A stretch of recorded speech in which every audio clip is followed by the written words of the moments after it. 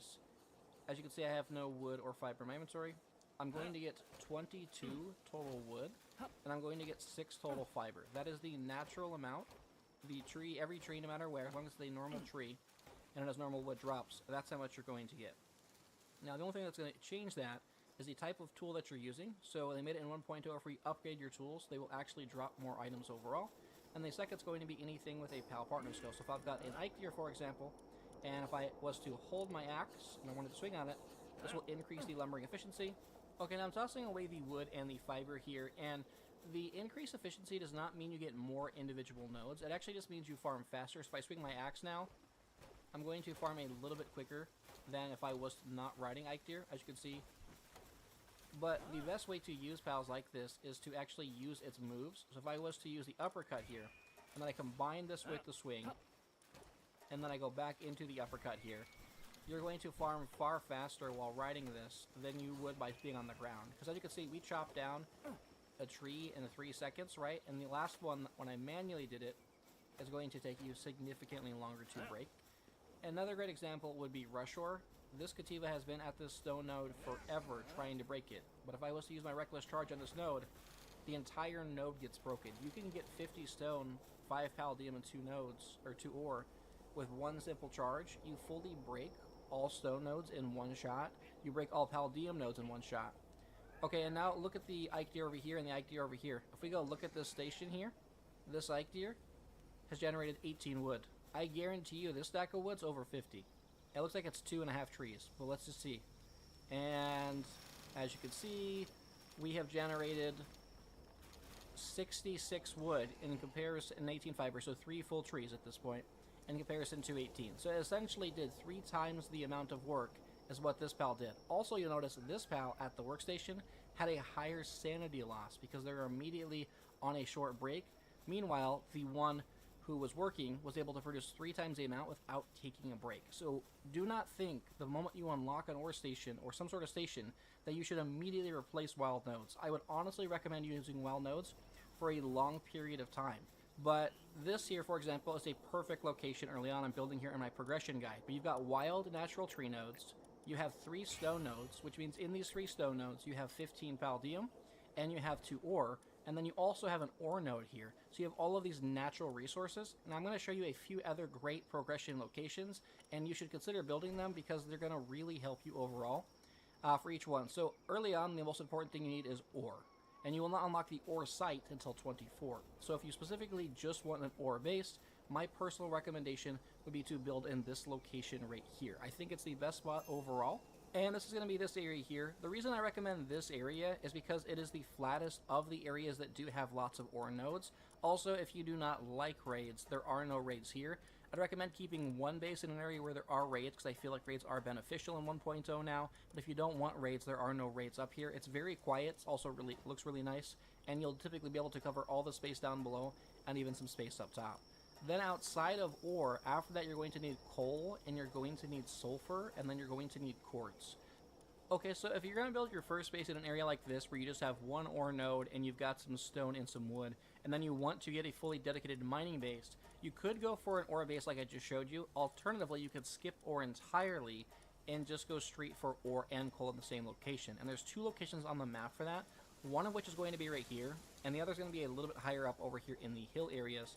And this used to be the best location in this area here. I'll head over there and show you this one first. Okay, so if you're over at the Verdant Stream Watchtower, it's just a hop away. You're basically going to head towards the snow biome here, and then you'll see this giant mountaintop. Getting up here with a grapple is not too hard, as there's plenty of springs to shoot you on up to the top here. And this is where I actually built when I first played palworld 1.0 when I had early access to it, as I still thought this was the best location. There's lots of ore here.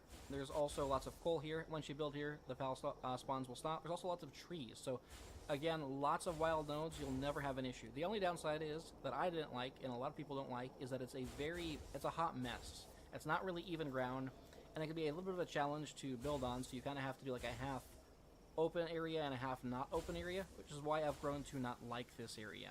So I personally prefer another location, and that location is going to be located just right over here, and I'm going to show you that one now. Okay, and then just right down there is going to be the other area, and as you can see, it is significantly flatter, and it's got coal and ore. There are only a couple of trees here, so that is the one downside, but you can get raided, which I think is a great thing. And then also the ground is entirely flat. What this means is once you do acquire the workstations, I'm not saying workstations are bad, but you don't want to neglect wild nodes. You should in fact combine workstations with nodes, because what will happen is if we go build a workstation, for example, if I was to drop this down here and I was to build a PAL box, a PAL will always prioritize the wild nodes before they will prioritize the workstation. So if I was to head back to my map here, I delete this space over here, and I drop this one out here, if I'm throwing an Ike deer out, they're going to head over, and they're going to go farm those trees in the corner first, and then they're going to come back, and they're going to farm at the logging site. As you can see, he's going to immediately go over there, and he's going to start working on that tree first. And likewise, if I was to do this with a mining PAL, for example, if we were to sort and go work suitability, and we were to go mining, if we were to get any random PAL, and if I was to get a stone pit here, let me just go get some stone real quick. Okay, so I've got some stone, and if I build this up right here, and then we go through and get this set down here, it's the exact same thing when it comes to mining as it is lumbering. If we go back in here again and select a blaze mode, for example, he's going to go over and prioritize the ore, the coal node, before he'll work at the stone pit, and he'll only go here if either I tell him through the monitoring stand, or if he has cleared out every single node in the area. And so this area I think is just the best spot overall as like the second main progression base, because it has the next two important resources. You don't get the ore site until level 24 like I mentioned, and then you won't get the coal site until later on. I believe we'll check the level here. So the second ore site is at 39, coal's at 37, and you're going to start needing these for refined ingots, so like all of the metal stuff here in the mid tier. So this is, in my opinion, way better than the other spot, but I think you should 100% build here for progression, because you'll generate far more. And if I was to use that same rush ore, coal nodes break really quick. Ore nodes, not so much. If I use reckless charge, I might break a third of this node. So 18, there's 40 per ore node, so it's going to take rush ore 3 here. If you were to set up a base and you use your rush ore when you first set up your base though, you'll be able to clear all of these yourself. Let your pals work at the workstation and come back. Look at Blazemode, he's just tearing that up. But rush ore here on a coal node. Coal nodes are considered a soft ore, and you'll break them in 1 or 2 hits. Palladium is a soft ore, and sulfur is a soft ore, whereas ore and quartz are hard ores, and they will take a lot longer for rush ore to break. But you'll be far more efficient doing it this way than just building your stations. So if you feel like you're stuck and you don't have enough resources, it's probably because you're neglecting wild nodes. Now, when it comes to the next location, the next best spot for progression, in my opinion, is going to be this location just over here. And as you can see, the location is just down here. Now, this one is not quite as flat as the other one, unfortunately, but this has got all of the sulfur in the quartz, the next two main important ore-like materials that you're going to need for your progression. By doing this, you're going to carry yourself pretty much all the way over to level 50, and needing things like plate steel, which you'll need an oil base for. You unlock the extractor here at 51, for example.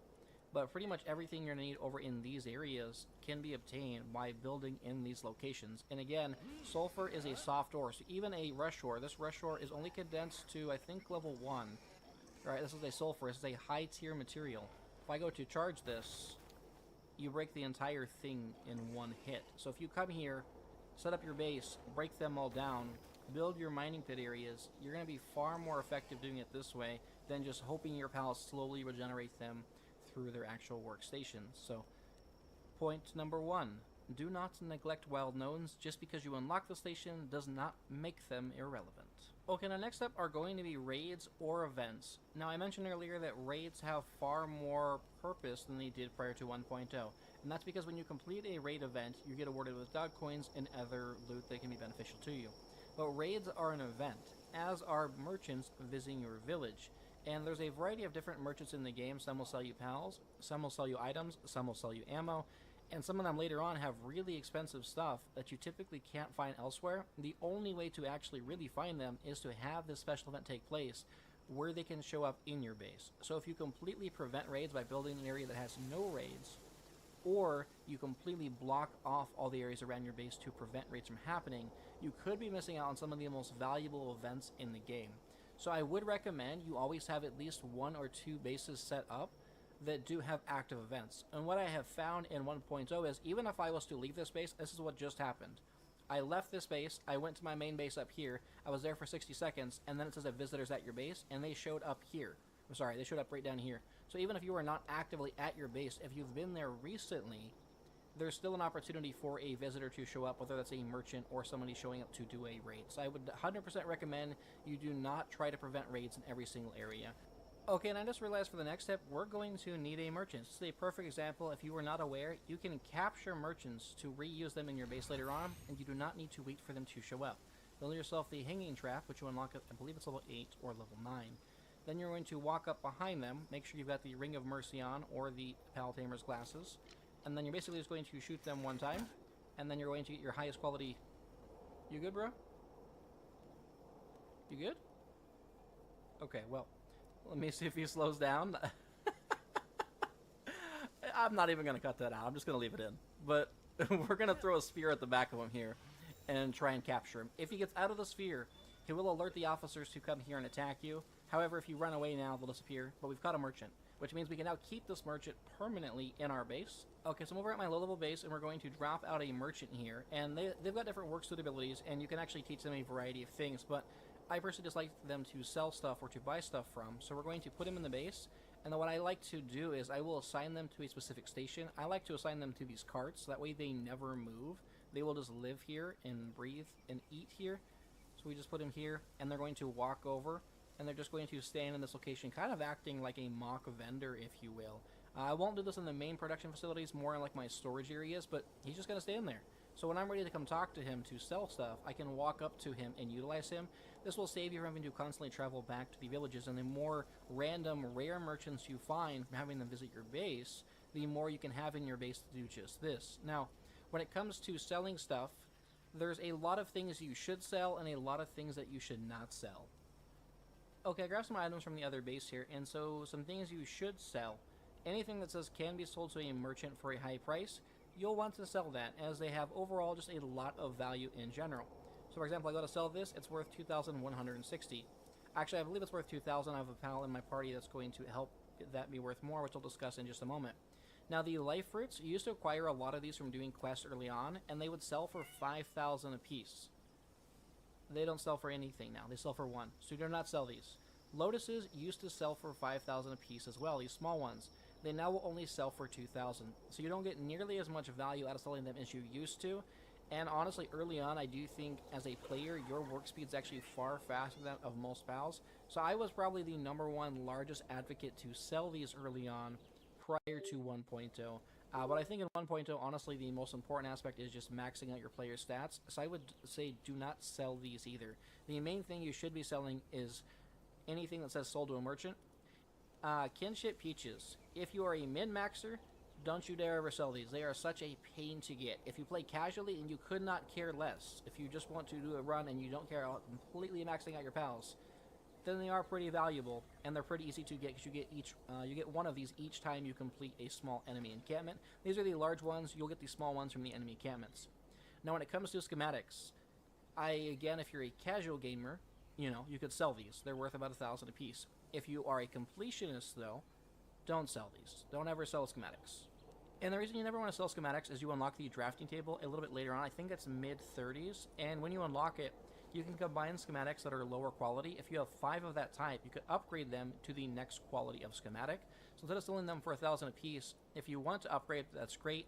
Again, if you want to complete everything, you'll definitely want to get all of these as well. Obviously, some weapons, for example, the crossbow is going to lose its overall just value as you progress. So if you don't care about having every schematic in the game, then sure, you could sell it. But if you want to try and have, like, let's say the legendary of every single weapon or armor in the game, then you'd want to hold on to the lower quality ones and then come trade them in over here to upgrade them to the next quality. Okay, now next up, there are vendors who will purchase or sell pals, and I would recommend you never sell your pals. They're only worth a couple hundred apiece, and they are far more valuable when condensed. So heading over to the expedition station here, when you open this up, for example, if I go to send this out, this one flock, they're worth 400 apiece. It's not very much overall power. But if we were to take these guys and we were to condense them up, they would be far more valuable because the items that you get from the expedition station are going to actually have a higher value than that of what you would typically get by selling them. So if we were to just take a couple of these guys, right, and then condense them up, when I go to send this out, it will be a really high level just because I am in the end game with lots of pals in my pal box here. But if I was to just select this and auto assign, I'm going to get a really large reward. You can go over 100%, so the higher power you have, and the best way to get higher power for the stations is to condense your pals. The higher power, the more rewards you get overall. As you can see here from the first couple of ones early on, you'd get things like Ancient Pal manuscripts. You need these to do research stations. Research stuffs will just give you base upgrades that'll let your pals work harder. You'll get new materials to go through and purchase. You'll get more spheres. You'll get more ammo. There's lots of great things, and the farther you get down the list, the more helpful stuff you get from these. And if you're constantly selling your pals, you'll never be able to hit these really high levels, especially when you get to the hard mode tower versions of these, where they give you very select items. But there are 2 pals that are an exception to this rule, and their primary purpose is to be sold. Okay, I've headed back over to the pal merchant, or the guy who purchases pals, and the first pal that you will definitely want to sell is going to be Turticle Terra, and I think that they're probably the better of the 2 pals to sell earlier on in your progression, as they're far easier to acquire. Because in order to get Turticle Terra, all you need to do is breed a Turticle with a Digtoise, and you will get Turticle Terra. And as you can see, this pal is worth 41,000 in comparison to the 900 here, and they're both level 1. The 2 things that will increase the value of a sold pal is going to be its level, and whether it's an alpha or not. So if I was to navigate over here, for example, if I look at this non-alpha level 1 Turticle Terra, this is worth 20,000. And if I go over here, it's 41. Being an alpha will double the overall value. And then the second thing that's going to increase the amount of money it's worth is its level. So if you can have a high level alpha, you can get far more money overall when it comes to selling these guys. Now, in order to sell them, though, do not make the mistake of ever making a large transaction without paying attention to your pals' passives that are in your party.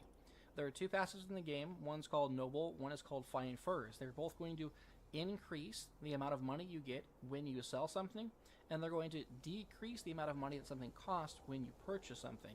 Now, earlier on, you're going to randomly find pals with one or the other of these. Save them, and do not delete them or condense them. They're important, because this money is going to add up overall. Later on, when you unlock the Pal Surgery table, you can add both these passives to all 5 of your party pals. Noble's going to increase the value of every single pal, or every single item you sell by 5%, and Fine Furs is by 3%. This is a 40 total percent for all 5 of your pals. So anytime you're making a transaction, if it would typically be $100,000, that's only going to cost you $60,000. And vice versa, if I go to sell a pal, for example, this pal up here sells for $20,000, but he would be selling for a lot less if I didn't have this extra 40% boost. So whenever you are making large transactions and selling these pals, you will want to have a party specifically full of pals designated to sell items. As you can see, I'm about to make $500,000 from selling, 1.5 dozen Turticle Terra. And it's very valuable to sell this pal. Now, the other pal that is worth selling is going to be Dumon Guild. Let me see if I can find him in here. Okay, so here's going to be Dumon Guild, and as you can see, this level 1 Dumon Guild is worth 27,000, whereas the Turticle Terra was only worth 20. So Dumon Guild is far more valuable, and if it's an alpha, you'll double it, and the higher level, it's worth even more. So for example, this one, that's level 46, and it's an alpha, is worth $151,000. So if you are breeding Dumon Guild very quickly, and you constantly get alphas, which I'll talk about in just a moment, you can make insane amount of money doing this very quickly, and these are the only 2 pals you should ever sell. Okay, now when it comes to breeding pals for money or for resources, if the sole goal is to generate as much resources or as much money as possible, you will want to come into the surgery table, and you will want to ensure that you add the philanthropist passive onto each of these pals. If you don't do that, you're simply just going to be taking longer overall to be able to breed these pals, and so by having this here, it's going to make them create an egg at a much quicker rate. Okay, and speaking of breeding pals quickly, let's talk about Berloha or pals partner skills in general. A very common mistake I've been seeing come up frequently on my videos and all over Reddit and the Discord as well is not understanding that if you're going to use special effects or pal partner skills for certain pals, that they have a harness associated with them. If their partner skill is not working, it's because you have not unlocked their harness. In order to do that, you need to do 2 different things. First, you need to go into the technology tree. So for example, if I'm just going to type in Berloha here, and then once we've typed this in, I'm going to use the search function, and I've got the harness. So the first thing you need to do is you need to come here and spend the tech point to unlock it. Once you've done that, you'll need to actually use the Pal Gear workbench, and then you have to come over here and you'll have to craft it. Once you've crafted it, it will then remain in your key items here forever, and you'll never need to make a second one again. every pal that is Berloha will now have his effect actually be active. Now, if you want to know what a pal partner's skill is, and it's locked, for example, I've got a Bronc Cherry here I haven't unlocked yet.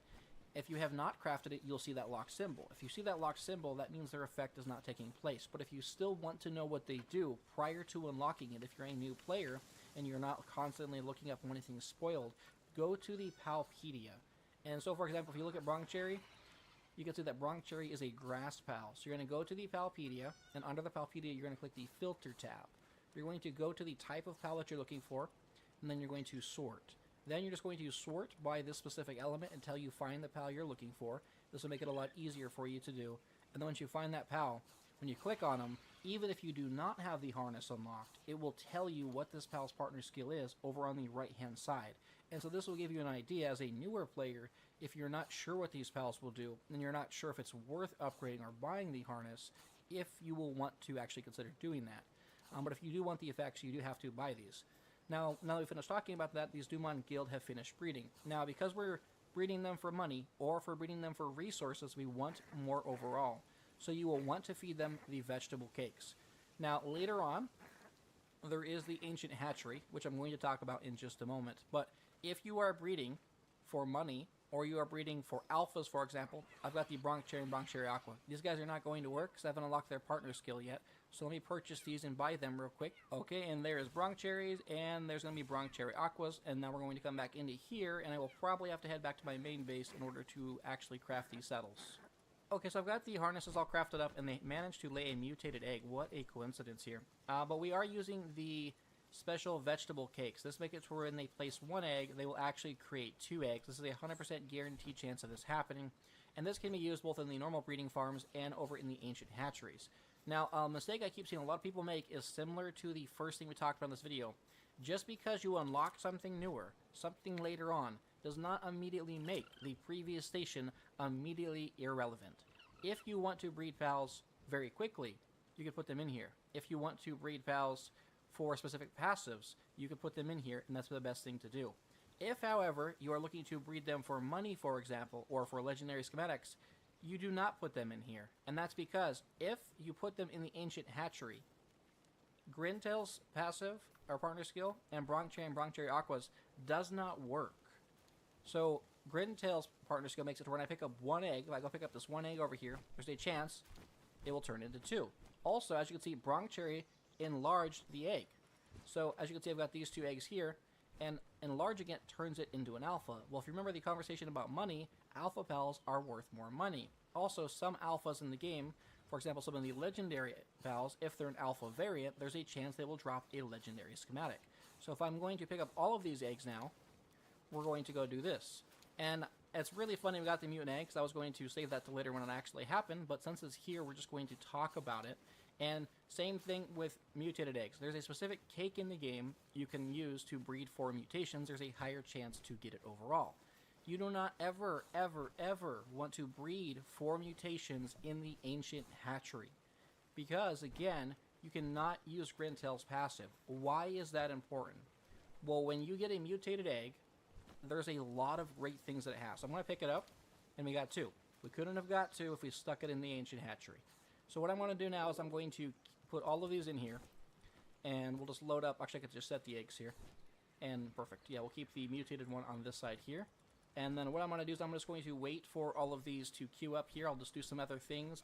Okay, now next up is going to be the PAL monitoring stand, the single most important item in your base. If you are not using one, you need to build it, and you need to start using it. And they've even actually helped with sanity prevention now, the farther you get into your progression. But in terms of its overall settings, they remain the same. You could set your work mode. This one is the least important of the 3. The second one is you could set your work preference. So if pals have multiple different work suitabilities, you could tell them the specific ones you want them to just never do, and ones that you want them to do. Now, it's important to know there's also a specific priority. Pals have an underlying priority for the task that they choose to do. For example, ranching will take precedent over every other work suitability. So if a pal has ranching, for example, Sparkit, what is Sparkit doing? He's traveling. If I was to go in here and I was to turn on ranching, he's going to stop what he's doing, and then once he finishes this, he's going to immediately head over to the ranch and go start ranching. And that's because ranching has a higher priority than every other thing.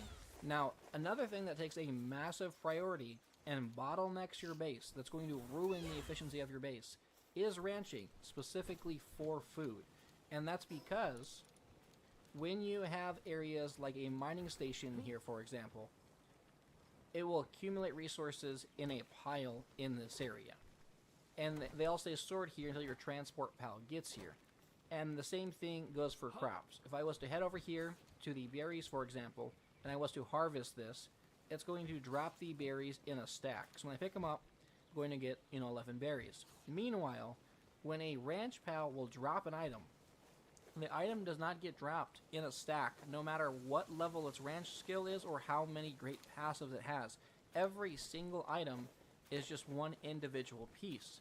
The problem with that is food specifically has a higher priority. When it comes to transporting food takes precedent over everything else. You notice how it's empty in there? Notice how nobody's mining, nobody's cutting wood, nobody is tending to the crops. The only thing my pals are doing is transporting food. They're continuing to be interrupted, and if you look, they're turned on. Beacon should be gathering stuff. There's a bunch of stuff over there that needs gathering. Gangler should be watering. Now kindling does take priority over transporting food. So if I was to come over here and I was to say cook these berries, Gangler's going to stop and he's going to come over and sure enough he's going to cook this food. So if I go in here though, watch what happens when I disable transporting for my pals. Watch what they all do. We're just going to disable it on these guys here and watch how they all run to their appropriate stations now. They're going to go mine all of the resources that are natural first, and then they're going to go to the station. Beacon is now over here, and he's actually harvesting what's going to be here in this area. This is because I disabled transporting. Transporting food, for example, this food, is not bad, because they can carry this food in stacks. The higher a pal's transport level, the more food they can carry. But their transport level does not matter for ranch drops, because every single individual ranch drop will always just be one unique item, causing frequent trips back and forth. So if you have one really large mega base, if you're going to make a second base, the best thing you could do is to separate ranch drops, specifically food drops like milk, and put them with your crop area, because then they're treated kind of the same, and they're still just food drops. They're still sadly only going to be individual items, and not stacks like your crops are. What is this guy doing? Alright, guy. But, yeah, so ranches can ruin your base. If you're wondering why you're not progressing and you have a ranch and you have a Mozzarella or a chickpea or anybody with food in there, if you pull them out, I promise you your base will be more effective. And if you turn off transporting entirely, sadly, that means they will not transport these items. And there's this giant stack of items right here, and if I go turn transporting back on, do you know where they're going to go? They're going to go back to the ranch. They're not going to go pick that stuff up. As you can see, there is Gangler, there he goes. As soon as they finish their task, they're in the middle of harvesting. Once they finish it, though, they will head back over and start transporting from the ranch, because again, it just takes priority. So that is one of the most underlooked and unfortunately big problems with base building, and I wish they would have fixed it in 1.0. But yeah, there goes Borsec. They're done, and he's moved on. So if you're building a ranch, I would highly recommend you move your food pals at a ranch to a different base other than your main production facilities. Okay, now I've brought us back over to the breeding base because, one, the eggs are finished. We can talk about those now. And two, I already showed this off, but I didn't talk about it. The monitoring stand can also use fixed assignments. Instead of you having to pick a pal up to yeet them, just simply come over here and tell them where you want them to go, and then they will reposition and move to a new area. It's a lot easier to do it this way than it is to manually do it, and you can be very specific and tell them where to go. Now, sadly, this does not stick. What I mean by that is if you log out and you log back in, this will disappear. If you pull them out of the PAL box and you put them back in the base, if we go over here, for example, and then we drop them back in, this will reset. They will no longer be locked. But what will not reset is this here. So, for example, they're all ranching, right? If I disable ranching now on these two pals, and I come over here, and I toss them out, and then I toss them back in, and I come back over here, it's still disabled. So the work preferences for what you want them to do, even if you remove them from your base, will always stay the same, and will memorize that specific pal. But when it comes to assigning them, this will unfortunately reset each time. That's why it can be really good to micromanage and manipulate this in the best way possible, so you don't have to touch it as often, or tell them what to do every time you want a new task to run. Okay, now let's talk about the eggs as they did finally finish. First up, we're going to collect all the eggs, and when we collect these, one, you're going to see we've got our Dumont Guild here. And when looking at the Dumont Guild, these are just normal variants. These are not alphas. Now, we also hatch 2 Hellsilver Lux. And so when it comes to this is the mutated egg. Now, here's why you do not want to use the Ancient Hatchery for mutations. And that's because when you get a mutation, a few things happen. 1, this PAL has near perfect stats every single time. 2, they're going to be condensed to level 2. What does this mean? Well, in order to condense the PAL from 0 stars to 1 star, you need 4 additional PALs, and then you need 8 additional PALs to get to 2 stars. That means that this 1 Hellsilver Lux is actually worth 13 total PALs. This means you can have 2 Hellsilver Luxes, right? You could have this, and you could have them both in your base. Alternatively, what it also means is that if I wanted to, I could then head over to the condensing station, and I could then take the Hellsilver Luxes that I just hatched here, and I can actually, I don't know where they went, but we can essentially condense them and fuse them together.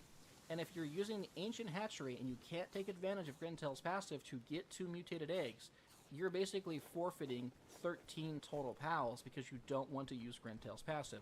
So just because something unlocks, I'm going to stress that on this a lot, just because something unlocks does not immediately mean it's, better than all the other stuff earlier on. So if we take this one and we condense it, sure enough, we went from having a 2-star PAL to a 3-star PAL. And in doing so, what we also did while doing that, every time you condense a PAL in 1.0, it will increase 1 work suitability by 1 level. So if we do this, we now have a 3-star Hellsilver Lux, which has got better stats, and its transport level went from level 6 to level 7. So absolutely do not ever put mutations, breed from mutations in the Ancient Hatchery.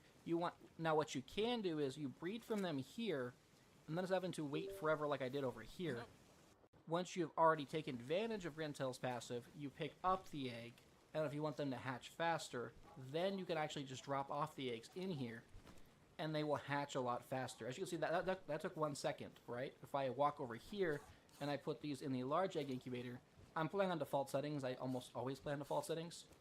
That's 5 minutes, or almost 5 minutes, right? So breed them in the pins and toss them in the hatchery.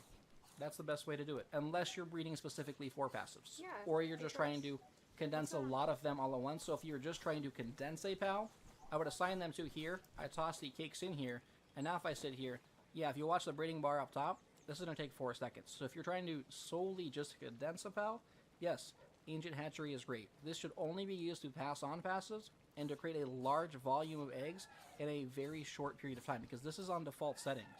We're talking, it's going to take me maybe 2 minutes to make an entire fully condensed PAL doing it this way.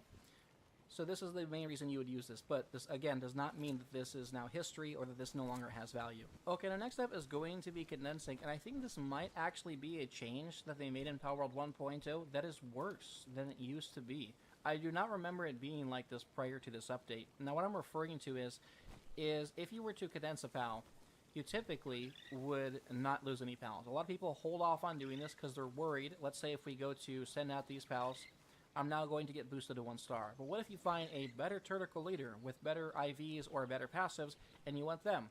The thought process of a lot of newer players is you would lose this, and you don't. You can actually take this one and infuse the one we just did, and automatically apply this towards the next PAL. Which this has been in the game for a while. Now, the change that they've made that I'm fairly certain was not here before was that if you take a PAL like this Turticle, I only need 9 more Turticle to get maxed out, okay? And there's a button that allows you to highlight every Turticle in the area if you need more. So if I was to select Killamari, for example, it would highlight all the Killamari. Or if I highlight Fuddler, it'll highlight all the Fuddler. Now, if I go back to this Turticle, I only need 9 more, right? Well, this one right here is maxed out. That means there's 49 PALs in this one spot here. If I go to do it, it's going to let me sacrifice this. It's going to tell me there's surplus points, but if you're clicking through things very fast, you may not notice this. And this is really easy to lose an investment if you're not paying attention, because sometimes we go into autopilot and just want to click things. It does give you a big red warning. What I have totally still made this mistake, and I'm sure many other players have as well, so be careful. And what I would recommend doing is, if you, just to avoid this entirely, if you do have a PAL that is fully condensed, I'd recommend you just go over to the PAL box specifically, look for that PAL, and simply just add a favorite to them. and then they will no longer be an option when it comes to condensing.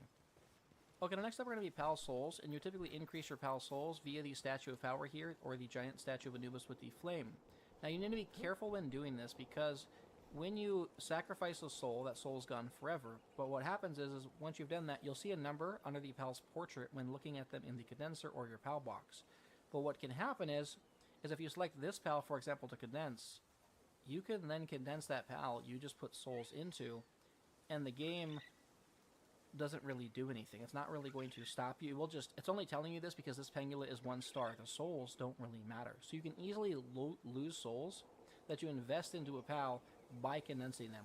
And there's not really any way to get them back once you have condensed them. Now, if you want to revert that process, if you want to undo these souls, then you would need to go into here, and we would basically grab this Pangula, add him to our party, and we'll come back to the Statue of Power, and then you have the ability to actually buy back the soul. So if we go over to Pangula, for example, and you see a reset tab at the top, if we go over, it'll cost us 500 gold, and we'll get back those 9 souls. But the more souls that you add, so if I was to increase this, for example, to here, and then we'll pump more small souls in here and here, if I give him 24 souls and I go to reset it, now it's going to cost me 2,100. So the more souls you put in, the more it's going to cost to reset. But if you're going to eliminate that Pal, I would recommend you reset them to get all of those souls back.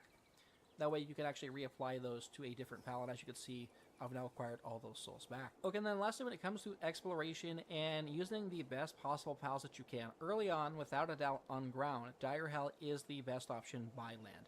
They're really fast, and their actual partner skill is specifically just for riding. They move faster than most mounts, and when you condense them, because their partner skill is based on moving, they actually get an increased speed the more they are condensed, and because they are so common, they're found all throughout this area and up over here as well. You'll have no issues getting to 2 or 3 stars by just naturally playing and not needing to catch more of them. They're also really easy to combine with things like the Mercy Ring, so if you were to use their moves, they have a nice leap.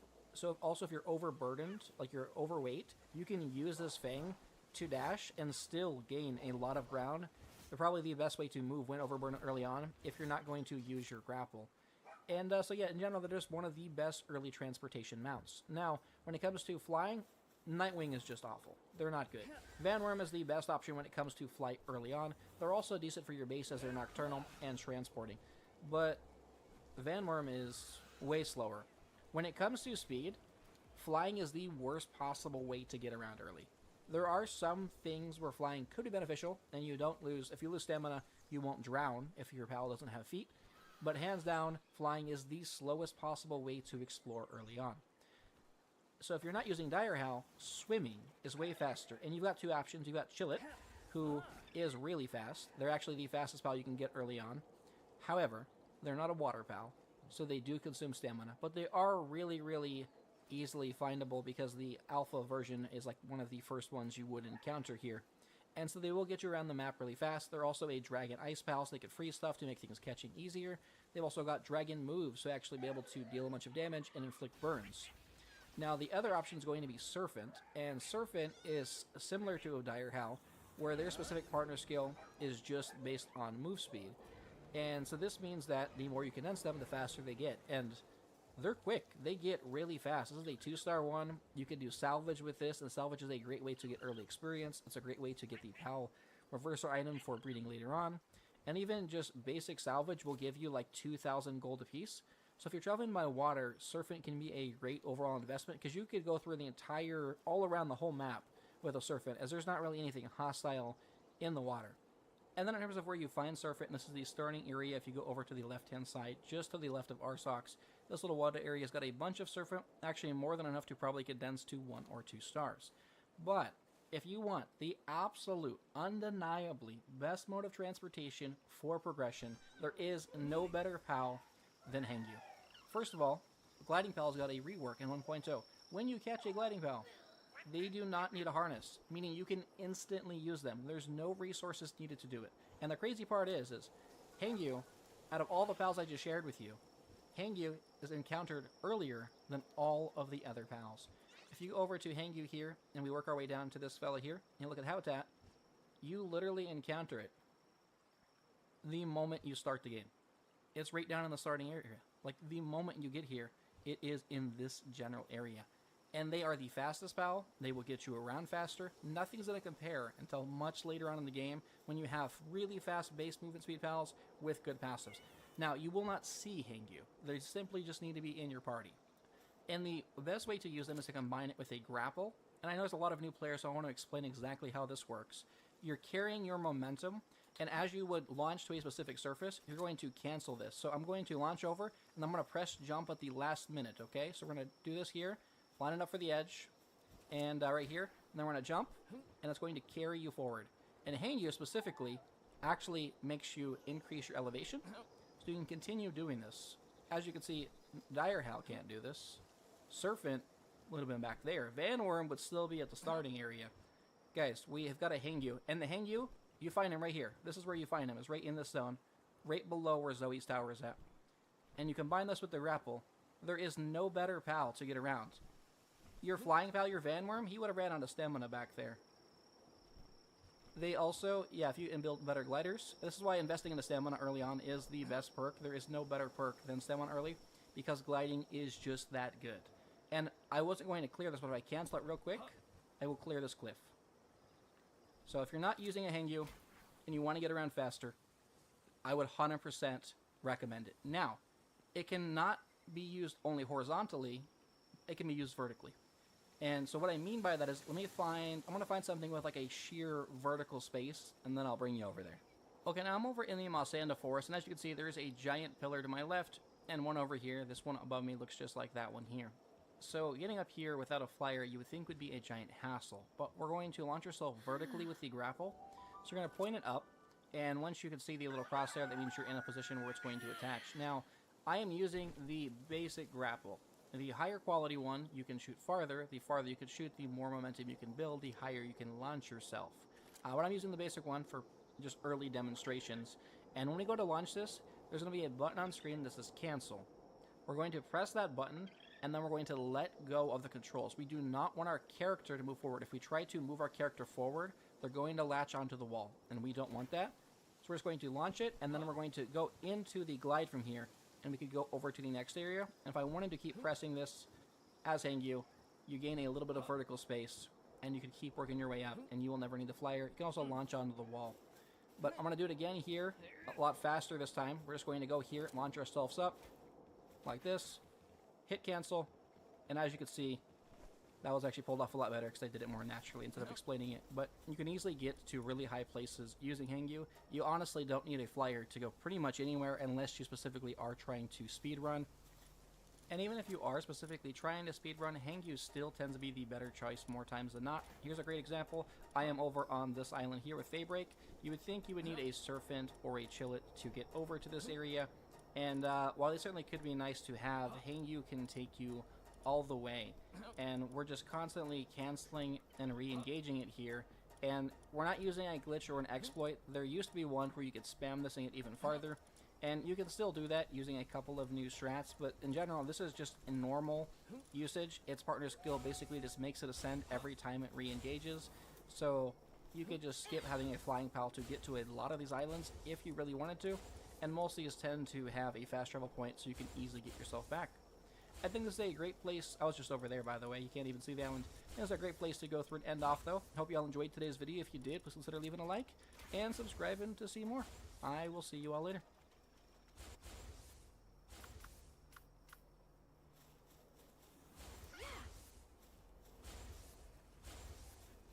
Hello everyone, today we're going to go through and discuss how to save yourself an immense amount of time, how to acquire some of the very best items in the entire game, and how to make your base as efficient as possible. And now tip number one is going to be about treasure maps or player death bags. You do not need to return to the very bottom to pick up all of your stuff or even to quote unquote dig up the treasure. Simply fly into the beam.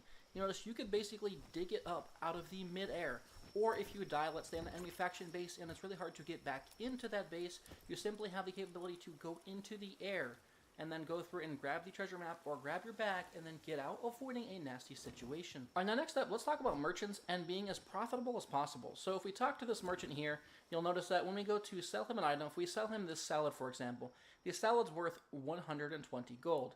Then if we go to buy some items, for example, we buy the milk, berries, or eggs, they're worth 50, and wheat's worth 100. All four of these ingredients are extremely important for crafting cakes, so most likely if you're not making them at your base at a ranch, you're probably purchasing them from a merchant. Now, there is a way to make this significantly more profitable and allow you to get far more for your money. So if we head over to our PAL box here, and you're going to go to sort, look for any PALs that have the noble or the fine furs passive. Every single PAL that possesses the noble passive means that the value of an item is going to be increased by 5%, and fine furs is going to increase it by 3%. So if you go through and you add these PALs to your party, I've only got ones that have noble here on this playthrough, but if they had both, if all 5 PALs had both passives, that means you'd be looking at a total of an increase of a total of 40%, 8% per PAL for the value of all of your items. Now with that being said, if we go back to this merchant here and we go to sell an item, you notice that the salad is now worth 150. Then, if we go over to buy items as well, I've seen a lot of people not know this for buying items, but they do know it for selling. You notice that the items are also cheaper to purchase. So not only should you have these pals in your party when you're selling something, but if you're stocking up on ingredients, whether that be milk, berries, eggs, and wheat for making cakes, maybe you're buying electric organs from a different merchant, maybe you're outright just buying ammunition for your laser rifle in the late game. Whatever you are attempting to buy, make sure that these pals are in your party so it's significantly cheaper. Alright, now next up is an exploration tip. Now, a lot of people know that if you use the grapple and combine that with the glider, you can propel yourself pretty far because it uses the momentum to actually launch you forward. Now, something I recently discovered is that pals, some pals, in particular Fanglope I noticed, can actually utilize this same functionality. You see, Fanglope has the capability of double jumping, and that is critically important to this, and it has a charge move. Typically, when you use this charge move on Fanglope, as you go through and execute the charge, at the very end of the charge, it plays an animation and it stops. So it's not always convenient to actually utilize that to travel, especially if you have a full movement speed. Fanglope, for example, like mine is mostly maxed out. It's not perfect, but we're working on it. But you might just be faster to run. But if you use this charge ability off of a hill while you are in the air, it doesn't matter about the animation at the very end, and you still have a double jump, so you can propel yourself forward using the double jump. So if I use the charge off the cliff, as I hit the ground, I use the jump to propel myself even farther. Right before you tap the ground, go through and execute the double jump, and you'll be able to send Fanglope completely flying across the map. We were just way up there. That is far faster than pretty much any flyer. Obviously, if you have a maxed out jet wagon, you could use them, but I personally prefer using land mounts, and that's a great way to gain a lot of ground. Alright, now let's go through and talk about expeditions. And I've seen a lot of people think that higher tier expeditions always means it's a better expedition, and that is simply just not true. So for example, if you look at the Blazing Cavern, which is going to be the third expedition that you can go through and unlock, it's going to require 144,000 power. Now if you look at the difference between this and this here, the only difference between 3 and 4 is that you get sulfur here, you get coal here, and then the foods that you're going to receive are going to be the only other different items. Well, if you go to your technology tree, you'll realize that you actually unlock sulfur after you unlock the coal mining station. Meaning, when you're progressing through the game, you're more likely to stumble upon random wild coal nodes and to beat the tower boss that unlocks the coal mining station prior to unlocking the sulfur station. Meaning, as you're playing the game, when you do the actual expeditions, doing the Blazing Cavern is almost always going to be a better thing to do versus doing the Desert's Hidden Sanctum, because not only do you need 50,000 less power, so you're going to be getting a better reward anyway, because you're going to have a higher percentage of reward, but most likely you're probably going to need sulfur in large quantities, since the coal is something you probably are already going to have an abundance of. And now, speaking of percentage of rewards, that is also a very important thing. So this here is me receiving the total rewards for doing the second tier of expedition. So if we go back in here, queue up the same one again, I haven't changed anything with my layout or my amount of pals power. As you can see, I got that for having a 544% chance of reward.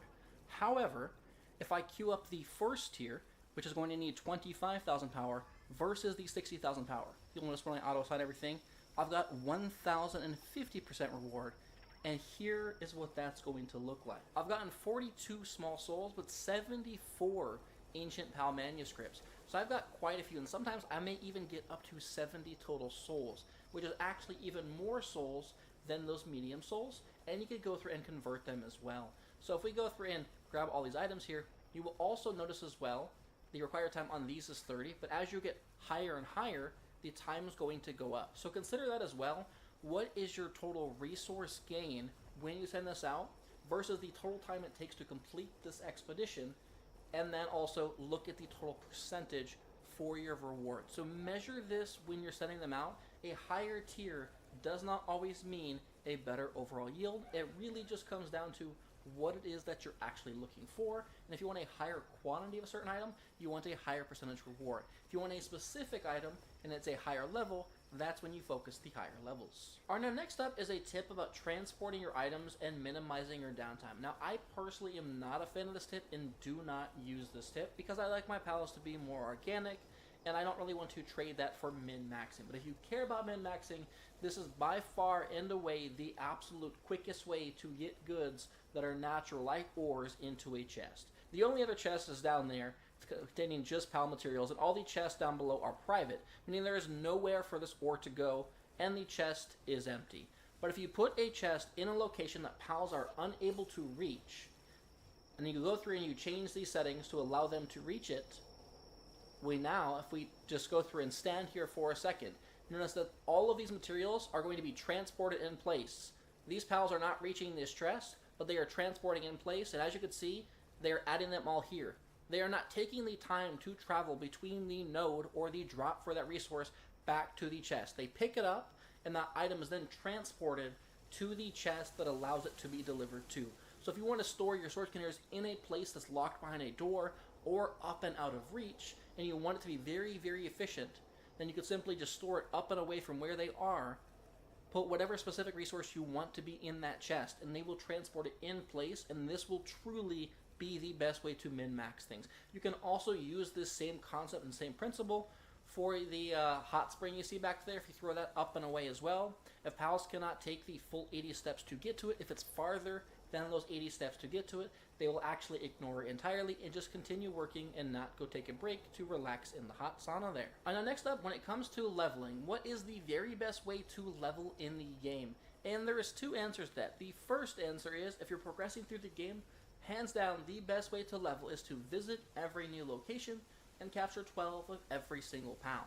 If you have not captured 12 of every single pal that you've encountered so far that is around your current level, and you're wondering why you're under-leveled, you need to go do that. That is the solution. Eventually, you will get stronger pals, and you can wipe out towers in roughly 60 seconds, and that can be a great alternative in the mid-game. But in the late game, once you've got a legendary rocket launcher or some form of weapon that can deal splash damage or jet dragon with the Meteor Rain perk, head to this level 65 enemy faction base located on Sakura Najima, right here in the middle, just below the Moonflower Tower. This is hands down the best way to level. There is no better way in the game, but there is a key to making this work. You cannot, under any circumstance, kill every single person in this base. If you kill every person in this base, they will not respawn. And if you open the final chest here, they will not respawn. My jet dragon's built for movement and not for power, so that's why we can't wipe them all out there. But if you get a jet dragon, make it all for power, a pure DPS PAL with some sort of AoE move that will wipe out pretty much all of them. And do not open the doors. Try and keep the doors closed and throw it down in the middle to where it is not quite as elevated to hit some of the other guys in the background there. And then once there's only one or two left, leave render distance and then re-enter render, and all of them will respawn. And then to add on to that experience tip, make sure you go through and find the growth acceleration bell regardless of whatever level it is, and ensure you include it with you at all times when you're trying to level. It's just going to greatly increase the amount of experience that your pals can go through and gain, and they can be stacked, which I will explain here in just a moment. Leaving render also applies to skill fruit trees. Let's say, for example, we see Stone Blast here, this one here is going to be Dragon Burst, and this one over here is going to be Fruit Splash. Did I say Fruit Splash? Either way. We're going to leave. Simply wait until it completely disappears. Once it has disappeared off your screen, re-enter the rendered distance, and the fruit will have a chance of resetting. Sometimes you will notice immediately it may be the same fruit. Do it a second time though, and then oftentimes it will change. This can be extremely important when you're hunting down fruits, and just you're looking for a specific one on areas like this. And as you can see, all of these fruits went through and reset. If you were to harvest them, it would take them a much longer time to go through and possibly regrow, but if you simply leave render and re-enter render because you're looking for a specific one, this is the best way to do it if you've already got all the ones that were there before. Alright, now on the topic of this base has a nether use. If you are not utilizing it to level, you will want to actually clear the base and open the large chest, as the large chest in this base has pretty much a guaranteed drop to give you a technique book. This is the most reliable and consistent way to get one. You will know that the chest here is always going to have one. Now alternatively, while you are in the area, if you are playing either on Sakurajima or on Faybreak, you will want to go through around the map and look for any form of meteorite spawn, and if they have a supply cache, they also have a pretty good chance of having these books in the supply caches. So these are going to be one of the best ways to farm them. You can do salvage, but salvaging will require far more pals to get condensed. In the long run, salvage overall will probably yield more for the time invested because there's going to be cooldowns on meteor spawns and cooldowns on this base. But if you're quickly just looking to gather a couple of them, then this is going to be a great way to go through and do that. Alternatively, if you're in single player and you want to abuse the meteorite spawns, you simply could change them to drop every single minute. As you can see, demonstrating, just kind of showing you what this map looks like here. There's 1, 2, 3, 4, 5, 6 just in this area, and I didn't travel over here. You go through, gather every single one that has a supply crate, log out of your game, log back in, they will then have a chance to go through and respawn. And so if you don't want to condense all those pals, this is a great alternative. Let's go through and discuss accessories. Accessories can actually be combined in conjunction with each other to go through and apply benefits to the player or to your party. And I often see this kind of misconstrued, and so I want to kind of clarify how exactly this works. If you have two accessories that are exactly the same, so I just mentioned experience a moment ago, having both of these with me is not going to do anything because they are the exact same type of accessory of the same quality. That keyword is quality. If it is the same quality and the same accessory, they will not work together. But if it's like this fire whistle and this fire whistle, they do work together. And to actually show you on screen and not just have you just take my word for it, my work speed is currently 850. If I go through and put this on, it's now 935. If I go through and put this on, it's now 1062. When I put this on, it's 1232. So that is how you stack accessories if you plan to stack them for attack damage, or maybe you want to stack these two here because you really need cold resistance and maybe your armor is only heat resistant. If you wear both of these under a heat resistant piece of armor, there's a good chance you won't actually need to wear cold armor because these are going to be providing the benefits to you while your armor is going to be keeping you warm as well. Alright, now next up is going to be a combat tip. As you're going through and playing the game, you're going to encounter enemies that have really powerful attacks and you possibly want to interrupt those attacks, or maybe you're going to encounter pals like B-Guard who go through and explode. If you shoot them in the head, this will actually cancel their attack or their explosion, allowing you to go through and capture them without them actually knocking themselves out, or allow you to go through and simply just negate the damage overall. Now another place where you may find this useful is when you're fighting enemy NPCs. Maybe you're doing an oil rig, or maybe you're doing an enemy faction base. Now I've put on the Ring of Mercy so I don't kill this guy, but if you notice, if I just simply shoot him to get his attention, as he goes to go through and attack me, I simply just have to keep staggering him, and by landing headshots every time, I will interrupt the attack that he's going to do and reset his animation. So if you go through and you fight these enemy NPCs and do your best that you can to keep these fights be a 1v1, as long as you continue to land headshots, you will always stagger them, preventing you from taking an absurd amount of damage. Most people tend to fail the oil rigs overall because they try to do too much at once. If you simply just walk through it, a small portion at a time, you can go through and stagger them just like this, or you even have the ability to go through and blow things up. For example, let's go through and kill this guy real quick. If you head on up here, we're going to follow the same principle, stick to one at a time, only aim for their heads, and then if we simply just look for something like this, this will allow us to kill more than one at a time. Then we'll aim for whoever's looking at us. Don't go through and shoot the guy who's not looking if the aggro is not drawn. Prioritize people that are looking at you, because a lot of them will not go through and attack you all at once. Then move over to this one, check your flanks, then rinse and repeat, and just attack one person at a time and always land the headshot to interrupt it. If they were higher tier enemies, obviously they would have more health, so it would require more actual hits to go through and kill them, but simply only fight one at a time until they are dead. Alright, now next up is going to be another combat tip. Now, in terms of catching pals, the easiest way to catch pals in the game, hands down, is utilizing the Ring of Mercy. As when you go through and attack a pal, you'll basically get him down to 1 HP, and that's going to be a mercy hit, meaning there is simply no way for you to kill them. They're always going to remain at 1 HP. Now, if you hop on a pal, and you actually have this pal then use a move on the other pal, you'll notice that the mercy ring actually applies to the pal you're riding. If I look at Fangolf's passive, he does not have the mercy hit passive. So while you are mounted, anything that you use against pals with your pal will still count as a mercy hit, so you don't have to worry about killing them. Now the exception to that is when you inflict damage over time moves, so either a fire move that burns them or a poison move that poisons them. That actually ignores the mercy hit rule, so if they do happen to catch on fire, as you can see, it will actually kill them, even if you are wearing the mercy ring like you can see here. So how we can actually make this even more effective than getting their health down to 1 HP is by inflicting the status elements. Now fire and poison is out, so the other two will be ice, so you freeze them, or electric, so you stun them. So if you have a pal that you can mount, you're going to want to use a move that has the capability of either freezing them or stunning them, as that move has a chance of still proccing the status effect, but because you have the Ring of Mercy on, it will not kill them. So if I use Blizzard Spike, for example, you just saw that we had a 50% chance. Now I've got a 76% chance because they're frozen. So this is going to be the very best way to influence the catch rate, is have the Mercy Ring, mount a pal that has the ability to freeze them or stun them, and that's going to guarantee you a much higher chance of catching them. And then the final method to go through and actually inflict a status effect is the player utilizing the Stun Baton.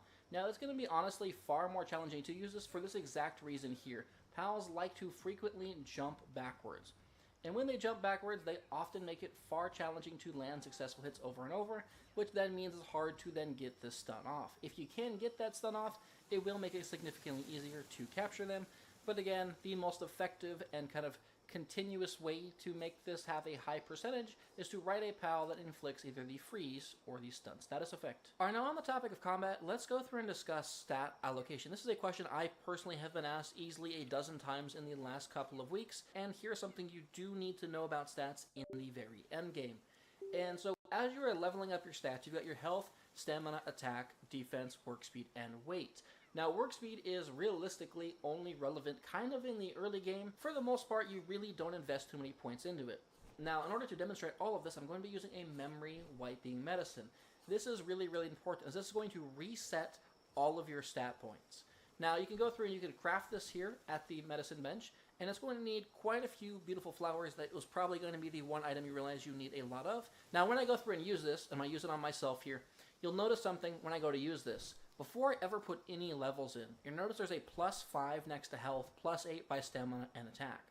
What that means is that means I've used these elixirs here in my inventory to boost those stats. So for example, if I was to use this on my attack now, and I use one more, and I go to here, you'll notice I've got 10 points invested in my attack. This is extremely important as you get later on in the game, because in my personal opinion, attack should be the #1 thing that you focus on throughout the course of play. A few points into stamina early, probably even up to 5 points. A couple points into health, but realistically you should be more relying on your shield. If your shield is constantly getting depleted, you're really not playing that effective and should be learning how to dodge attacks, because shields can recharge. So you should be focusing on your shield and just avoiding damage versus constantly tanking it, and focus on dealing as much DPS as possible. We already talked about how to stagger targets, so if you're using that method, you should not be taking a lot of damage. And then work speed, and then weight's also helpful. There's also multiple pals throughout the course of the game that can help with your weight. There's also glitches you can use, like with your grapple. If you're overburdened, you can simply just use it to pull yourself forward, even if you are completely full, and it will drag you to your destination. So attack, in my opinion, is the most important stat throughout the course of the game. But what's really important is if I use all these here, what you will find when I go to level up, I've got 51 points in total, but if I go to invest all of these points, you'll notice when I get to a total of 50 for this point, I can't put any more. I'm clicking the button, I'm going to hold it up here, you can hear it. That means that every single individual stat can never be pushed past 50. So one, it means when you wipe all your stats, you do not lose your elixir progress, they are set there. So you actually will want to wipe your points at a certain point in time as you've accrued more of these elixirs, because that stat can never actually reach more than 50. So if you can max that stat out just using elixirs, then invest the rest of those stat points into other stats that you currently do not have as many elixirs for. Alright, now next up, let's go through and talk about item decay in the many different ways you can actually go through and negate a lot of the decay effects. Now the simplest one is go to a storage chest and use the sort feature. On PlayStation, that's going to be R3. As you can see, we're at 7 minutes and 56 seconds. When I sort my inventory, the timer will automatically refresh. You could say it's a bug, but it has been in the game since palworld first launched, and it has not changed well over the course of a year. I think it's almost been 2 years at this point, so it's been in the game for a very long time. Alternatively, if you have the guild chest, you can place any food in the guild chest and the timer will simply just never expire. But if you are in the end game and maybe you don't have room in the guild chest, or maybe you don't have the guild chest unlocked, there's a couple of other things that you can go through and do to really affect this overall. Now, first of all is building some sort of container that's going to allow pals to access it to keep it cool. So for example, if we were to drop out an ice pal here, let's say we drop out Chillet, Chillet's going to walk up and to cool this food. The food's typically going to last 20 minutes. As you can see, it now lasts 145 minutes. Now, what I see a lot of people not realize, though, is that work speed on ice pals does affect the total duration of the decay timer. So, for example, you saw it was 145. If I throw out a Basicor who's level 4 in cooling versus level 1 and has Artisan on it, you will then notice that when we go look at this, it's now going to go up to 2,144 minutes. So ultimately what you want is you're going to want to have a pal who has work speed passives and Nocturnal. But having to use Nocturnal on your pal means they have to actually give up one work speed slot so they can have Nocturnal. So alternatively, the very best pal in the entire game for cooling is going to be Van Wormchrist, because they can have all 4 passives be set to work speed because they are naturally a dark ice pal. So they will literally live at your icebox. They need to eat, well, they are sitting at the icebox. They need to sleep, they don't need to sleep. You keep them there chained to that icebox. Now, alternatively, there is one more way to go through and affect the decay timer for your food, and that's going to be you as a player. You might be carrying around some food with you here, or possibly down here. You notice it's going to be set to 18 minutes and 30 seconds. But if I go through and I want to add, let's say, a Frost Stallion to my party, you'll now notice both the food in my inventory and in my bags has increased ever so slightly. And the more pals that you add to your party, the higher that this timer is going to get, a little bit more each time. However, if you completely fill your entire party full of ice pals, the decay timer is completely non-existent. Alright, now let's go through and talk about efficiency and inventory management at your base. The guild chest can actually have pals deposit items directly into it. You, the player, do not need to be an in-between point. Pals will actually bring items straight to the guild chest like this Ragnarok and then place them in there for you.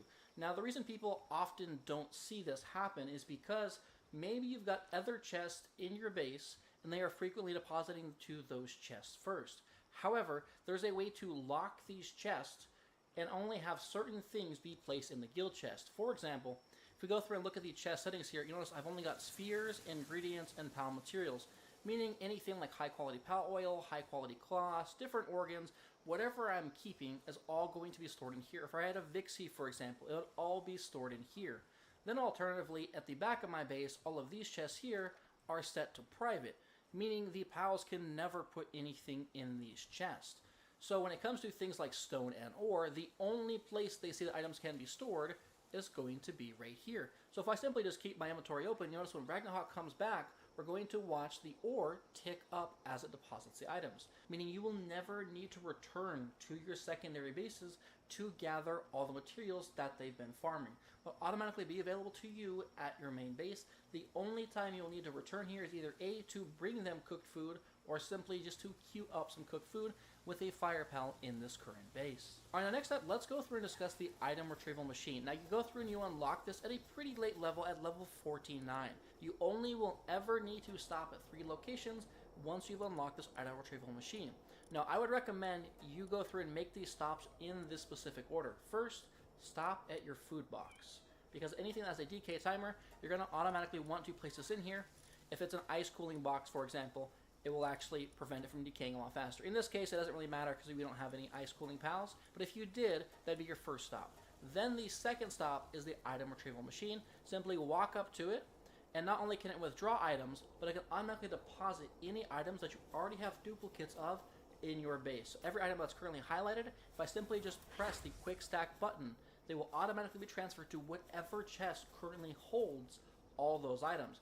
Every other item here that did not get deposited is either A, an item I do not have duplicates of, or a food item, or lastly is the guild chest. It's important you do the guild chest last because at the guild chest you can actually sort your inventory to make it clean yet again. But if you go to the item retrieval machine, this does not actually let you sort your inventory, so I always make this a priority prior to heading to the guild chest. And as you can see in the back here, all those schematics that we just dropped off have now been placed in the appropriate chest right here without me ever having to walk into my base. So having the item retrieval machine be really, really close to the guild chest and having both of these be really close to the PAL box can save you a tremendous amount of time, especially if you got a mega build going on and maybe your storage containers are way up top. Alright, now next up, it is getting pretty dark here, and typically if you want to pass through the night, you would want to go to sleep. But not every single base you build is possibly going to have a bed. Maybe it's like the base here that I just showed you, which is going to be designated just for mining, so you only have PAL beds here, you don't have one for the player. Well, if you simply need to pass time, you can actually sleep in the PAL beds. They made this change, I believe it was with Tides of Tyria, where you can quote-unquote sleep with your pals. You have the ability to lay down, and it can be cute to take cool little pictures with them, but you can also go to sleep. As you see, you can get back up, or you can take, photo mode with your pals as they're sleeping with you, or you could simply go to bed and pass the time to the next day. So if you're like me and you typically only have one major player base, like the one I just showed you previously with the bed and the A hatchers there, then you can sleep at any base as long as it has a PAL bed. Alright, on that note, I hope y'all enjoyed today's video, and if you did, then please consider leaving a like and subscribing to see more, and consider joining the channel's Discord to come hang out, ask any questions you have, or even share great screenshots of cool pals or your base builds. Alright, I'll see y'all later.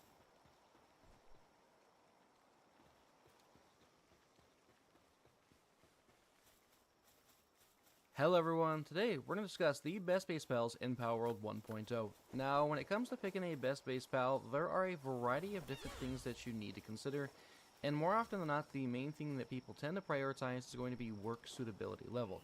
So if we look at each one, Ignis for example, it's got Kindling 9 and Transporting 8. However, work suitability level really only matters as you're slowly progressing through the game. As you start to invest more time, the work suitability levels tend to not play as much of a role, because there's a variety of different ways to actually get every single PAL to level 10.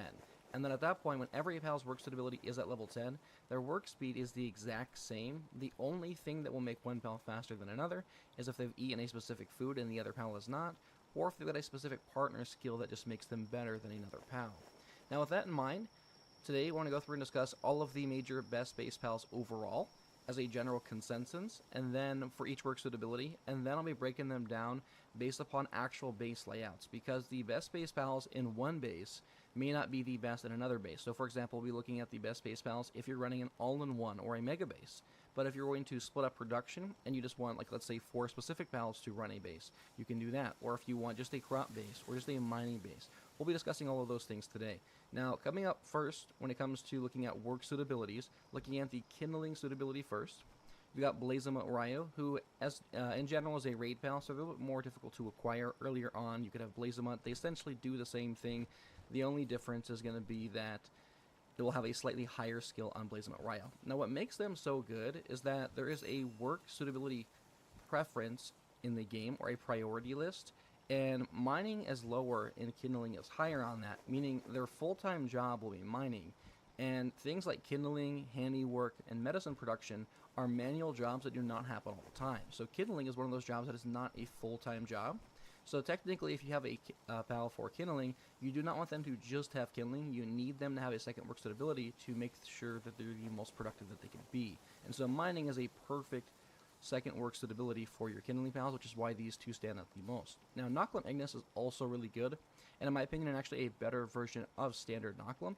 And because instead of having gathering, see, gathering has a higher priority than mining does, so they'll never really get to mining. So when it comes to Noclum Ignis, they're also similar to Blazema Ryo. They're going to mine and kindle.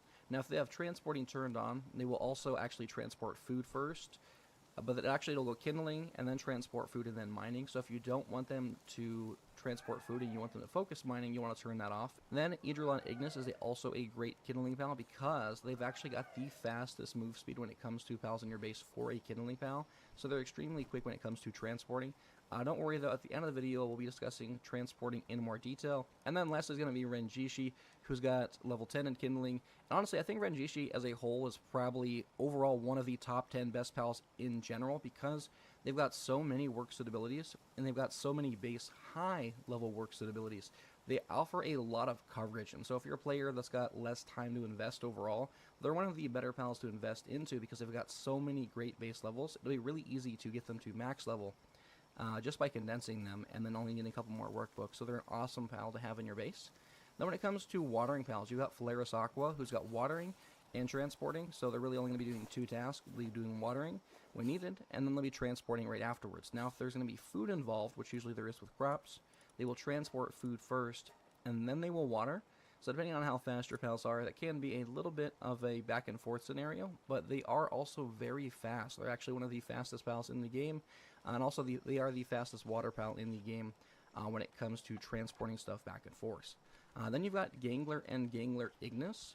Basically, both the exact same pal. The major difference, though, is that Gangler is a dark pal, and I didn't mention this over on the kindling pals here, which none of these kindling pals here are actually dark, but we will hop into a couple later on when I talk about a few other handiwork pals that also cover kindling. But Gangler is a dark pal, and in 1.0, the lowest level passive you will want in your base is Work Slave, meaning if the pal is not dark, you're going to have to substitute Work Slave for Insomnia or for Vampiric, meaning you're trading 30% total work productivity. So if your pals are dark and you want them to be the absolute most productive, technically dark pals have a 30% edge on every other type of pal, just due to that natural extra 30% that they're going to have by having Work Slave on. Now, Gangler, however, can also cover kindling. So Gangler's got a really nice setup where our Gangler Ignis, they're going to kindle stuff first, they're going to smell all your ores, they're going to cook all your food, they're going to then transport all your food, and then they're going to water. Overall, they're a very helpful pal in your base, and the great thing is that they're actually really small, and even the alpha version of them, if we just toss him out here real quick, they're really not that big. So that is really nice if you enjoy having smaller pals in your base and you don't want the clutter. Super helpful. Now, we've also got Scutless Ignis, who was recently introduced, and they do the exact same thing that Gangler Ignis does. The difference, though, is that they will do gathering instead of transporting. I would turn off lumbering, but this can actually be really helpful because transporting food takes a higher priority than watering, meaning their watering may get interrupted quite frequently. If you've got large watering projects, things like the Crusher, for example, or your skill fruit trees, you may find that Gangler Ignis will not always get to them because of the transporting back and forth. But Scutless Ignis doesn't have transporting, and they have gathering, meaning their primary focus when they are not kindling will always be over at your crop plantations. So you'll actually find that Scutless Ignis is slightly more productive than Gangler Ignis when it comes to producing more crops, because Gangler Ignis helps a little bit more with the transporting aspect. And as you can see, they're also very small and looks very clean in your base. So if that matters, that is really nice to have. Okay, next up is going to be Gelroy and Jeliet, and they're going to work in tandem with each other while being in the base. While working together or being in the base together, they're going to increase each other's work speed, meaning they're actually the fastest pal for the watering work suitability. However, you need both of them in your base. And because of that, I actually do not use them. I personally find it's more effective to use 2 other watering pals versus just using the 2 of them. And that's because their increase in work speed also does not affect the crop plantations for skill fruit trees. So, and they're also quite a bit smaller, so I personally prefer to run things like Phalaris for better transporting, or for extra coverage, things like Gangler Ignis or Scutless Ignis. They are a really great pair, and really great and technically have the highest overall work speed, but due to wanting additional work suitabilities out of them, I personally prefer to use other pals. Now when it comes to planting, Dandylord, and they're just a fantastic pal to have in your base. They cover a lot of different work suitabilities, having 5 in total. Now when it comes to comparing Dandylord to Sylvance, Dandylord's actually got a better overall kit, as Sylvance is the other pal you would find as a boss in the World Tree, and the major difference is that Dandylord is a dark pal, and the Sylvance only has a higher medicine skill, so Dandylord's actually the better overall pal of the 2. Now, When it comes to its priorities, it's always going to gather and transport food have the same kind of priority list. So those will be the main two. And then it's going to plant, and then it will do handiwork stuff, and then it will do medicine. So we'll probably never get to medicine automatically. You'll have to manually tell it to do so. But truthfully, I think most medicine tasks are rarely constant things that are going anyway. Usually just craft it when you need it, or as you're preparing for something like a raid, for example. So I think that's perfectly fine to have to queue that up manually. Now moving over to Pernelia, what makes Pernelia stand out is that its partner skill is going to increase the overall harvest tier for your crops, allowing you to generate far more. So even though its base level work set abilities do require a lot more investment than other pals, getting that extra 35% crop production overall crops when it comes to just harvesting everything is massive. And when it comes to harvesting, if you weren't aware, a gathering pal will harvest more from a crop plantation based upon its harvesting level or its gathering level.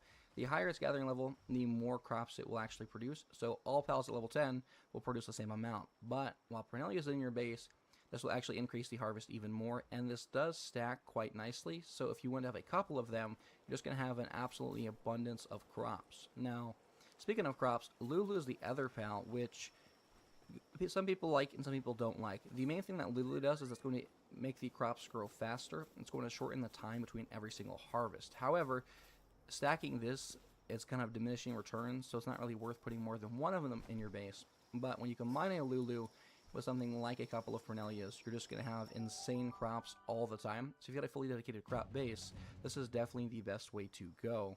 Again, though, it does require a little bit more investment. If you don't want to put as much investment, Broloha is actually a great pick, as simply just condensing them and leveling them up will give them decent work abilities in both planting and in gathering. And then also, if they are in a breeding base, you will also have the ability to help out the pals be able to lay eggs a little bit faster. So if you are looking for a breeding base with a self-sufficient farm, Broloha will have you covered here, being able to do both planting and gathering, and then mining if you so choose. It's not really a must anymore because pals in breeding farms no longer gain experience like they used to, so they can actually create crops at your breeding base and not have any issues. Okay, next up is going to be electricity, and this is probably one of the most common ones that I see people make the mistake of. The best electric pal in the game, hands down, is Hellsifer Lux. It is not Orzerk. Orzerk does have a much higher work suitability, but when it comes to handiwork, you've got pals in the game that are just way better at handiwork than Orzerk, and then when it comes to transporting, Orzerk is abysmally slow. The next pal you want to consider is Samara Lux, and that's because the new ancient electric generation requires both a watering pal and an electric pal. And if you're going to be using the new ancient generator, Samara Lux, even though they are not nocturnal, they actually are a better option than Hellsifer Lux because you need to have a pal who can do both of those things, and Samara Lux will walk up and do both the watering task and the electric task back to back and top it off even in a base with multiple oil setups, which I can show you right now. Okay, so right over my mega base here, I've got 4 oil extractors running at the same time, and then I've got pretty much every other major workstation, so this place requires a lot of power in order to be able to run. And all I've got is just one ancient generator here, and then a couple of these small accumulators to hold power. And one electric pal can make this all run, and that's going to be Samara Lux. This is a fully condensed one, and then it does have perfect passives and perfect souls. However, if you are not at that point in time, if you are struggling with electricity, and you are not in the end game, your best friend is the research station. Going in here, actually if I just hover over here you can see them. Essentially though, when it comes to electricity, it's going to not only give you more storage capacity, but it's going to actually draw less overall power. So, and it's going to increase the work speed for your generating pals. So if you are struggling with electricity and you are not quite at the point where you can get yourself a perfect Samara Lux, for example, then you need to invest in a research. But if I drop this guy out, this one pal will keep everything here topped off, and I will never run out of power when it is fully condensed. As you can see, it's going to do watering, and then electric, watering, and then electric. And then once it's done, fully topping off, making sure this generator is set, it's going to head over to the plantations, and it will start to water those. It will take a minute. As you can see, he's gone, and he's going to go about his business. So the best pal in the very late game, when using the ancient generator, is Samara Lux. Now, you can also use Penking Lux in place of Samara Lux, as they're going to do the exact same thing. And Penking Lux will have more overall work abilities, so they got more coverage, but they require far more investment, which is why I mentioned Samara Lux is going to be the better option. Now, another option you could use is going to be Dynamoth. In the elite late game, Samara Lux is still better, but in a breeding base where you're trying to incubate eggs, and you've got egg incubators, you'll want to build up, under the infrastructure tab, you'll want to build up the large power generator, and if you're using that, then I would recommend you go in here and you end up using a Dynamoth instead, because of Dynamoth's partner skill, while they're going to be in the base, it's going to shorten the time it takes to incubate eggs. So they can generate electricity, they can help Roloha with gathering at the base, and then they can transport any food as well. So that's going to cover you for two of the main things you're going to need for your crop production, while also keeping the electricity running for all of the egg incubators. And then lastly is Beacon. Beacon basically does something very similar to what Dynamoth does. It's the exact same thing. It's just got a higher transport level, I do believe, by default. I'll have to double check that. But in general, it's the exact same thing. If it's for a non-breeding base and you are not at the end game with Samara Lux or House for Lux, Beacon's really easy to acquire. So earlier on, they're probably going to be the best electric pal you run into. But as you get in the later stages, you'll want to transition to one of these three. Okay, now when it comes to handiwork, the best pals in palworld 1.0 for handiwork are Anubis, Sekhmet, and Robani Botan. Anubis and Sekhmet's partner skills kind of work in tandem, similar to Jelroy and Jeliet. While they're in your base together, they're going to provide additional buffs to their work speed, which just in turn makes them the best in class for this specific work skill. Now, Robani Botan is the one other pal you want to consider, as they will get a 400% increase, the same increase that Alpha Sekhmet gets while at specific workstations.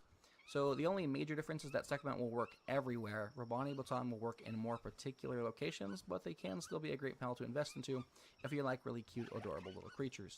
Now moving over to the next one here is going to be Lumbering. And I believe Duel with Nock is just the best lumbering pal overall because of the coverage. Celestier Nock does have a higher base work suitability speed, but lumbering tends to lose its value over time. We do have normal wood, now we have hardwood, and you even have the mythical wood. With the mythical wood, more often than not, you tend to farm on your own with the plasma cutter, and you can just get a large abundance of it that way. So having more coverage, in my opinion, is great, and they are still a dark pal, so they're just really helpful in your base overall. And you can always just go through and turn off these certain work skills you don't want it to have, but they can also be used as a miner if you're not going to use them for lumbering. Now, Bastigor is another great option for lumbering, as you do have cooling, but cooling, in my opinion, does not always need to be a full-time job. It will be dependent upon what type of items you are cooling, and I will talk about that here in just a moment. Now, lastly is Shroomer Nock, and their base work speed skills or their work suitability levels are really low, but the reason they're included is because of their partner skill. While they're in your base, they're going to essentially slow down the sanity loss for all other pals in your base. This sadly does not apply to Shroomer Nock based on my testing, because every time I put him at the gold coin line, bro's got issues like right away, but anybody else does not have issues. So if you are running things like crafting gold, the fishing pond, or even putting your pals to work at the highest possible speed, you will definitely want a Shroomer Nock in your base. Okay, and then moving over to mining, we've got Sekhmet and Anubis. As I mentioned previously, you would see them here. And what's really nice is that mining and handiwork pair really nicely together. Mining is their constant task that they're doing all the time, and handiwork is the task that they will do when you queue up that task. So you really only have to invest into one Alpha Sekhmet and one Anubis, and they will cover both of these and be excellent at your base. The next up is going to be Astagon, and they were the previous #1 best miner because they have such a high work suitability level, and they are naturally nocturnal. But due to the massive boost that Sekhmet gets, technically they are a better miner than Astagon. So if you don't want a large beefy pal, Sekhmet also will win that. However, some people who really like to min-max, technically having larger pals in your base is more efficient because they can reach stations for longer. Now there are two pals I want to mention here, and if you like to use a little bit of diversity in your base and you don't want to use these same pals everyone else is using, Soothseer and Incinerum are both great alternatives. They're also both dark pals, and they will both have mining, handiwork, and kindling, a really nice triple kind of combo, if you will. Mining is their full-time job, and then anytime you queue up a handiwork or a kindling task, they will immediately head over to go take care of that. The major difference, a minor difference I should say, between Soothseer and Incinerum is that Soothseer will eat far more food than Incinerum, and food's not something I've really talked about so far, but typically you will want to have a pal with at least 6 of the little bread icons, because that means they essentially will eat at a certain point where they will never not lose their buff. Whereas if you're looking at a pal that's got less than 6 breads, sometimes as they're working, you will find that they will actually run out of their buff for a small period of time. This is talking like extreme min-maxing though, so if you don't care about that, then that doesn't really matter, but that is something to consider as well. Okay, now when it comes to cooling, there are a few things you will want to know. First, I mentioned earlier the job prioritization list, and cooling is at the dead bottom, meaning a pal, if they've got 2 work suitabilities, will never get to cooling. It will always prioritize their other task. Why is that important? Well, that would mean that pals like Woloska Ignis are the perfect pal, right? Because kindling is not a full-time job, so they should be cooling all the time. Then when you select a kindling task, they should go do their kindling task. Or at least that's what you would think would happen, because that's how pretty much everything else in the game works. However, cooling, frankly, is just an awful work stability. I'm really surprised they didn't rework it in 1.0, because it's the exact same that it was before. So how it actually works is if I go out here, and I go to this station here, and I just queue up a little bit of food. Let's make a couple salads. When I toss out this Wolaska Ignis, they're going to cook those salads, and then when they're done, they're going to go cool stuff. So we toss him out. He's going to do that, and that's what he should do, right? That's what we're expecting him to do because of his work stability. He's going to finish the salads, and then he's going to stop, and he's going to cool these fridges or the feed box. He'll throw himself on the ground. There we go. Now, what we would expect is if I queue up another kindling task, he would then head over to do this kindling task. But what you will find is bro's in the deepest slumber you could ever imagine. Nothing could wake this guy up. And what will actually happen is he will not leave the cooling station until he is ready to eat. When he is ready to eat, he will head over to eat some food, and then once he's satisfied his hunger, the game then does a quick check to see if there are any other tasks in the area that fall under its work suitabilities. So, for example, Lost Ignis, that would only be cooking. But in Bastigor, for example, that would also include lumbering. And then at that point, it will then switch jobs. But unlike other pals, which will switch jobs immediately upon queuing something up, cooling pals will not do that or have their task interrupted until they start to eat. So in general, cooling is just not a great work suitability, and I can't really recommend it, as honestly just even keeping your food cool down, you're basically trading one pal to produce more food from a planting gathering pal perspective to put a cooling pal here to keep it cold for longer. The really only important thing you'd use a cooling pal for is this, which is what I'd recommend a Bastigor for in just a moment, because they, or another pal who could do something similar, where they do a nether task, and then you manually tell them to do a cooling task. That's going to be your best option, because they will not automate stuff for you. As you can see in here, there's a couple of pals you could consider for this. So Wolaska Ignis, as you can see, if you're okay waiting for him to get up, and you don't want things right away, you could use him. Puritan Christ, he's a mining cooling pal, which means he'll constantly mine all the time. Reptiro Christ would fall in the same category here, and then you will manually tell them to go do cooling tasks.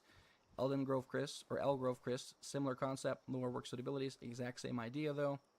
Beacon Chris is actually really good because they'll transport non-stop, and they'll gather non-stop, so they're always going to be in your crop area, and then they will only cool when you go tell them to. And then Cryolinx is another great option. Bastigor I don't have on here because I'm going to talk about them in just a moment. They're up here, but same thing. They'll either be mining or lumbering. You don't want them to be doing both, and then you'll manually tell them to do cooling. But waiting on cooling pals to automate stuff just essentially will never happen until they eat.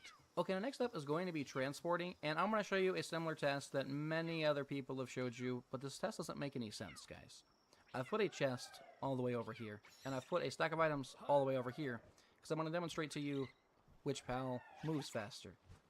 This is not the best way to determine a transporting pal, guys. It is not. If I was to toss out Idrulon Ignis, for example, which is a great transport pal, don't get me wrong, as are the other pals that are there on that list, he's going to grab the wood, he's going to carry them over here. And every transport pal has a move speed and a transport speed. When they're transporting items, they're slower. When they're moving, they are significantly faster. And Idrulon Ignis is actually faster than pretty much every other pal, with the exception of Mimog. As you can see, if we drop him out, for example, similar thing, he's going to hop out, and bro is going to run over there. He actually harvests, I forgot about that, but he is very fast. He's got a 2,000 overall run speed, the quickest pal in the game naturally. And then when it comes to transporting speed, other pals like Phalaris have a higher transport speed. So the reason this is a bad test is we don't build our bases like this. Nobody says, let me build a workstation on this side of the base, and let me make the pals go all the way over to this side of the base. It doesn't make any sense. You either A, you build a chest next to the ranch, for example, because all your items will drop out in here, and they never have to move.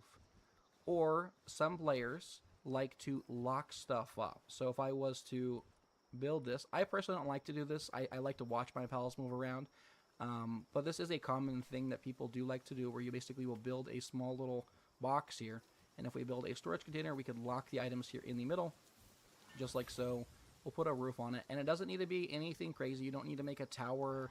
It just needs to be a room that is locked, that the pals cannot get into. And as long as it is like that, if I break this down, now, if I drop out the Idrulon Ignis again, or the Eye of Cthulhu, let's do both, actually. If I drop out both of them, they're going to head on over to that lumber there, and they're going to not move. Look, they're going to transport in place. And so this effectively eliminates transporting speed being a variable. Now, I think that it looks ugly to stick it here in the middle of the base. If you want to be organized, though, you could stick it on a second story and then just basically keep your door closed, and your pals will never head up there. And that stack, by the way, was a 9,999. As you can see, if we look at it, I don't know if we can see the number. We could go open up the chest. If I open up the door, actually, here's a great example. If I open up this door, now they're going to head over and bring it themselves. So that's how it works. Like I said, I personally don't like this because I like to watch them move around, but they've transported almost 2,000 in less than a minute. And so when you do this, it effectively eliminates transport as a primary task. If you are building like this, like I mentioned earlier, depending on how you build your base, this will determine really who the best pals are. And so if you are building where you've got it blocked off, or if you're building smart and you have it at least really close to the workstation so they don't have to move at all, transport speed is completely removed as a variable when it comes to transporting. And so at that point, the only thing that really matters is, one, how fast does the pal move in between stations? How close does the pal need to get to those stations? And what is the next thing that they're going to be doing? So, for example, Mimog does gathering. Well, his move speed is insane. However, his move speed also doesn't really matter, because if you're building, you're probably stacking your crop plots. I have mine kind of spread out here. I've got 2 here in every single stack, just as I was going with more of an aesthetic look on this one. But a lot of people will stack them 4, 5, 6 high. And with his second work ability being gathering, and even in an alpha version, he's not ever going to move, so his move speed stops playing a factor. So really, Mimog is cute, and they're small. So you want to use a Mimog as a transporter if you like small pals in your base. End of story. That's why you would use them. If you want something extremely effective, you could use Eye of Cthulhu. However, I actually think that I lost the spot. He used to be the #1 spot. And the reason I say that is because Eidolon Ignis is faster than the Eye, or very similar to the Eye. The difference is you're not waiting for them to transport back and forth. Remember, we're building the chest next to the station. So transporting is no longer the main concern. Its second work suitability is. And these 2 pals, Phalaris and Eidolon Ignis, are very close in terms of transporting capabilities as the Eye. Slightly under. But they're going to be more productive if you're building smart, because they'll have a second work skill to actually fall on, because they will not constantly be transporting, because you're going to be building smart. So all 4 of these pals are great. Not telling you they're wrong. Every time this test is done, people look at it wrong. Transport pals do not do it full time if you build smart. Okay, then lastly is going to be ranching, and I really don't think I need to include ranching in here, as you're going to be using the ranch pals associated with the items that you want to get, and those are all listed in the pal partner skills. Now, in the end game, the pals that you may want to use are pals for items that you cannot buy. So pals like Beeguard for honey for cakes, or Woolly Pop for cotton candy, or Woolly Pop Terra for caramel cotton candy. Outside of that, though, if you want to use any other ranch pal for any reason, just use the one that drops the item that you want. Okay, we've discussed all of the best base pals in Palworld 1.0. Now let's discuss the best pals you will want to use for a specific layout. So topic number 1 is going to be a mega base layout. The most requested question I've got over the last 3 weeks: what pals should you use for a mega base? Here is the answer. Yeah, that's been a pretty common question. So here's the answer, guys.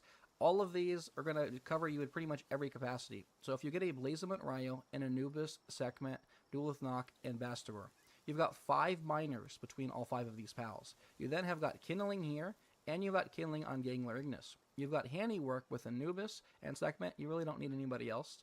You've then got Duelith Nock here to help with lumbering. You can also use them for planting and gathering if you so choose. You've got Bastagor for your coverage in your cooling. You've also got lumbering there. You've also got lumbering on Shroomer Nock. For watering, you've got Phalaris Aqua, you've got Gangler, and you've got Samara Lux. When it comes to kindling, you've got the Blazement Ryo. You've also got Gangler Ignis. Then when it comes to planting, you've got Pernelia, Danny Lord, and Lulu. This leaves you with 2 spots. I would recommend getting a second Pernelia, make that your 14th pal, and for your 15th pal, pick one of the 4 transporters. It's entirely up to you. You can also swap out Gangler Ignis over here with Scutless Ignis. They're both kind of interchangeable. They'll both do great things. But yeah, that's pretty much going to be set up for 15 pals for the Mega Base. And with that in mind, I figured I would be getting asked this question, so let's just cover it now anyway. I'm not going to throw out the second Pernelia, but how exactly would you set these pals up to ensure that they are the most efficient they can possibly be? Head over to the monitoring stand. We're going to set work preferences. For Blazement Ryo, keep everything on. Don't touch him. For Anubis, I would recommend, you could keep transporting on, but I personally would turn it off because transporting food in a mega base is going to interrupt his mining and his handiwork. So you know what, just turn it off. Segment, same thing. You don't want those on. You want them mining full-time, mass-producing stuff and only interrupted when you queue up a task. For Duel with Knock, you've got a couple of options. I would say transporting is actually a pretty good one, and then you could also keep lumbering on.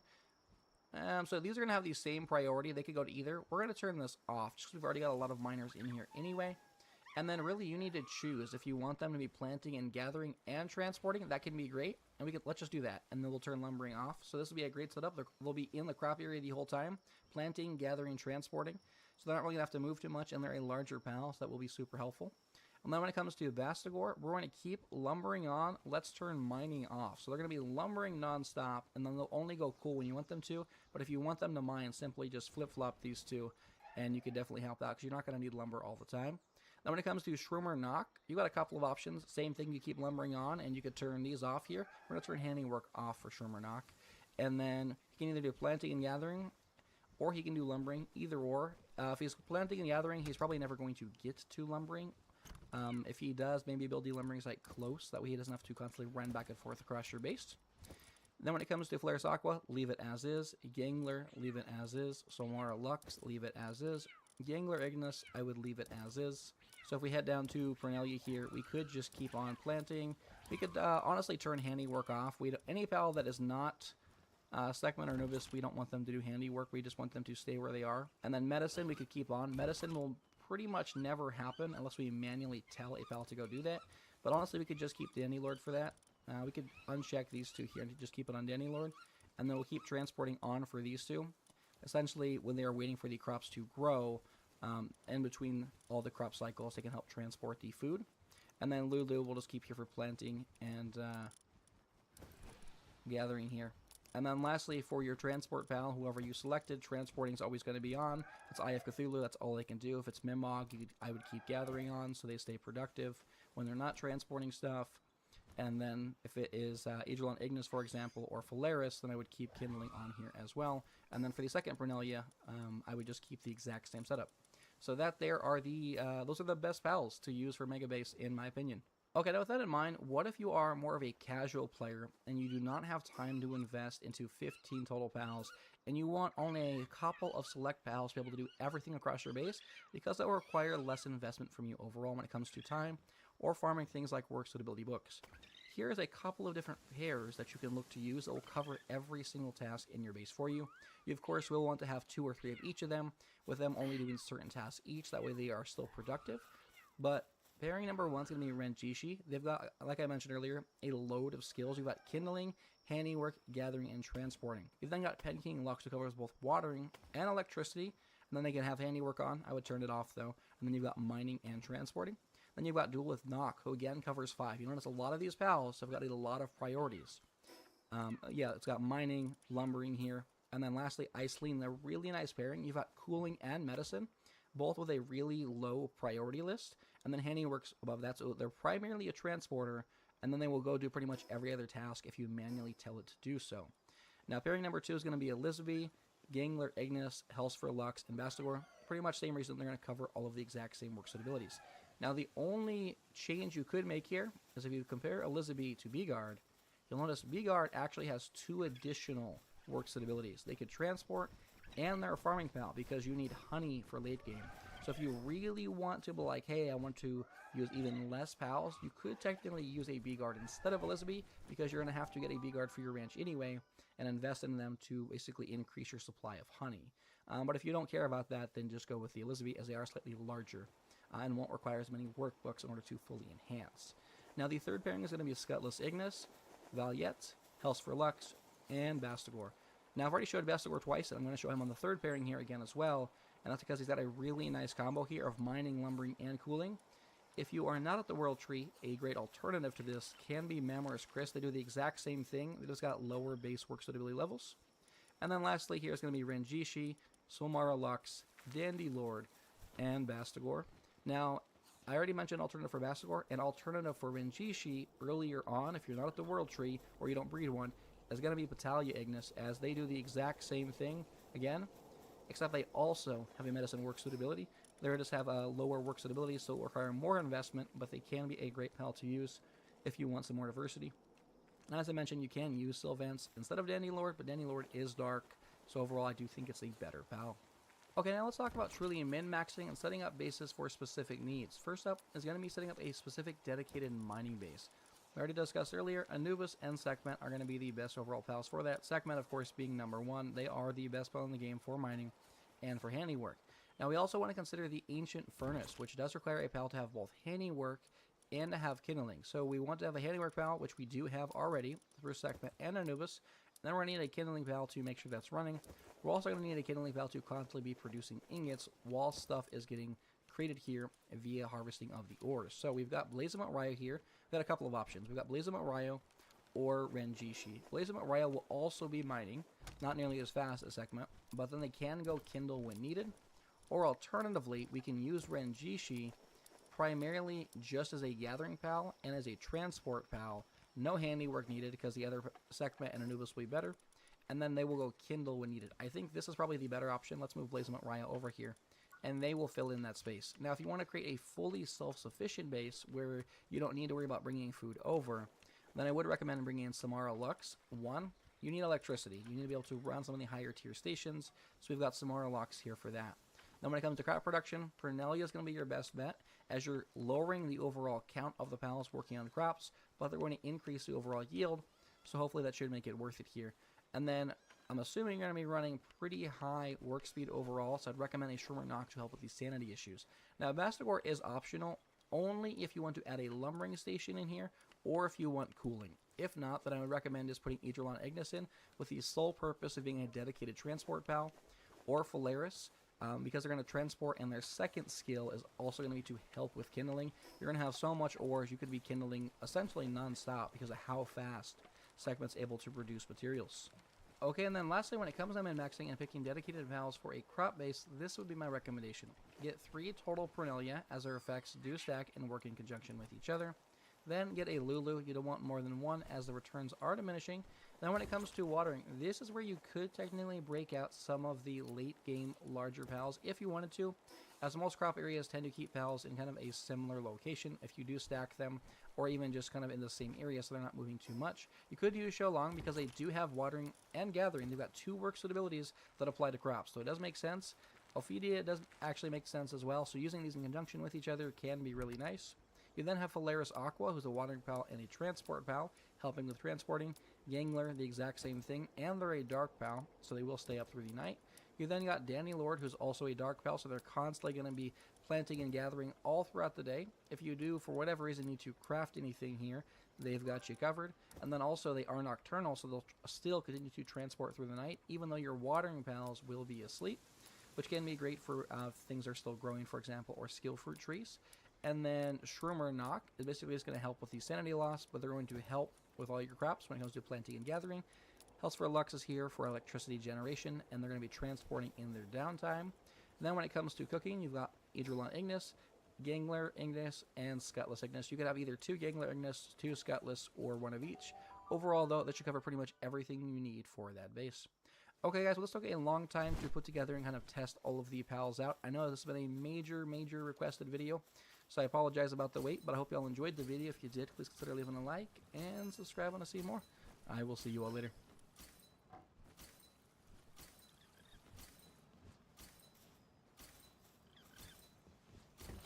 I probably should have made this into multiple videos, but I didn't. It is very dense with information, starting with around level 50 and talking about oil and electricity demands, all the way up to how to max out a pal for endgame content, and a bunch of goodies in between like using Yakumo to farm up kinship peaches. As always, chapters down below, let's just get into it. Oil is the primary resource in Plasteel, and there's no really good way to mass farm this quickly. You can farm it, it's just inefficient. And since it extracts pretty slow, it is something that you're going to want to set up immediately, even if you aren't crafting a ton of Plasteel yet. Plasteel and oil continues to be an important resource late game. You will need tons of computers for late game things, and those require Plasteel. Even the wing pack uses oil as fuel. So even though these resource tiers jump very quickly into the next tier, plasteel and oil is used in the endgame, so you're going to want to set up that infrastructure now. The regular extractor only works on oil nodes, so you'll have to find one of these spots on the map and place it down on the nodes, which means you're going to need a base in one of those locations. Thankfully, you have a second option that doesn't require an oil vein. You can put it down anywhere on solid ground. It's hard to say how much power they use, but when I swapped out 2 for 1, my pals had no problem keeping up. So it's not as if these things are using twice as much power or anything near that. It's really not that huge of an increase, it doesn't seem. To give you a good baseline of what works, I was able to run 3 of these higher demand extractors with 2 level 6 electric pals and just the basic passives put on them. This should give you an idea of where to start. A ton of room to improve the electric pals, so if you do need more oil, you can work on getting better electric pals, which I will talk about, and you also have the option of improving electricity generation at research, and adding things like the electric pylon. So lots of ways to boost your needs if 3 oil rigs isn't enough for you. You will definitely want the upgraded power generator, it's a necessity, and you will want to get these accumulators as well so that you can store power, just in case your pals need to take a break, or if you don't have the insomnia on your pals, so when they sleep, you will still have power. And lastly, if you don't have enough power, you can always use foods. The work speed foods help with power production as well. At level 58, you will get into the next tier of items, the Hexalite tier. This tier sort of comes and goes very quickly. There isn't a whole lot of stuff that you need to craft before you jump into the next tier, Coralum, which is just a few levels away. But it will continue to be a very heavily used resource in the endgame. It primarily is used in thermal cores, which are used in pretty much everything. Hexalite requires Hexalite quartz and chromite. Let's talk about chromite first because it is harder to get. The primary and most efficient way is going to be getting a smoky. This pal's partner skill lets you detect these nodes, but it also gives a 100% increase to the amount that you get. That's big. And if you condense it, it goes up to 200%. In my opinion, this pal is definitely worth condensing because it just means fewer trips and you need chromite for quite a while. The other option is this metal detector here. This is nice because it runs continuously, meaning you can use it on the back of a mount to move around quickly. But I personally don't find this one necessary because the best locations for chromite are just in caves, so you can just go back to the same locations over and over. And obviously you can use both for a faster method, but just make sure to have smoky out when you actually harvest the nodes so you get more. For Hexalite quartz, you can find it all over Faybreak, but you unlock the mine at level 62, so it is not something that you're going to need to farm manually a whole lot, if at all. I do recommend just trying to get yourself those couple extra levels to unlock it, and spend your time manually farming chromite instead. If you need some right away, or if you're just looking for that little bit that you need to actually craft the mine, each node gives 40, so it's very easy to get the 100 that you need from manual farming. The tier after Hexalite is Coralum, and this one comes and goes even faster. You will need it for some really good PAL saddles, like both of the Frost Stallions require it, the Mega Boost Gun, which is great for raids, and Rocket Launcher if you like that weapon. But mostly you can just skip on through to the next tier, Sorlite. Coralum isn't used as frequently in the endgame as Hexalite, so it is not as important as that. There are some things that you will need though, so it is still a good idea to at least know how to get it efficiently. There is no mine for this, so you'll have to farm it manually until you get the material synthesizer, which can create it. But with how easy breeding got, your best bet is probably just to breed and butcher. A pal like Walaska or Neptilius, drop this. Running expeditions is one way, but it's better to focus on other resources when you run those, in my opinion. Salvaging will be another decent option. With maxed out jellies, which give increases to salvage, you can net around 20 per pile. This obviously takes a little bit of a setup. You need to max out these pals. If you do just have base level ones, you can still do this, but obviously you're going to get a lot less. You really don't need that much though. I do recommend the breed and butcher method, but you might want to use this and the salvaging method to get what you need a little bit faster.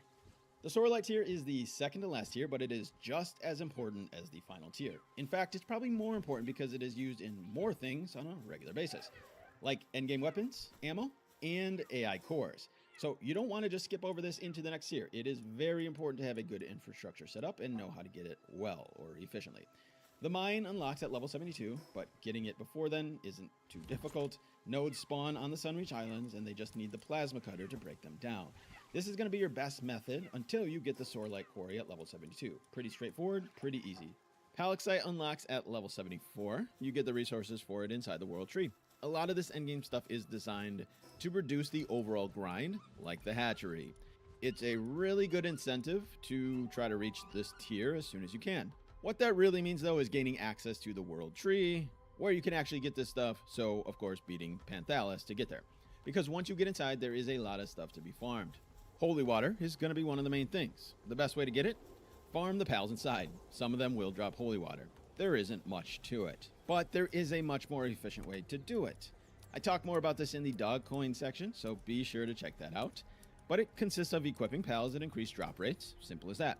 Then go around farming all the pals inside for drops. The palexite and wood you find inside is very easy to get, but you'll also get a ton from the ancient relic recycler, so you don't need a special way to get a bunch of that. This stuff is all very easy to farm. Once you have all these structures set up, the main thing that you use palexite for is the endgame weapons and ammo. So if you aren't using these specific weapons and you already have your structure set up, you don't necessarily need to endlessly farm palexite. I find that sorelite is a more demanding resource once you do have the structure set up, but that's just me. Either way, you will need a good chunk to get all of these items crafted, so you will have to do a bit of holy water farming either way. Be sure to check out the dog coin section for the most efficient way to do that. The disassembler is extremely useful. For the endgame, it's going to be one of the best ways to get a lot of different resources. If you've used the meat cleaver early to mid-game, this is just the machine that does it faster. Way faster. It makes it possible to get tons of resources in exchange for cakes, and cakes are pretty easy to make in bulk in the endgame. A lot easier than making thermal cores or farming pal souls. So this is one really important pal that you'll want to breed and butcher. Age of Drawn drops the thermal cores and large souls. And it's not the only pal that drops souls, but these two combined things are really important, so it's a great pal to use. It is probably going to be your best way to get both of these resources. Souls you can get from Expedition, but not as consistent and require more setup, and I'll talk a little bit more about this in the pal maxing section. But thanks to all the new additions in breeding, it's easier than ever to mass breed and butcher. Very efficient. The most important things are making sure that you're using the veggie cakes. These are going to give you the 2 times eggs, so it is going to speed up this process, and using your Grintail, who will give you an increased chance at picking up multiple eggs.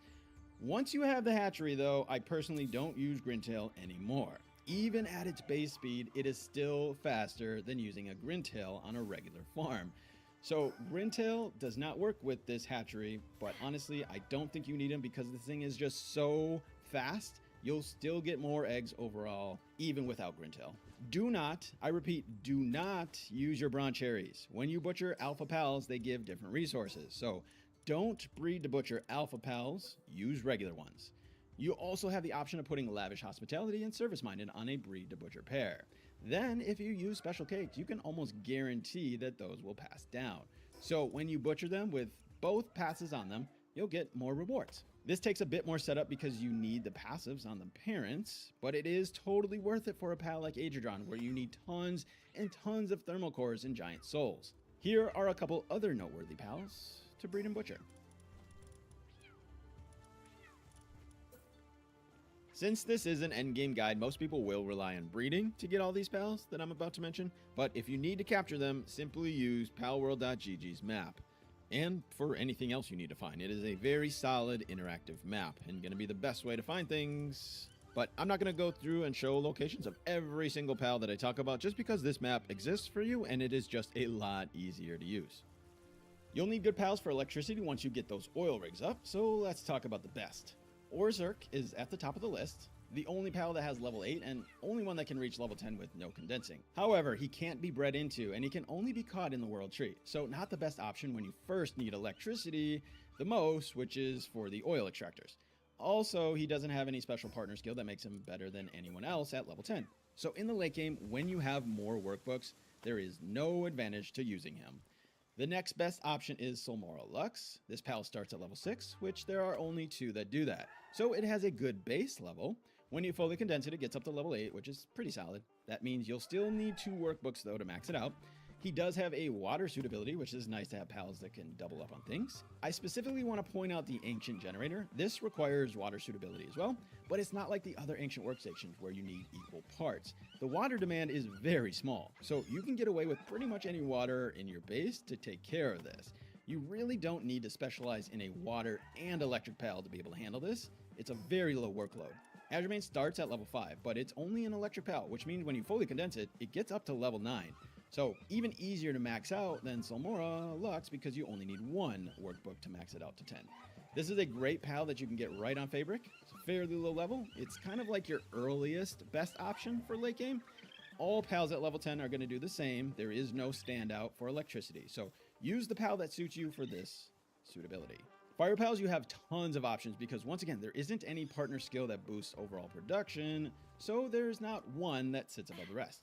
With workbooks, you can make any fire pal top tier. But a couple things that I want to point out for different types of players. Hydrolon Ignis is going to be great. It has a high base kindling and a high transport. So it is always nice to have those multiple suitabilities so that they always have something to do. Transporting is a great one to have. After they finish cooking, they can just take the items to storage for you. This pal is only found in the world tree, but it is not that difficult to breed, so you can breed this guy pretty early. And since you don't need its saddle for the work suitability, it is a great pal for your base at any level. There are 2 kindling only pals to consider. Yormintide Ignis starts at level 7 and only needs 3 stars to max out to level 10. This is really valuable and it makes him a really good choice because you can just capture him here on Faybreak. An alternative option is Suzaku. This is basically going to be an earlier option for you, but it's really not that difficult to get Yormintide Ignis, so you may just want to go straight for that. Walaska Ignis is going to be your best option for a cooling and kindling pal. And since the Ancient Refinery requires both suitabilities, it is a pretty good pal to use. 1 or 2 of these guys maxed out can handle your refinery just fine. Then I want to call out the only level 8 Kindler. This guy is great all around, has lots of suitability, so he can be a good multi-use pal at base. The fact that it's level 8, freshly caught or hatched with no condensing makes it valuable. But unlike Yormintide, it still needs to be max condensed to reach level 10. So Yormintide is still more efficient if you are just needing a Kindler, since you don't need to do that 4th round of condensing or last round of condensing. The big thing to know about cooling pals is that cooling is the lowest priority. They will always do another task first, so it is useful to have a pal who only does cooling. Or you'll just want to make sure that you have that toggled off in the monitor stand. Just like with kindling, there isn't one partner skill or pal that stands above the rest, so at level 10 they are all going to be the same. But let's point out some noteworthy ones. Bastigor is your only level 8 cooler, so freshly caught or hatched. You got a great cooler right out of the box. You still need to max condense though to get it to level 10. Bastigor is locked behind the world tree though, so that is a bit of a downside to that one. Frostallion is the best soul cooler since it's the only suitability, and since it starts at level 7, you only need 3 stars to get it to level 10. This makes it really useful. And probably better than Bastigor since you can get it outside of the world tree at a reasonable level. This will likely be one of your best bets for cooling if you don't care about a pal with just 1 work suitability in your base, but many people like things to be more efficient and have pals working at all times, so that's the only downside. Once its cooling is done, it's just going to take up space. Walaska Ignis is nice simply because it's a cooler and kindler. This makes it useful for an efficient way to deal with the Ancient Furnace, but it does start with slightly lower suitabilities, especially with kindling, so it will require some books to max out, so that is a downside to this one. The rest you see, once again, are all viable at level 10. It really should depend on how your base is set up. If you need multiple suitabilities, pick one that can cool and then do something else when it's not cooling. Otherwise, stick to Frostallion. It's going to be the easiest to max out. For handiwork, it does have a standout pal. Sekhmet is the definitive best handiworker. Here's why. Her partner skill increases efficiency when she's at a workbench. It's a little misleading, but simply put, when she is at a workbench, she gets a buff. There's nothing else to it. No Anubis needed, doesn't need to be in your base, can be in your party. You don't need to be at the bench yourself. When she is working at a workbench or a mine, she gets a buff, period. This applies to the regular Sekhmet and the Alpha Sekhmet, but the Alpha Sekhmet has a much larger increase. This is unique to Sekhmet. No other Alpha Pal has a different partner skill number. This makes Alpha Sekhmet the absolute best handiworker, even when you put Insomnia on her over Work Slave. So if you want the fastest, that's who you should go after. Solen is a great option because she has the highest base level and the only one that you can get to level 10 without workbooks. But once again, at level 10, Alpha Sekhmet fully condensed will still be 400% more efficient thanks to the partner skill. To get an Alpha, capture 2, breed them, and use the Broncherry to pick up the egg to turn it into an Alpha. At level 10, Sekhmet is also the best miner because this partner skill also works on mines, even if it doesn't say so. But since her mining suitability starts so low, I will at least mention the others. Aegidron is the only one with a base level of 8, so a great option for minimal effort bases because it can get to level 10 with just 2 condenses. Ascon or Blazimet Rio would be the next best options at level 7.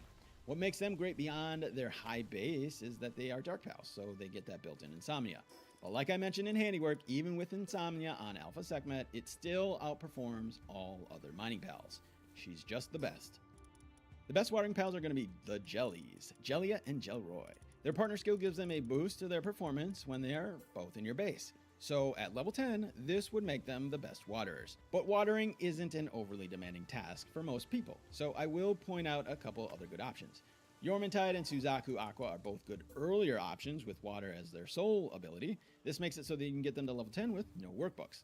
Also, a benefit for some people, Xiaolong and Neptilius can also do this, but a bit higher level pals. Then you have Polaris Aqua, which also has decent transporting. This is a great pal for your farm bases to help with carrying crops and watering. Overall, the most demanding watering task is probably going to be the skill fruit trees, so you have a lot more flexibility with watering suitability. It's probably best to go with a pal that has multiple skills, and that's going to vary quite a bit depending on your individual needs. But if you want the definitive best, it is a pair of the jellies in your base. Having multiple doesn't stack, but all of them are going to get that benefit if you have at least one of each in your base. Gathering pals are really important for your crops because the higher gathering suitability, the higher the yield. You get more crops this way. Starion Primo, Hartalis, Frostalian Octin, Jetragon can all reach level 10 with no condensing. Those are all late game pals, so here's a few other options. Prunelia is actually going to be the best at level 10. Her partner skill increases yield, so a base full of them is going to give you the highest yield because this does stack. The problem is it is a very low starting level and it requires a lot of workbooks to max out. But she can also do gathering, even though that is also low. Ultimately, when you have enough books, she will be the best on your farm. Lulu is an option, but it's less effective because growth is still bottlenecked by gathering. So if you don't have enough gathering to handle her buff, it doesn't really help you that much. It's easier just to max out the yield with all Prunelias and let the excess sit on the ground until a transporter can pick it up. That way production never actually stops. So if you aren't quite capable of maxing out a Prunelia, you can always go with a Lylene or a Braloha who have decent gathering and planting for a more all-in-one approach and have high base levels and fairly easy to capture. Also, Xiaolong is worth mentioning because he's one of the few with watering and planting. There are a lot of options. It's going to vary quite a bit depending on your specific needs, but with Prunelia's partner skill, she is definitively the best at level 10. For planting, you have Ophidia and Dandylord who can reach level 10 with no condensing. Once again though, the best planter is going to be Prunelia at level 10 because planting and gathering always go together. So since she has both, it gives you the best yield. You can just have her as your main planter and main gatherer.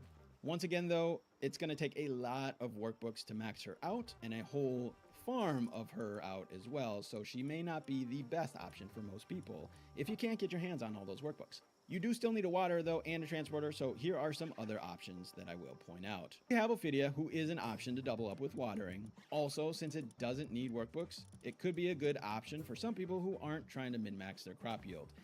And Dandylord, who is also very useful, tons of high-level abilities, also has transporting that you could max out. So this pal would be great for a more diverse base that has crops on it rather than a farm, but also a good option. Transporting and lumbering are the two least important suitabilities, in my opinion. Lumbering is not really needed late game because wood is not really needed late game. It is, but not to the point where you need to min-max a lumberer, that's for sure. You can honestly get away with a regular Sylvegas at level 6. That does the job for me, or just a couple of them if you actually need more wood. So that's just my one sole recommendation if you really want one, but this suitability is just not as important in the endgame.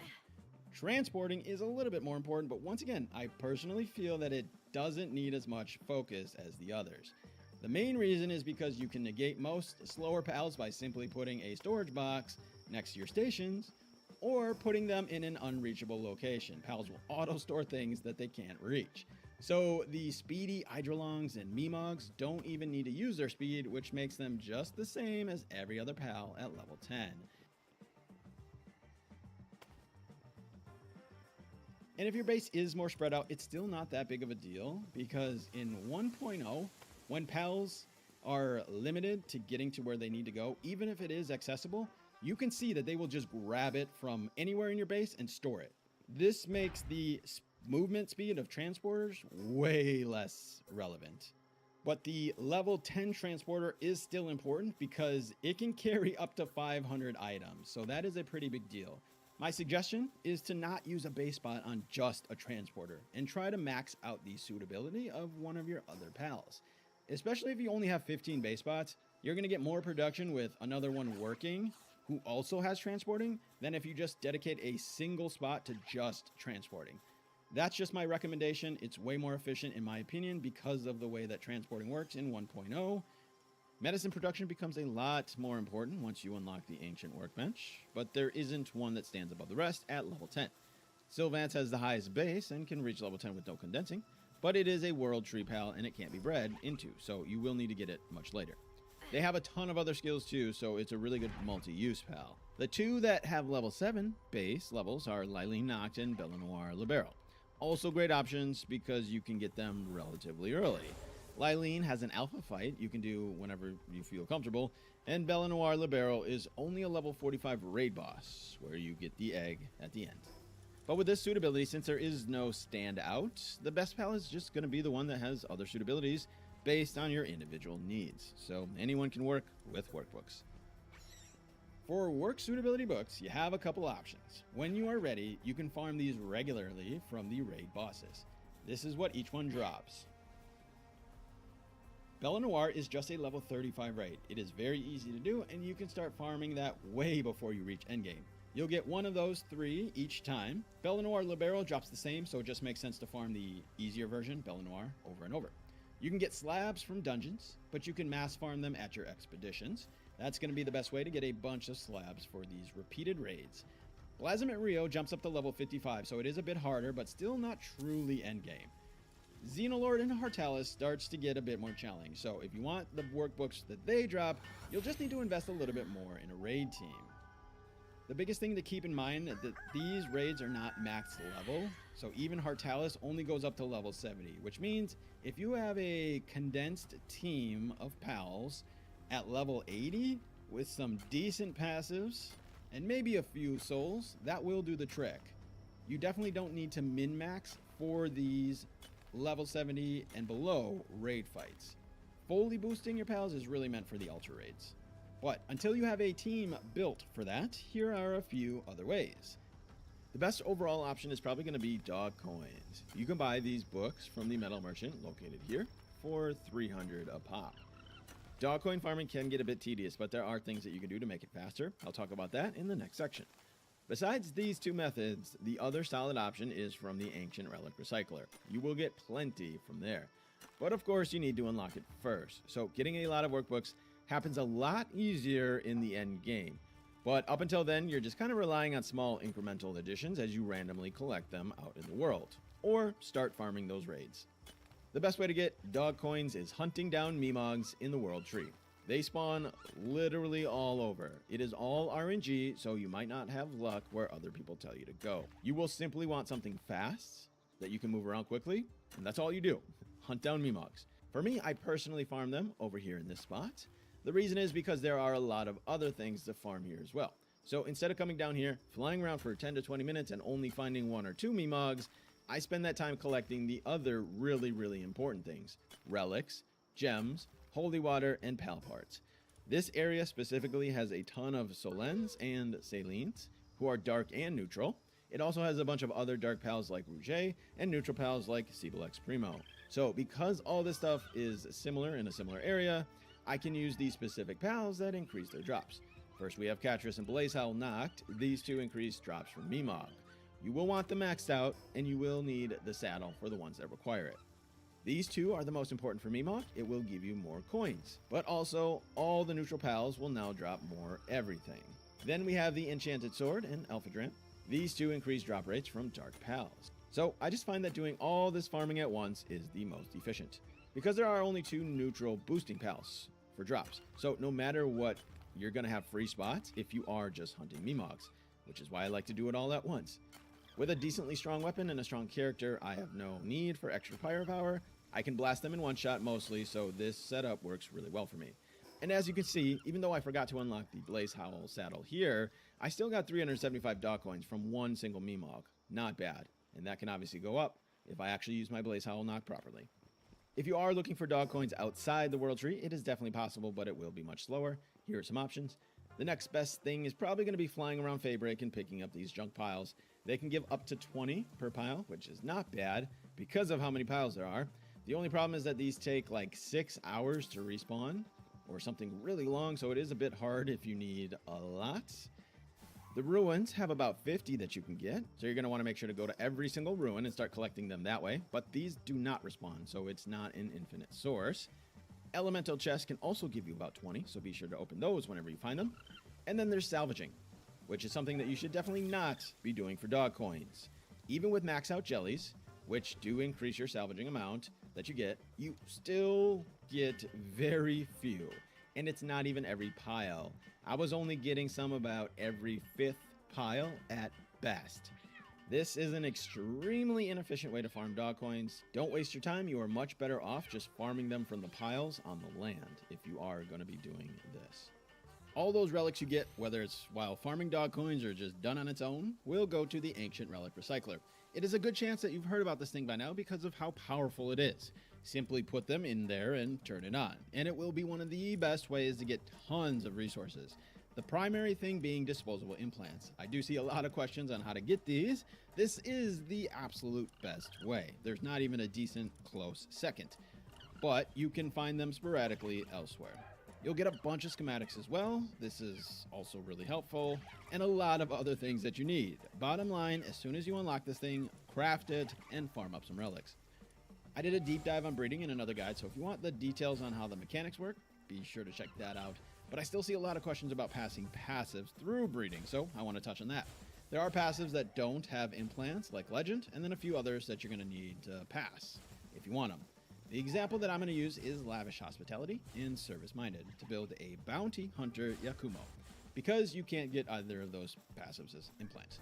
First, you're going to need the passives themselves. You can get most passives, with a few exceptions, simply from capturing pals, and Lavish Hospitality is one of those. So when you're in the late game, just check your pal box. From all the pals you've captured, you might already have a pal with it. If not, fishing is going to be one of your best options. You can get tons of the rainbow passives that way. Or if you have extravagant veggie cakes, you can breed for mutations. These will give you 2 guaranteed rainbow passives every time. But you only get about 3 to 5 out of 100 eggs as mutations with the good cake. So you do need quite a bit of cake to be able to do it this way. Those are probably your 2 best methods, unless you're going for something like Legend, which you can just go and capture a Legend pal to get that one. Once you do have your passive in your pal box somewhere, you're going to use an online tool because there's just no better way.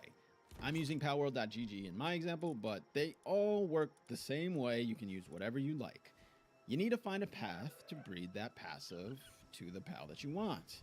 In my example, it's not going to be the most efficient path, but just in case your options are limited, I do want to show you a multiple step path. So I'm going to be trying to get Lavish Hospitality on my Yakumo. I already have it on Azarobe, Tyrantris, and Reptyro Christ, and these were all mutations. So now I need to find a good way to get it to Yakumo. You can scroll through a list and you can see the connections, or you can use some other types of tools. But the objective is always going to be the same. You're just trying to pass it to one pal, then to another pal, then to the pal that you want. So in this case, I was able to discover if I combine my Reptyro Christ with Cativa, I can get a Lapiron. So let's do that first. And I am pretty sure the hatchery has a built-in increase in chance of passing passives. I have been having insane luck even without using this cake. So another reason to go after the hatchery. So in this first 2, I got nothing, but just the 4th egg, I already have that passive that I want on my first connecting pal. I got lucky that it is only 1 passive. This is ideal, but if I had other passives, I'd still probably take it because of how easy the hatchery makes passing the passives down. Now I go to the second step, Lapiron and Tyrantris to get Maywraith. Tyrantris just happens to have it on also, but that's irrelevant. Only 1 pal needs it. It's the same chance of passing. Duplicates don't matter. And this time, I got it on my first pal. And this one does have a junk passive on it, but I don't really care. Again, the hatchery is so fast that I'm not really worried about it. The final step, Cativa and Maywraith. Just for the sake of showing you, remember if you don't have the right sex, you can always just use the surgery table. So with this one, first two, I got nothing, but just the third and the fourth egg both have it. I'm going to be taking the one with fewer junk passives and use that as my parent number 1. Now I'm going to repeat the exact same process for service-minded. Once again, so I just use the tools. I can pass it in 2 steps based on what I have, but let's kind of take this one step further. So for parent number 2, I decided I wanted some more passives on it. And I actually got lucky, and Sky Marcher ended up on this as well, which is a fun passive, so I just decided to keep it and try to pass it down. But I went to the surgery table and I added Swift and Fit as a Fiddle, just because I could. I should have replaced Coward with a passive that I want, so that I don't have to worry about getting passives I don't want. It'll just increase my chance when I'm breeding these two together. But let's see what happens when I have this extra junk passive on, just for example.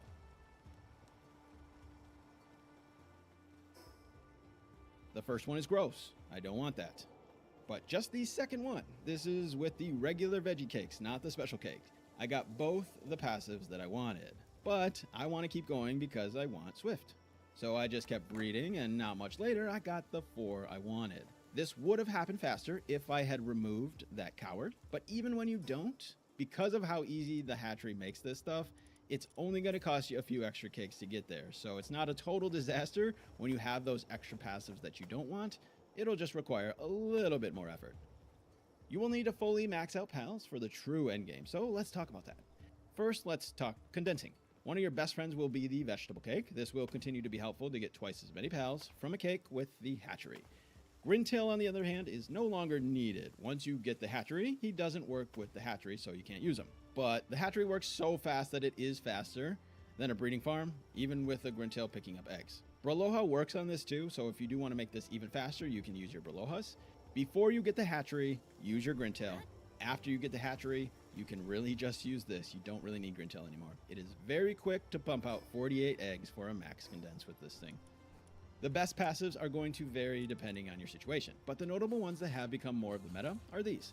For work speed, which is really helpful, Artisan, Work Slave, Sirius, and Insomnia for the non-dark pals so they can stay up all night. Remarkable Craftsmanship and Demon's Hand for the disposables. For mounts, Swift, Legend, Runner, Eternal Engine, Infinite Stamina, and Dimensional Leap are all great options. For combat, one of the new champions is Diamond Body. This stops flinch, which basically increases your overall DPS because pals don't flinch out of their attacks anymore. Really nice. Serenity, still a top contender, even though it's non-rainbow tier. This is a really powerful passive. Immortality feels like it's a must-have on all builds. This is a new one and seems to kind of taken over the meta. And Idiosyncratic feels like it is a must-have on all character-based builds. So that's just a few to get you started. It is not the definitive best overall list. And again, there's so many combinations and so many situations that you can't really make a claim that there are 4 best overall passives, at least in my opinion. Also, it is worth noting that you can always breed that passive if you only have one disposable. So put it on a high-level pal so that you can pass it down more easily to all the pals in case you're getting bad luck and you're just not able to get more of that one specific disposable. Souls are another very important part of this. Maxed out, you get an increase of 60% to the stat. That is huge. Usually you only need to max out either the combat stats or the work speed, maybe both if you do have a universal pal, but for combat pals you'll need 30 regular, 18 medium, 18 large, and 90 giant pal souls to get that maxed. And keep in mind, this is refundable. You can buy them back for gold. So, how to get giant souls? One of the best methods is to just use expeditions. Your first available expedition is Celestial Sakura Cavern. You'll need to defeat the regular Saiyan Celine to access this one, but sometimes you will get large souls instead, so it is not a 100% guarantee. The higher the tower, the more likely you're going to get those giant souls. And once you start getting up higher and higher, it does become a really effective method to get a bunch of these. Make sure to increase your rewards and decrease your expedition time at the research station, and you can run multiple expeditions if you craft multiple stations, and obviously if you have enough pals for it. The other way is Breed and Butcher, and this is also a very effective method, but it does require some manual effort. There's a couple pals that drop it, but I like to farm up the Age of Drons. If you don't have access to the World Tree yet, which is where they spawn, you can put some Belenoir Liberos together, or Frostallions if you don't have Belenoir Libero, and use the mutation cakes. You'll get an Age of Dron from Belanoir Libero mutations, and you'll have a chance at an Eidolon Ignis or an Aegidron with Frost Alien combinations. There are other paths to it as well, but this is just a quick recommendation for you. Aegidron is great because he also drops thermal cores. This is another highly needed resource, so you're getting 2 for 1. Like I mentioned with the Dissembler previously, you can also further that with lavish hospitality and service-minded. Really quickly, some less effective methods. Nightmare, who increases drop rates, but not a super effective method compared to the others. And salvaging. This one you shouldn't really worry about doing. It used to be solid, but it has fallen off a bit. Even with maxed out jellies, you only get 2, and that's not even at every pile. This is just not effective as it used to be. And if for some reason you weren't aware of this, the Crusher can convert those souls. So you only ever really need to farm the giant ones. But whatever ones you have, you can always just convert them to whatever you need. Now let's talk IVs. These give another 30% total increase at 100 compared to level 0, so once again, a very important thing to focus on when trying to get stronger pals. This isn't min-maxing, it is just maxing. You can increase this with fruits, which you can craft, but they require a pretty annoying resource. The flowers that you find in caves, there's not really a great way to farm them quickly, but you probably have a bunch just from playing the game, so just know that you can craft these at the Advanced Medicine Bench or the Ancient Workbench. Next, you can farm the Moonlord Raid Boss. You will need to craft a sigil. They cost 100 hallowed bars, which you can get from the Pal Drops in Terraria Dungeon, and chests and the pots as loot. You can also breed and butcher the Alpha Eye of Cthulhu, who drops around 25. With the Splatterina, you can get about 75, so not very difficult to get these with a good setup. The fight itself is only level 50, so you really don't need to do much to win this fight. It's just a couple of high-level pals, completely uncondensed, and maybe a decent weapon, and you'll be fine.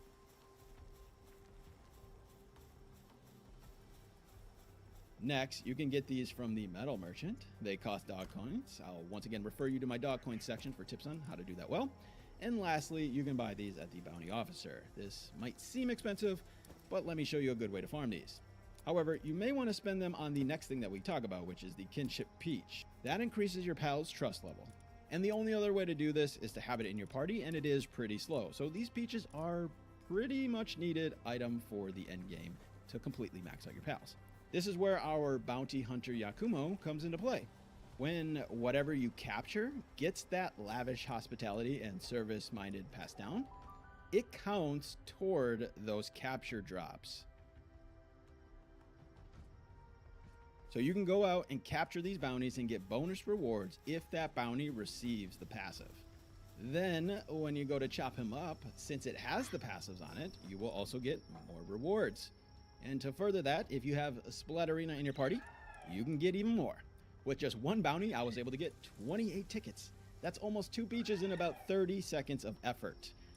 There are plenty of bounties. The Faybreak ones are going to have the most, but they will respawn and you can just farm them over and over.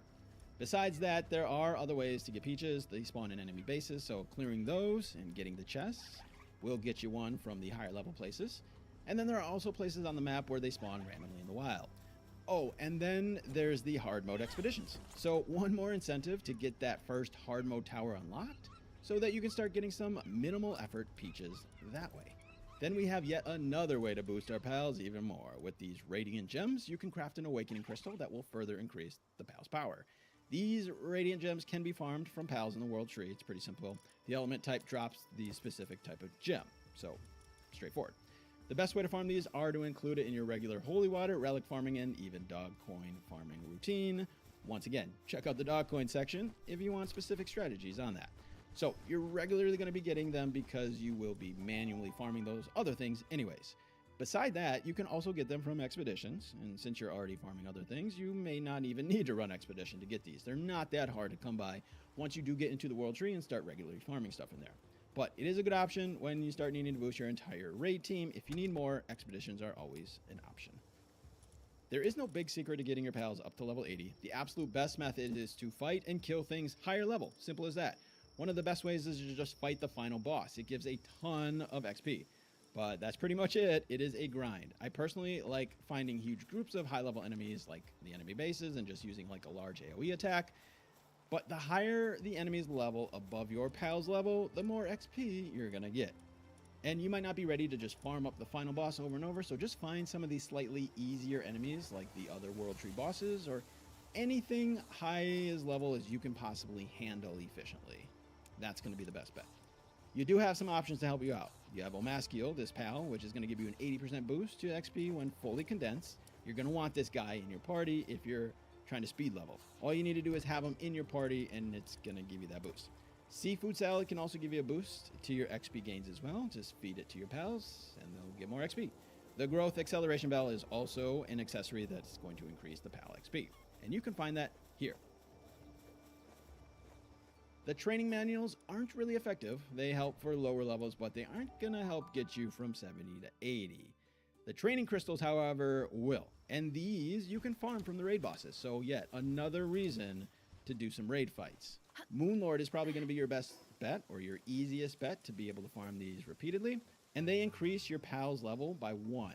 So it doesn't make any sense to use these on the lower level. What you want to do is get your pals up to level 78 or 79 and then use these crystals on those last couple levels. Preferably just from 79 to 80, but if you have a bunch of them, you can just use it twice. For attack and defense, your go-tos are going to be Mammoris Curry for attack. That gives 25% attack bonus. This is important for your character and for your pals. This is a food that you will likely be feeding all 15 of your base pals when you go into a raid. It is really useful. For defense, you got this Gale Claw food. This is the best defense food, but usually you're using the attack food over this. However, there may be some instances you want better defense. Seafood Salad can boost your pals' XP gains, as I mentioned. The Mozzarella Hamburger is going to be the best for work speed. This gives a 50% work speed and decreases the sand drain. But it does require manual butchering of the mozzarella meat, so an alternative to this is Minestrone, where you can get all these resources from farming pals automatically. The Minestrone just doesn't give the sand boost, but if your base is set up well enough, you might not even need that. When it comes to the best combat pals, there are just too many to recommend in this one single video. So I'm going to point out a few important things to know so that you can build a solid team for the endgame content. The game has so many strong pals now. You can build a team in so many ways. It is my favorite thing about 1.0.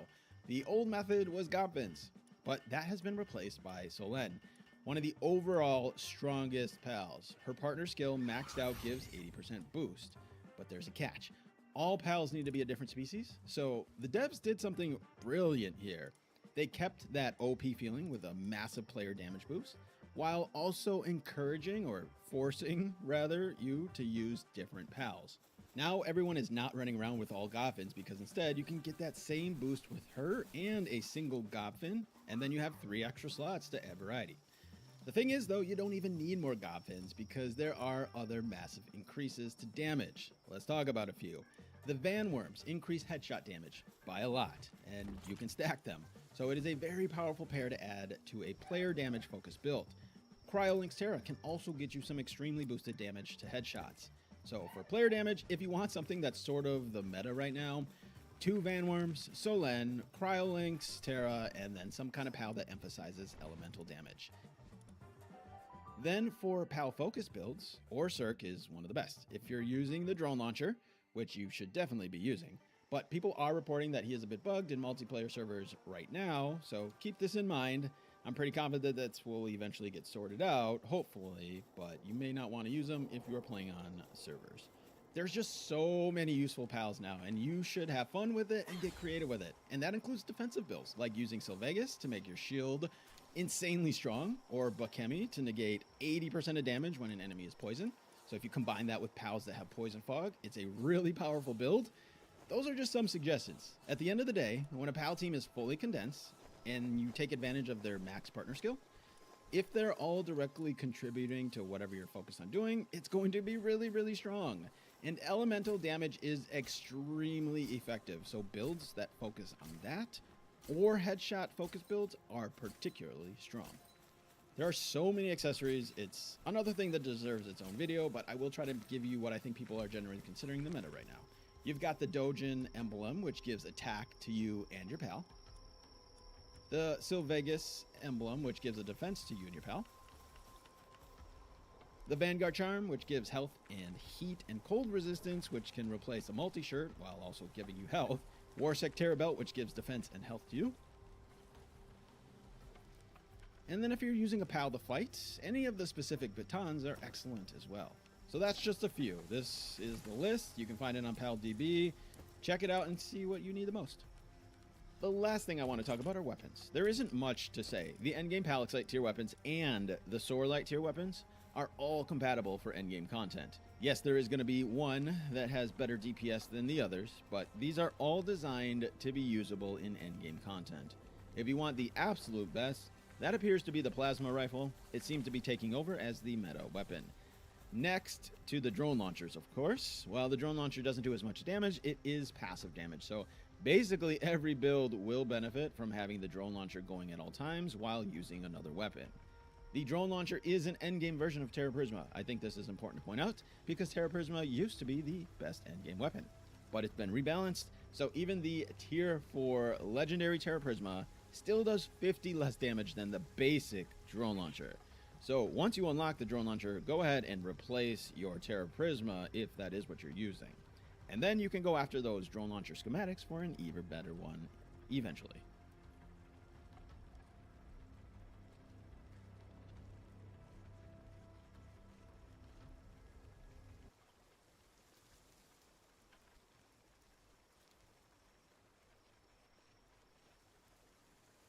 Hello everybody, it is Ebontis, and in this video I just want to cover the pals that I have found useful for any number of reasons, whether it's baking cakes and all the ingredients that go with those because cakes are part of breeding, whether it's benefits to picking up eggs and getting bonuses from those, building an electric team synergy that does some crazy stuff, really cool flying mounts, early ground mounts, great work suitability and variety of those things, and just all of the different nuances to pals. I'm not going to cover every pal. I'm not going to say this is the best elite team and this is the only way to play and you have to have this one. I'm just going to go through the ones that I have found beneficial from the start of the game to where I am now. And I'm not at the end of the game yet, but I just kind of want to point all the ones out that I've had a good time with and I have found many uses for, or one very specific use for.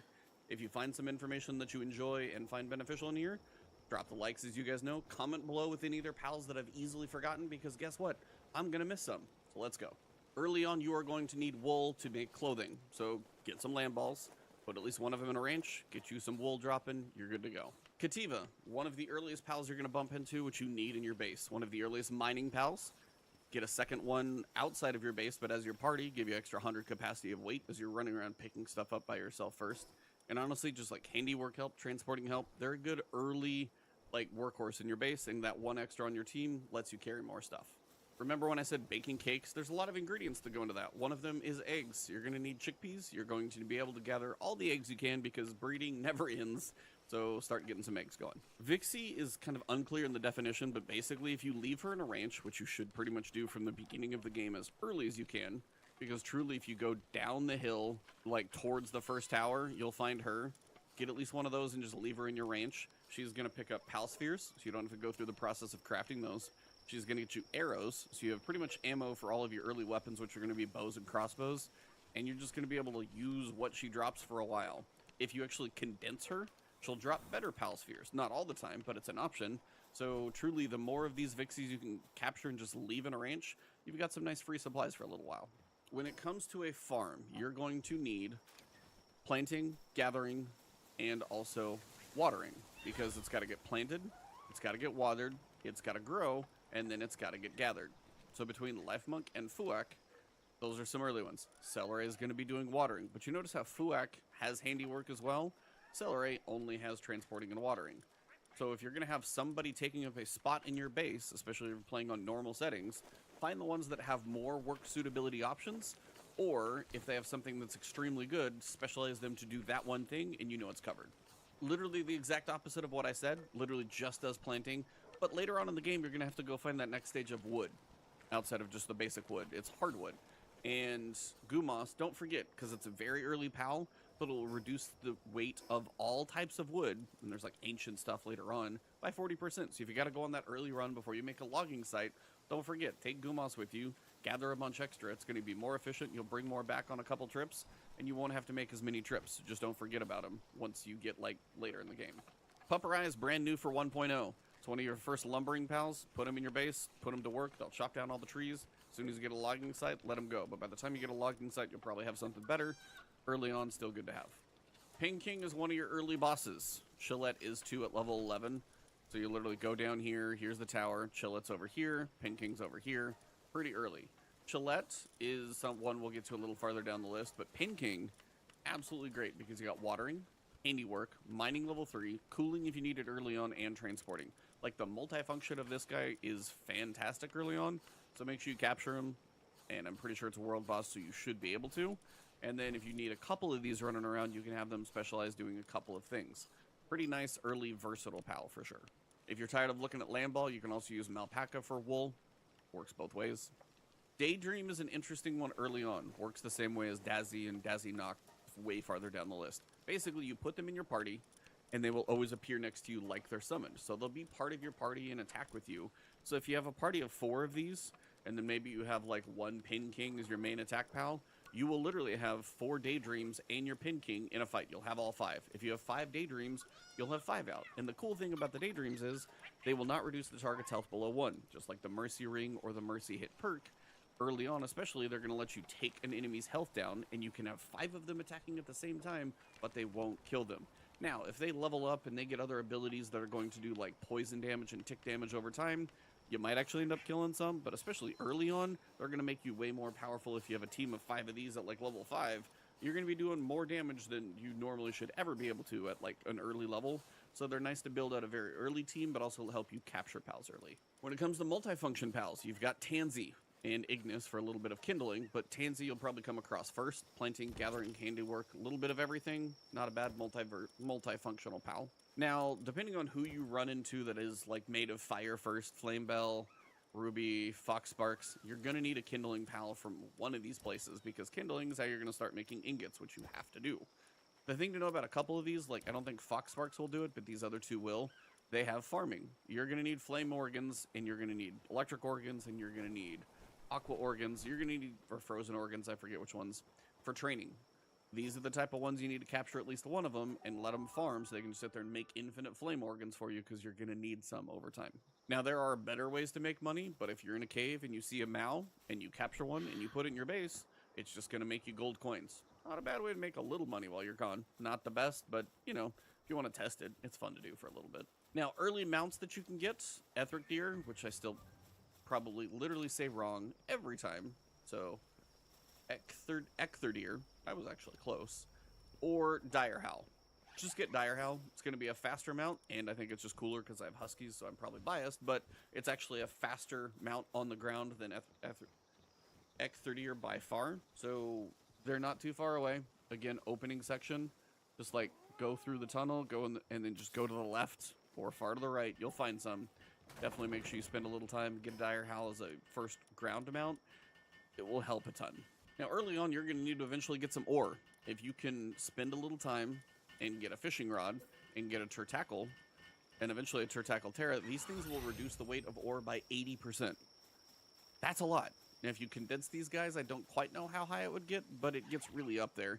Either way, you can hold a ton of ore when it's 80% lighter, and then later on, eventually you'll find one of these, sulfur and coal, reduced by weight, again by 80%. You start needing ore.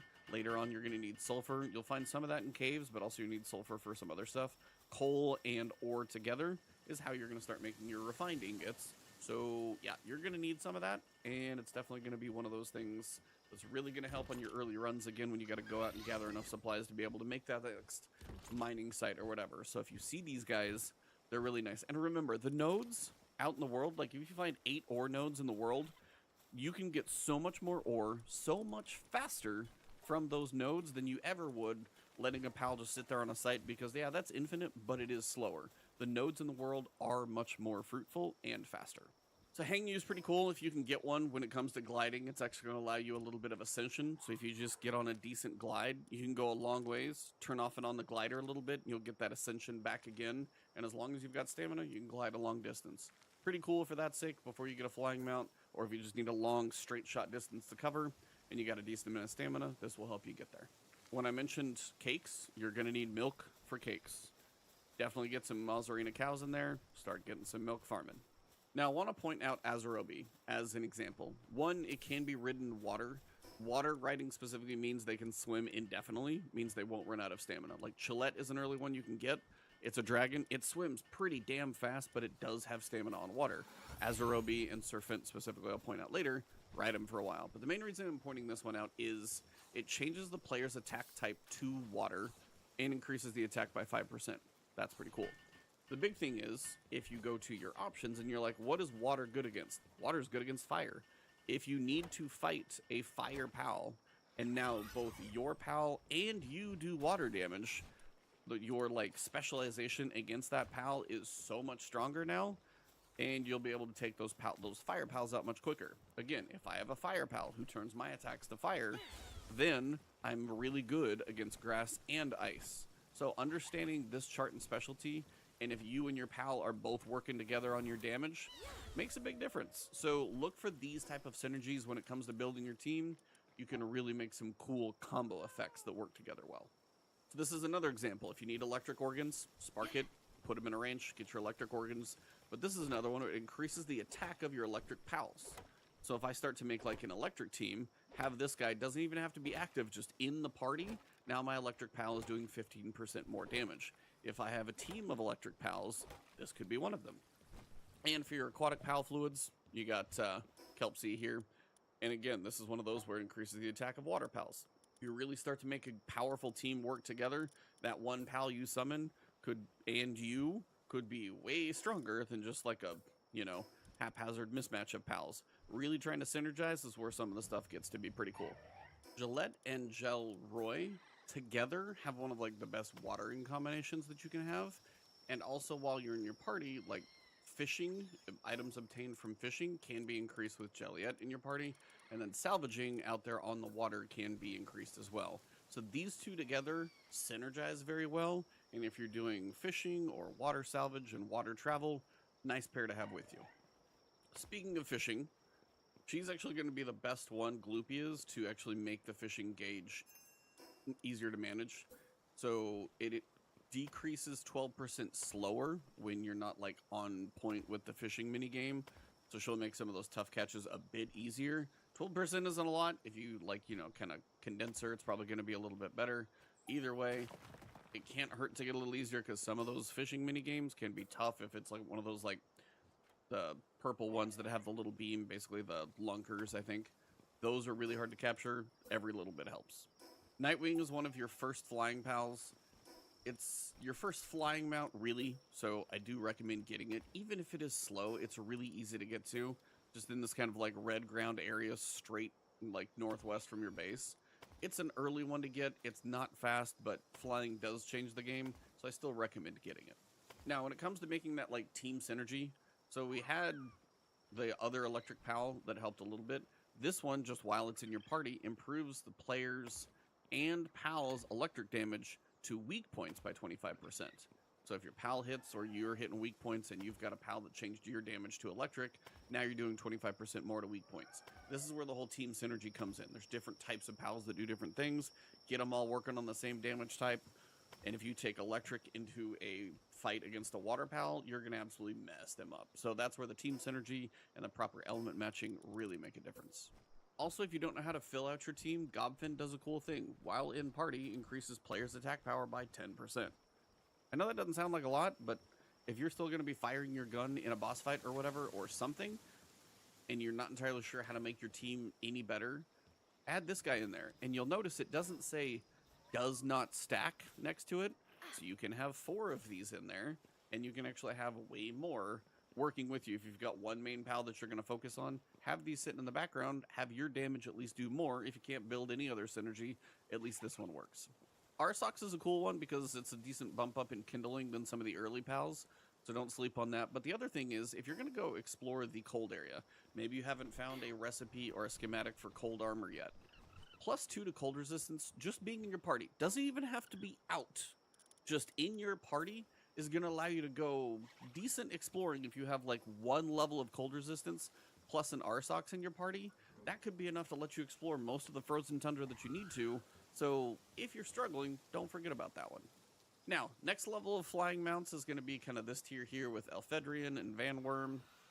I think one's got a faster base, one's got a faster sprint.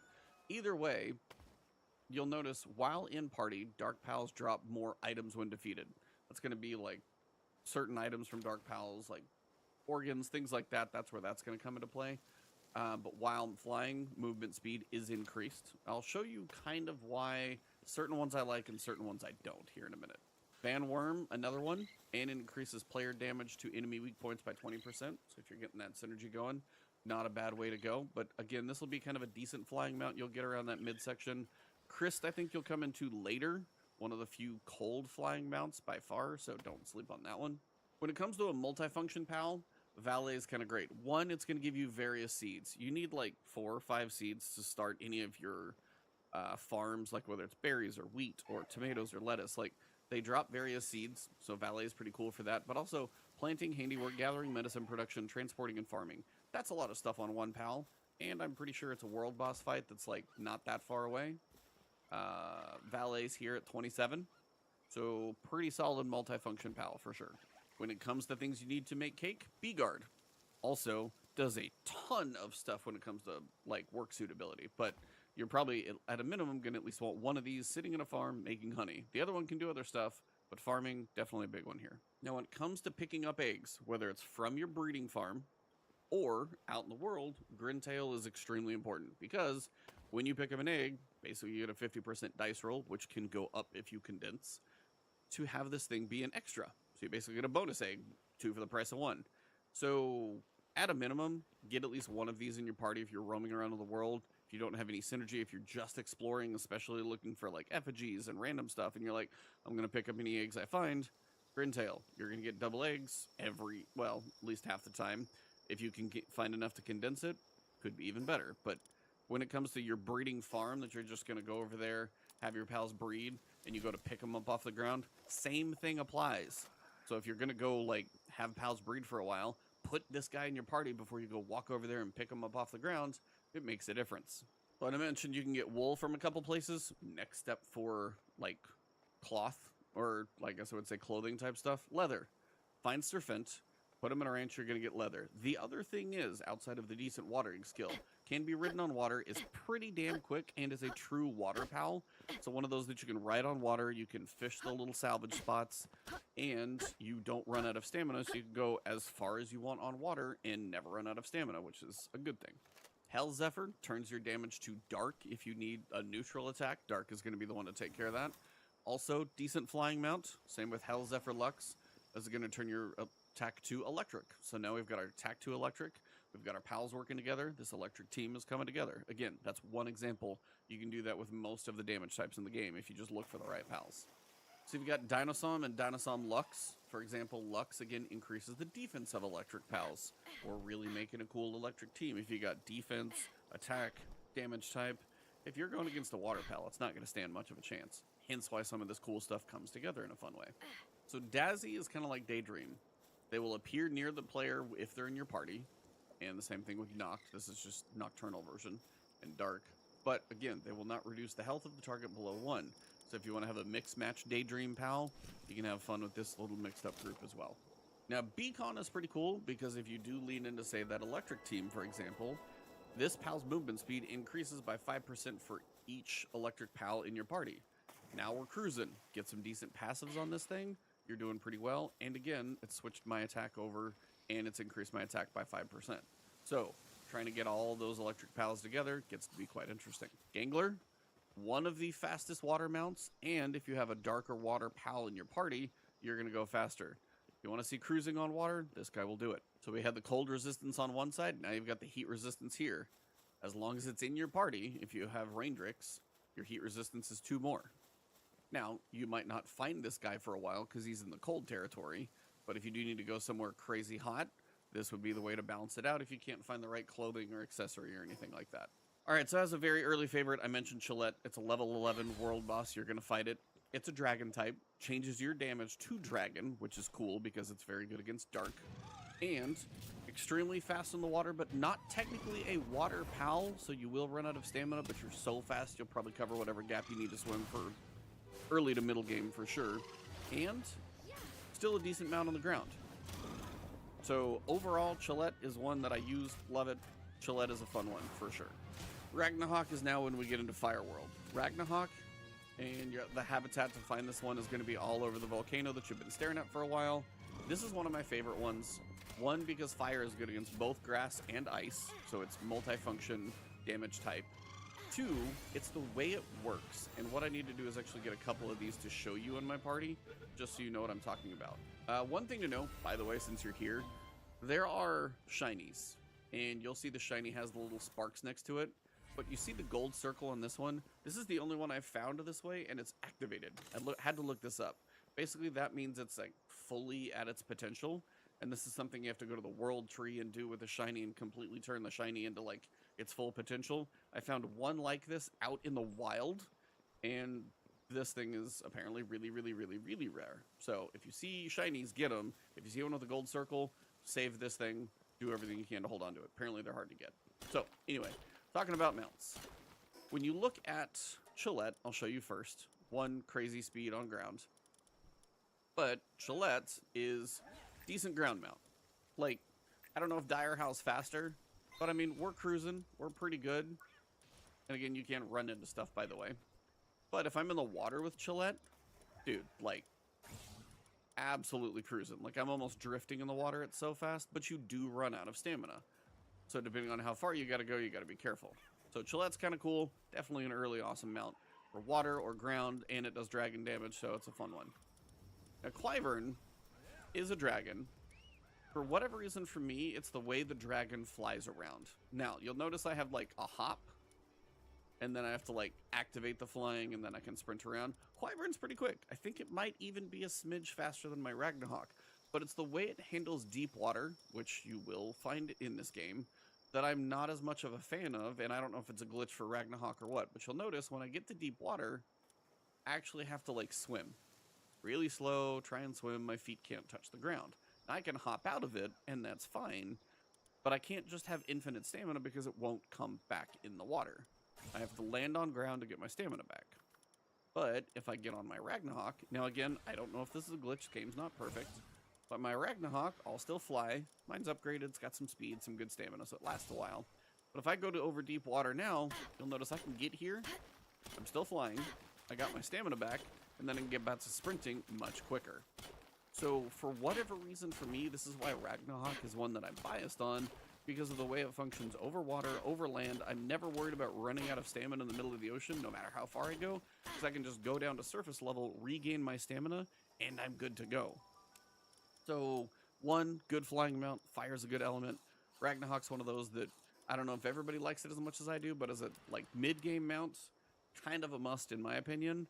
And I think you'll probably enjoy it as much as I do. Now, when it comes to picking up eggs, these two are really crucial. Bronze Cherry and Bronze Cherry Aqua.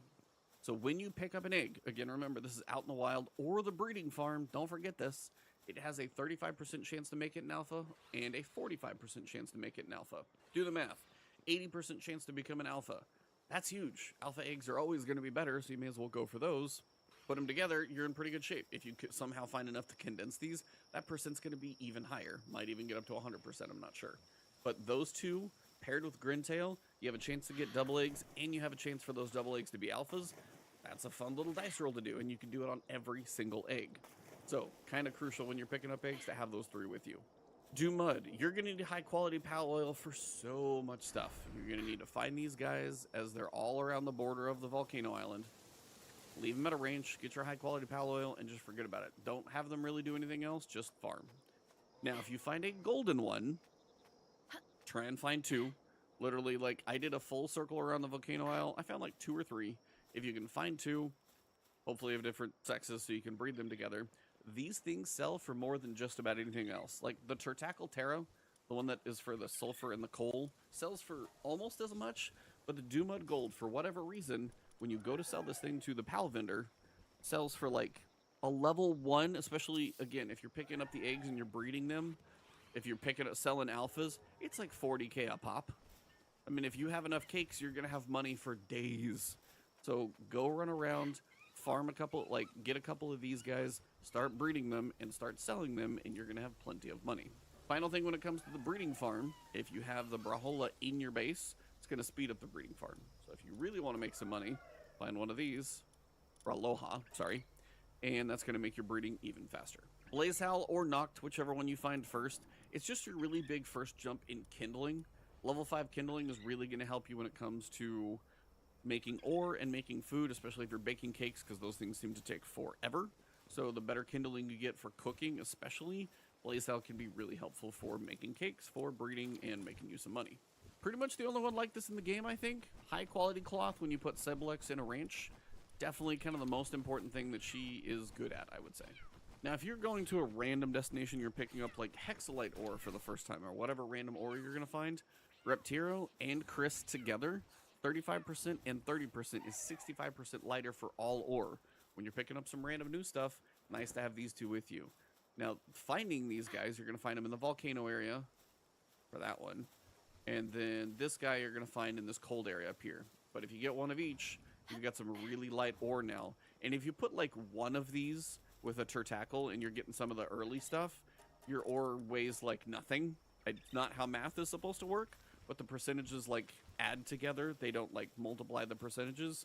So I've had like 8,000 ore weigh 0.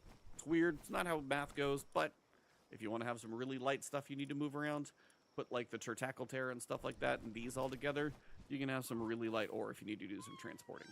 On some of the pals, you just need to read the description, because it may do more than you think. When attacking an enemy weak point, it increases the power of the next weak point attack by 30%.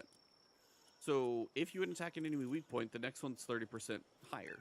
And if that next one hits a weak point, the next one's 30% higher.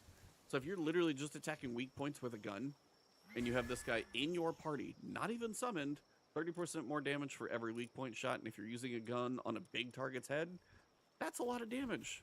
So sometimes it just takes like taking a second to read and being like, oh, I don't have the best team in the world, but this one's going to make me stronger specifically. And then maybe if I've electrified my team, but I have one slot left over, and this guy can come in here, and now my electric damage is doing that much more, okay, we're all winning. So this is where it takes just read a little bit, check some of the wording, and while it doesn't stack, every weak point hit and then the following one, like the first one starts normal, and if you hit every other weak point after that, they're 30% more. That's huge. Can really make a difference when some of these things start coming together. Blasmut is like that next step up from Blaze Howl. You're going to find habitat is going to be a little farther away. It's just up here in this northern island. Not going to be an early level, but you got kindling level 6 for cooking, for ore, and then you've also, or for like your furnace, and then mining level 7. If you can get 2 of these, one doing each thing, you're going to be set on those 2 work suitabilities for quite a while. Truly, truly great base pals in this like mid-game territory. Sekhmet and Anubis together are fantastic. Sekhmet alone, don't sleep on her though, because she increases the efficiency by 30% even if she's just working at a workbench, workshop, or other related stuff. Like, she alone is good, but if you got Anubis in the base who's got one of the best handiwork, she's also going to help him out. And just, if you got one of each of those, your handiwork covered. If you got that type of job to do, those 2 are your jam, for sure. Now, Meemog is not the easiest thing to catch. It's actually kind of a pain in the butt. You can use traps. You can run into them with mounts. But if you got to chase them, it's a pain in the butt. Granted, if you can get their transporting to level 10, they are the fastest transporter, which is kind of nutty, but they're tiny, so they're just back and forth really quick. But also, if you don't have lockpicking, or you don't like the minigame, or you run out of keys, if you have them with you and you're just going on an exploring run, you can open treasure chests without a key, because if you summon them, they will do it for you. So they are really beneficial for that. Lockpicking honestly takes care of it for me, but if you do get enough of them and find one to hang out in your base and you get it transporting up to level 10 somehow for like the ultra min-maxers, it is technically the fastest transporter. So the final piece of your fishing party is going to be Walaska. Basically, it's going to give you the minigame starting at 5%, and also while the bars overlap, you're going to get an increased 5% like progression rate. So between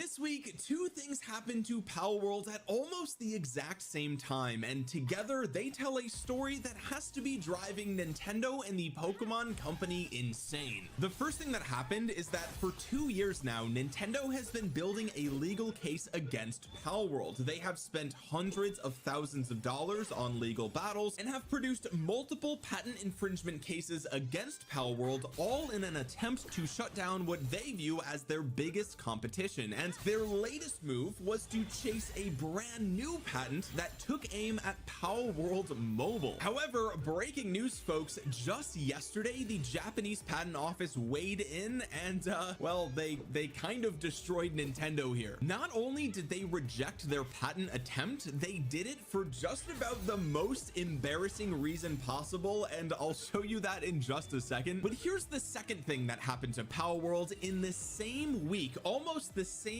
few days even, Palworld dropped its 1.0 update and the game exploded in popularity for a second time. This has been one of the biggest weeks any game has had on Steam all year, climbing over titles that have run the platform for over a decade. So think about this from Nintendo's side for a second, okay? You spend 2 years and a fortune trying to shut a game down, and in the same week one of your cases against it takes its worst hit yet. That game has one of the best moments of its entire life right in front of you. That's what we're getting into today. We're gonna jump into what just happened with Nintendo's legal battle, as well as Palworld's recent success, and then the real question everyone came here for after all of this: is Palworld actually better than Pokemon? We'll answer that later, but first, let's jump right into this article that was posted over on the Games Fray. This has been the #1 source of information regarding the Pokemon versus Palworld legal battle, and this was posted yesterday. Japan Patent Office rejects Nintendo's touchscreen monster capture patent and its attack on use of indie gameplay video as prior art. That's right folks, an indie gameplay video was used to destroy Nintendo and the Pokemon Company here, and it's actually way more embarrassing than that, and I'll show you why in just a second. I promise you, it is actually like poetic how badly they dunked on Nintendo and the Pokemon Company here. Like, it's kind of insane. Look who came to say hi. She saw me grab a treat for her because we recently hit 40,000 subscribers, and I told you guys on a community post that I would give her extra treats, and I did give her treats over the last 2 days, but I wanted to film this one for you, and she's asking so gently, so I'll give her a treat. Tiger said, guys, thank you for 40,000 subscribers, and as she gets brown crunchy dust all over my shorts, please consider leaving a thumbs up on this video. It really helps out the channel a ton, and I really do appreciate all of the support you guys have shown on this channel over the last year at this point. So thank you, thank you, thank you. And Tiger thanks you guys as well. Now the article starts with the context with which all of this lives, okay? And if you've been following the channel for a while, then you know that back in June, they, and subsequently we, covered here on the channel that Nintendo has zero chance of prevailing over current Palworld versions, and at best they will get $30,000 chump change. Okay, so the main legal battle that Nintendo has been fighting against Palworld is basically dead. Okay, it is a dead lawsuit walking, as they have listed here. But what we haven't covered here on the channel, and now this is the latest update here,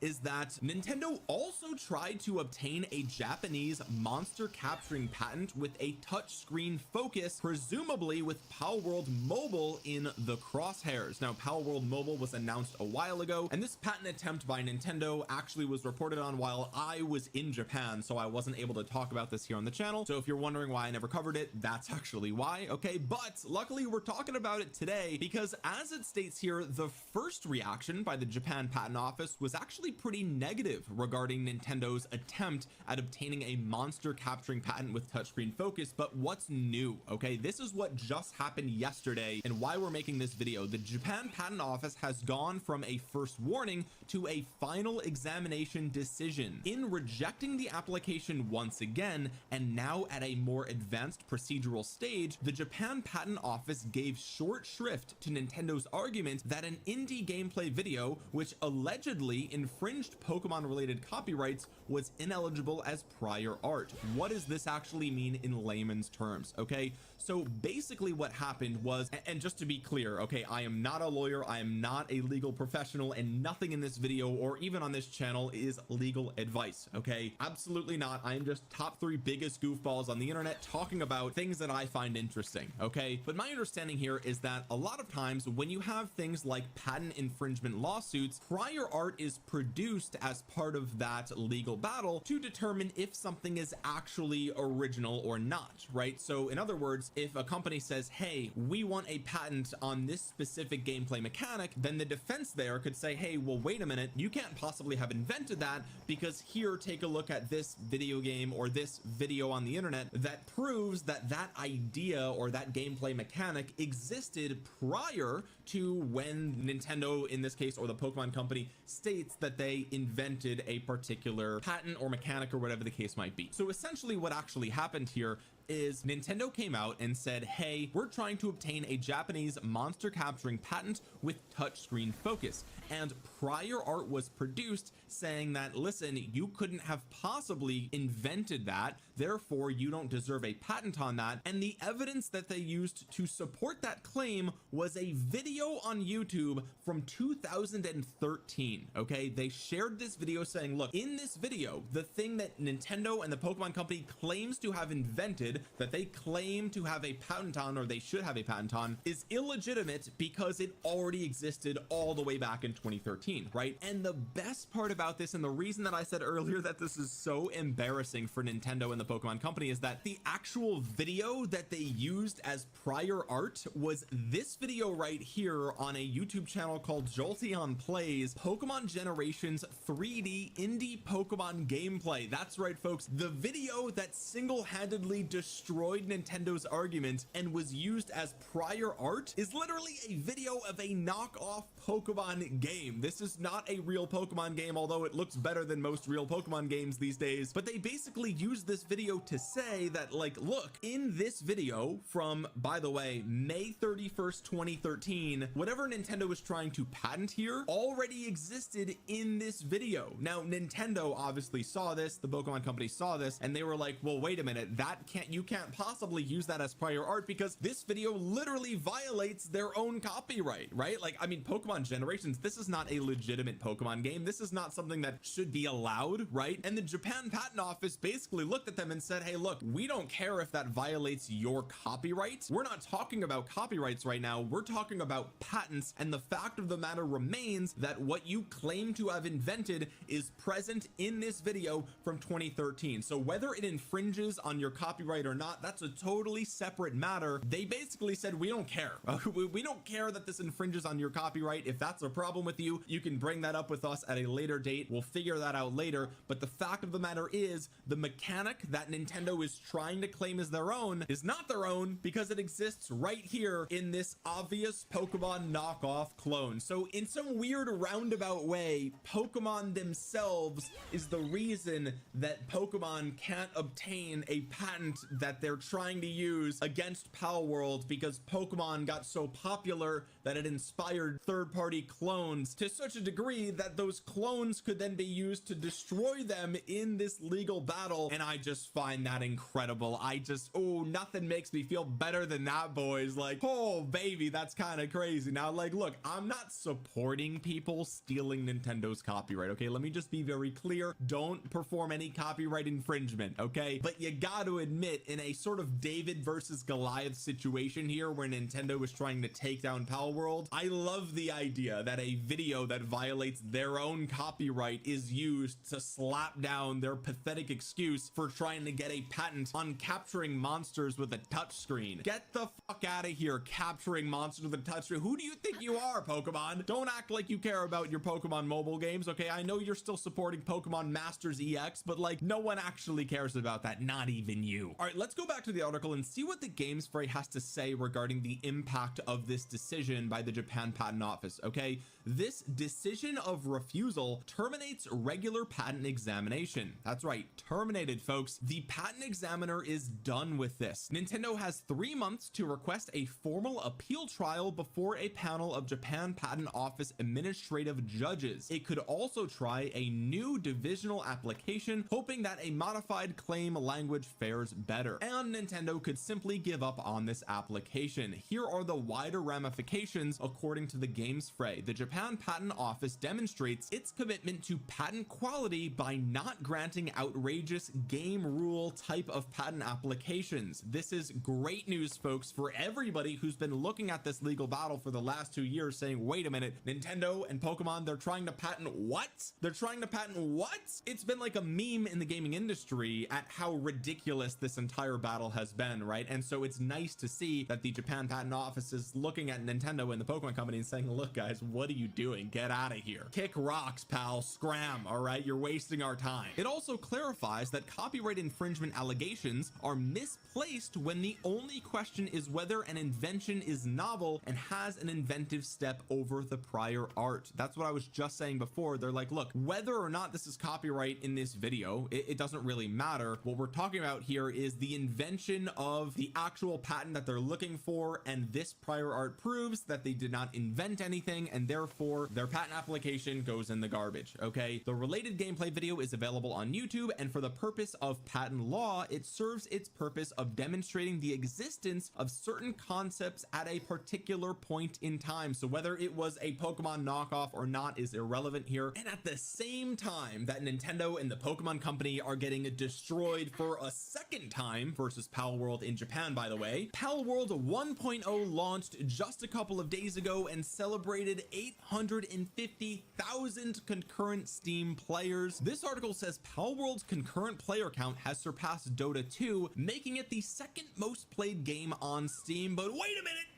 minute, folks, Palworld 1.0 briefly overtook the king of Steam, Counter-Strike 2, and devs can't help but bask in the victory. Quote, let me enjoy this moment for just a little longer. Ladies and gentlemen, here we can see this was the screenshot shared over on Reddit, okay? And by just a measly 4,000 players, Palworld was able to overtake Counter-Strike 2 for just a moment, just a little bit. It sat at the very top of the Steam leaderboard, ladies and gentlemen, with over 500,000 concurrent players. And as you can see by the screenshot, the peak was 857,000 players online at the same exact time. That puts it above PUBG and almost in line with Dota 2, which is hilarious. You know, Nintendo and the Pokemon Company were reading these headlines over the last couple of days and they are seething, bro. They are absolutely losing their minds. And the way that I know that is because even the Pokemon and Nintendo fanboys over on Twitter just can't hold it together. They are just absolutely having a meltdown over there, grasping at straws, literally making things up, right? They're literally making things up, saying like, oh, well, ever since beta, they changed the design of the pals because they were sued by Nintendo. It's like, that's literally wrong. You're objectively wrong. They did not get sued on copyright. They did not get sued for the design of the pals themselves. The reason they changed the design is because, let me just hold your hand when I tell you this, things change from beta to version 1.0. Can you believe that? It's almost like the word beta has a literal definition, and it's somebody who sits online defending Nintendo and Pokemon all day on Twitter. Wait, no, sorry, that's the other version of beta. It means the game is not fully finished yet, okay? And so of course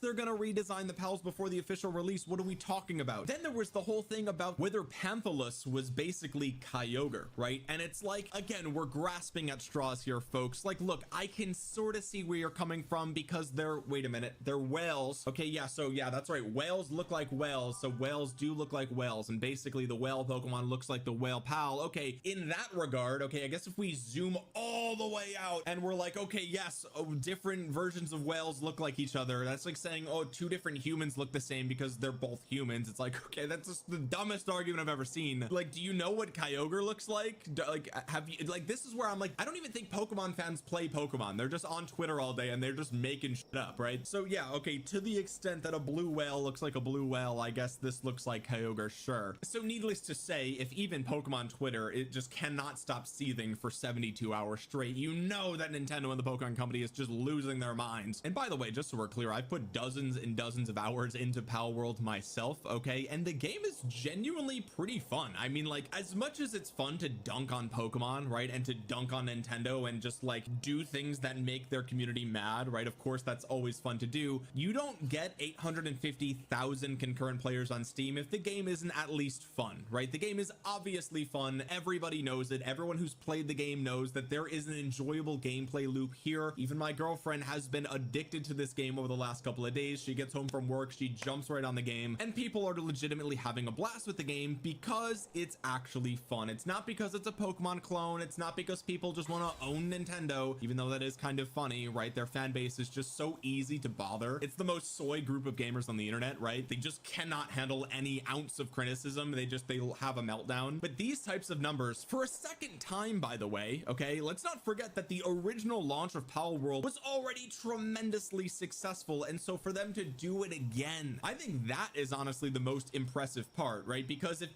the game actually sucked, it could be a flash in the pan and then no one cares, but people actually care. People actually came back to the game after 2 years just to see what they've been doing, and as it turns out, everybody loved that. Okay, everybody loved that. The article here says it's not difficult to see why players have returned. Palworld 1.0 is one of the game's biggest updates yet, officially taking the survival game out of early access with a wealth of new content and systems. The update introduces the floating island of Sunreach, the long-awaited world tree, 72 new pals, a raised level cap of 80, the new awakening and mutation systems, expanded story content and side missions, reworked wildlife sanctuaries, and a long list of gameplay and quality of life improvemements across exploration, combat, building, and base management. And the article on Games Radar actually points out over here, fellow industry heads are chiming in as well, with Pearl Abyss, the studio behind Crimson Desert and Black Desert Online, PR and marketing director Will Powers commenting, "It's a good feeling, well deserved." In response, Bucky says, "Thank you, gamer." Bucky is one of the leads for Palworld themselves. Shout out to Bucky. I think I follow them over on Twitter. Yeah, they're like one of the main faces of Palworld over there on Twitter, so really great work. In a separate post, Pocket Pair CEO Takuro Mizubi celebrates the game's achievement, sharing his thanks with fans and expressing how glad he is that players are enjoying it. "It's wholesome, and it's nice to see a team that started as an indie group now thriving." Pocket Pair's not done with Palworld yet either, with more for the game and beyond up its sleeve. There's still the Stardew Valley-esque farming sim Pal Farm to look forward to, which will be a nice cozy counterpart to Palworld's flagship title, and the admittedly cursed Palworld dating sim that's also underway at the company. And also, they forgot to mention, I think there's a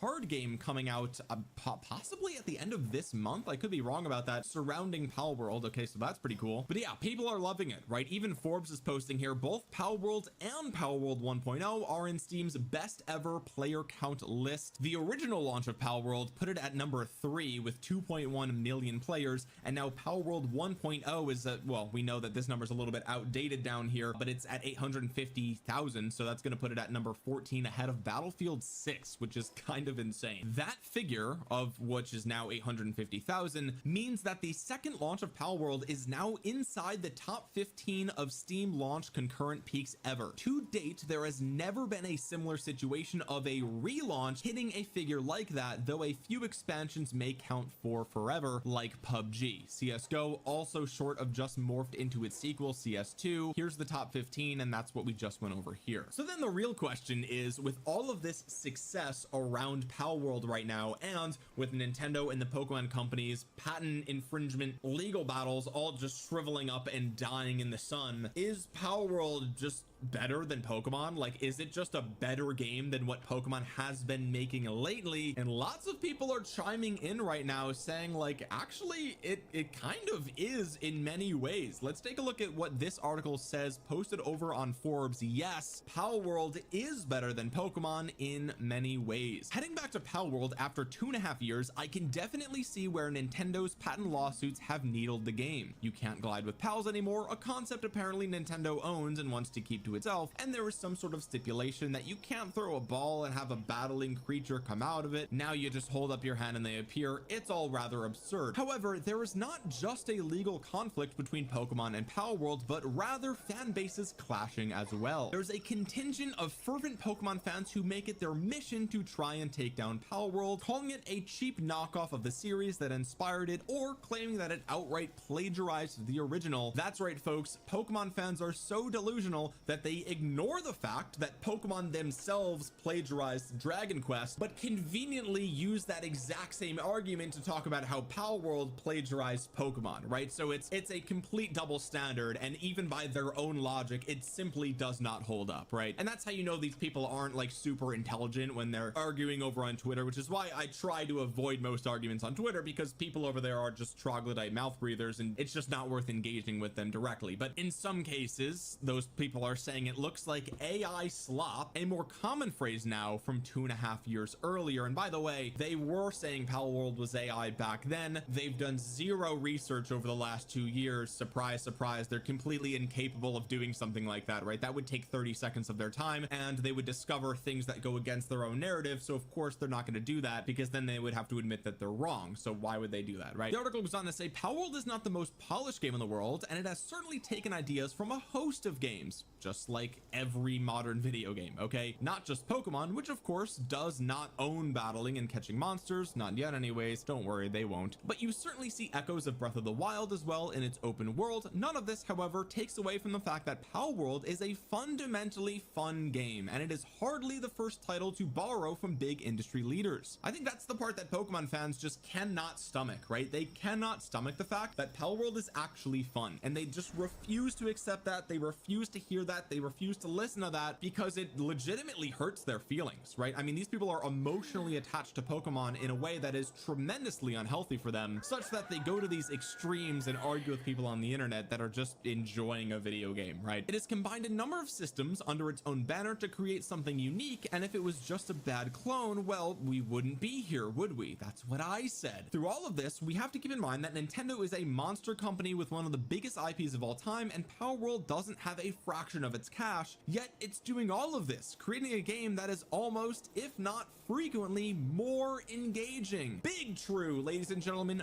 big true, big facts, absolutely based. Oh my god, they actually shared a screenshot of Legends EA. They're so cooked. It's so over for Pokemon, bro. This is one of the worst looking games in the last 5 years. It's actually hilarious. I'll never let you guys live this one down, okay? I pointed out how awful Legends EA was the day the trailer came out, and people flooded me with hate comments, and you guys were wrong. Just admit it, okay? Just admit it. I was right from the very beginning. This game looks like ass, okay? You know it. I know it. Everyone knows it. Enough time has passed. You don't have to white knight for Pokemon anymore, okay? Just admit it. Legends EA was booty cheeks, and not in the good way, okay? The game is just disgusting. Look at this. Looks like it's an N64 game. It literally looks like that knockoff Pokemon game we looked at earlier in the video. But anyway, there's a line I've heard out there that if you truly think palworld is better than Pokemon, you have nostalgia glasses on and haven't played for generations now. You're thinking only about the bare bones games from ages ago. The writer of the article says, I did play those, but what I do remember is eagerly looking forward to seeing how the series would evolve from there. Even when I was like 10, I was hoping we'd get a more action-based take on the series, a big, for its time, world to explore, and no turn-based combat. It never came, not in the ways I wanted, not until palworld 25 years later. And they intentionally included a screenshot of Legends EA to point to the fact that, like, yes, okay, Pokemon has attempted that, but they're missing the part of it being a big open world. Legends EA is in one city. You can't even go in the buildings. How do you have an entire game set in one city, and the one thing that makes up the city is buildings, and you can't go in the buildings? What are we doing, Pokemon? What are we actually doing, right? And that's the point that the article is making here. It's like, no, we're not comparing palworld to, you know, Pokemon Ruby and Sapphire, okay? We are comparing palworld to modern Pokemon, and it's not even close. Palworld blows it out of the water. It blows it out of the water, folks. The combination of survival mechanics, base building, live combat against pals and humans alike, world exploration and secret finding, breeding and min-maxing, and playing in the same world with friends all adds up to a tremendous experience, which is why so many people have logged on for palworld 1.0. Game Freak has not innovated at nearly the pace it should have over all these years. This isn't to say Pokemon is crashing and selling terribly, but if fans are introspective, there is a lot of bare minimum progress going on here. Even brand experiments like Pokopia aren't matching what palworld is doing here. Pokemon is not a terrible series by any means, but palworld is not a terrible game either. Both can coexist, but yes, Palworld certainly has some advantages, expanding the genre more than Pokemon has in a long time. Don't tell the Pokemon fanboys, ladies and gentlemen, they are seething at this article because they cannot believe that the truth is finally coming out. The broader gaming industry is finally looking at this and saying, man, yeah, we tuned out Pokemon about a decade ago because it looks and plays like shit.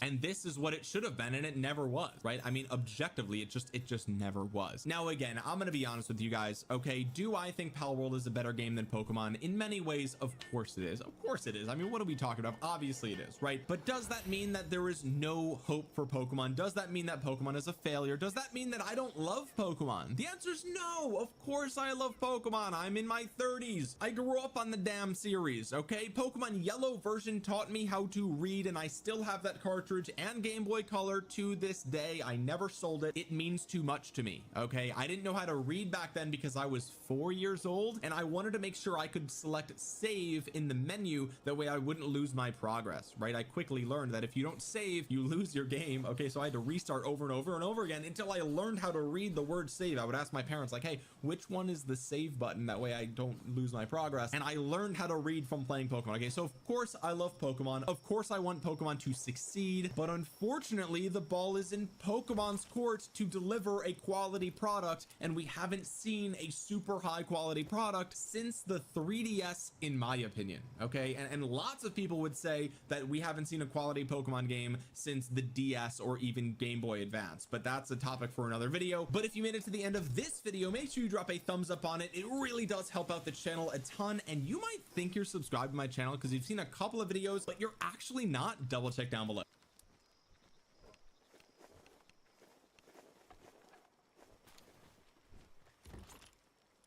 Last year, Nintendo spent $40 million on legal battles, and one of the headline cases for them was their fight against Palworld. Unfortunately for Nintendo, however, the latest update from the courtroom shows that Nintendo's legal team is kind of in big trouble. You see, when Nintendo spends millions of dollars trying to stomp out their smaller competitors instead of letting us gamers decide what the better product is, they want something very specific, and that is control. Control over not just Palworld, but over entire sections of the gaming industry. So what happened? Well, not only did Nintendo lose complete control over Palworld themselves, they're not even taking home a sizable second place trophy. Let me put it this way. In a best case scenario, if Nintendo hits an absolute grand slam, the amount of money they will walk away with from all of this is embarrassingly low considering how much they've actually spent. With that being said, however, Palworld didn't come out of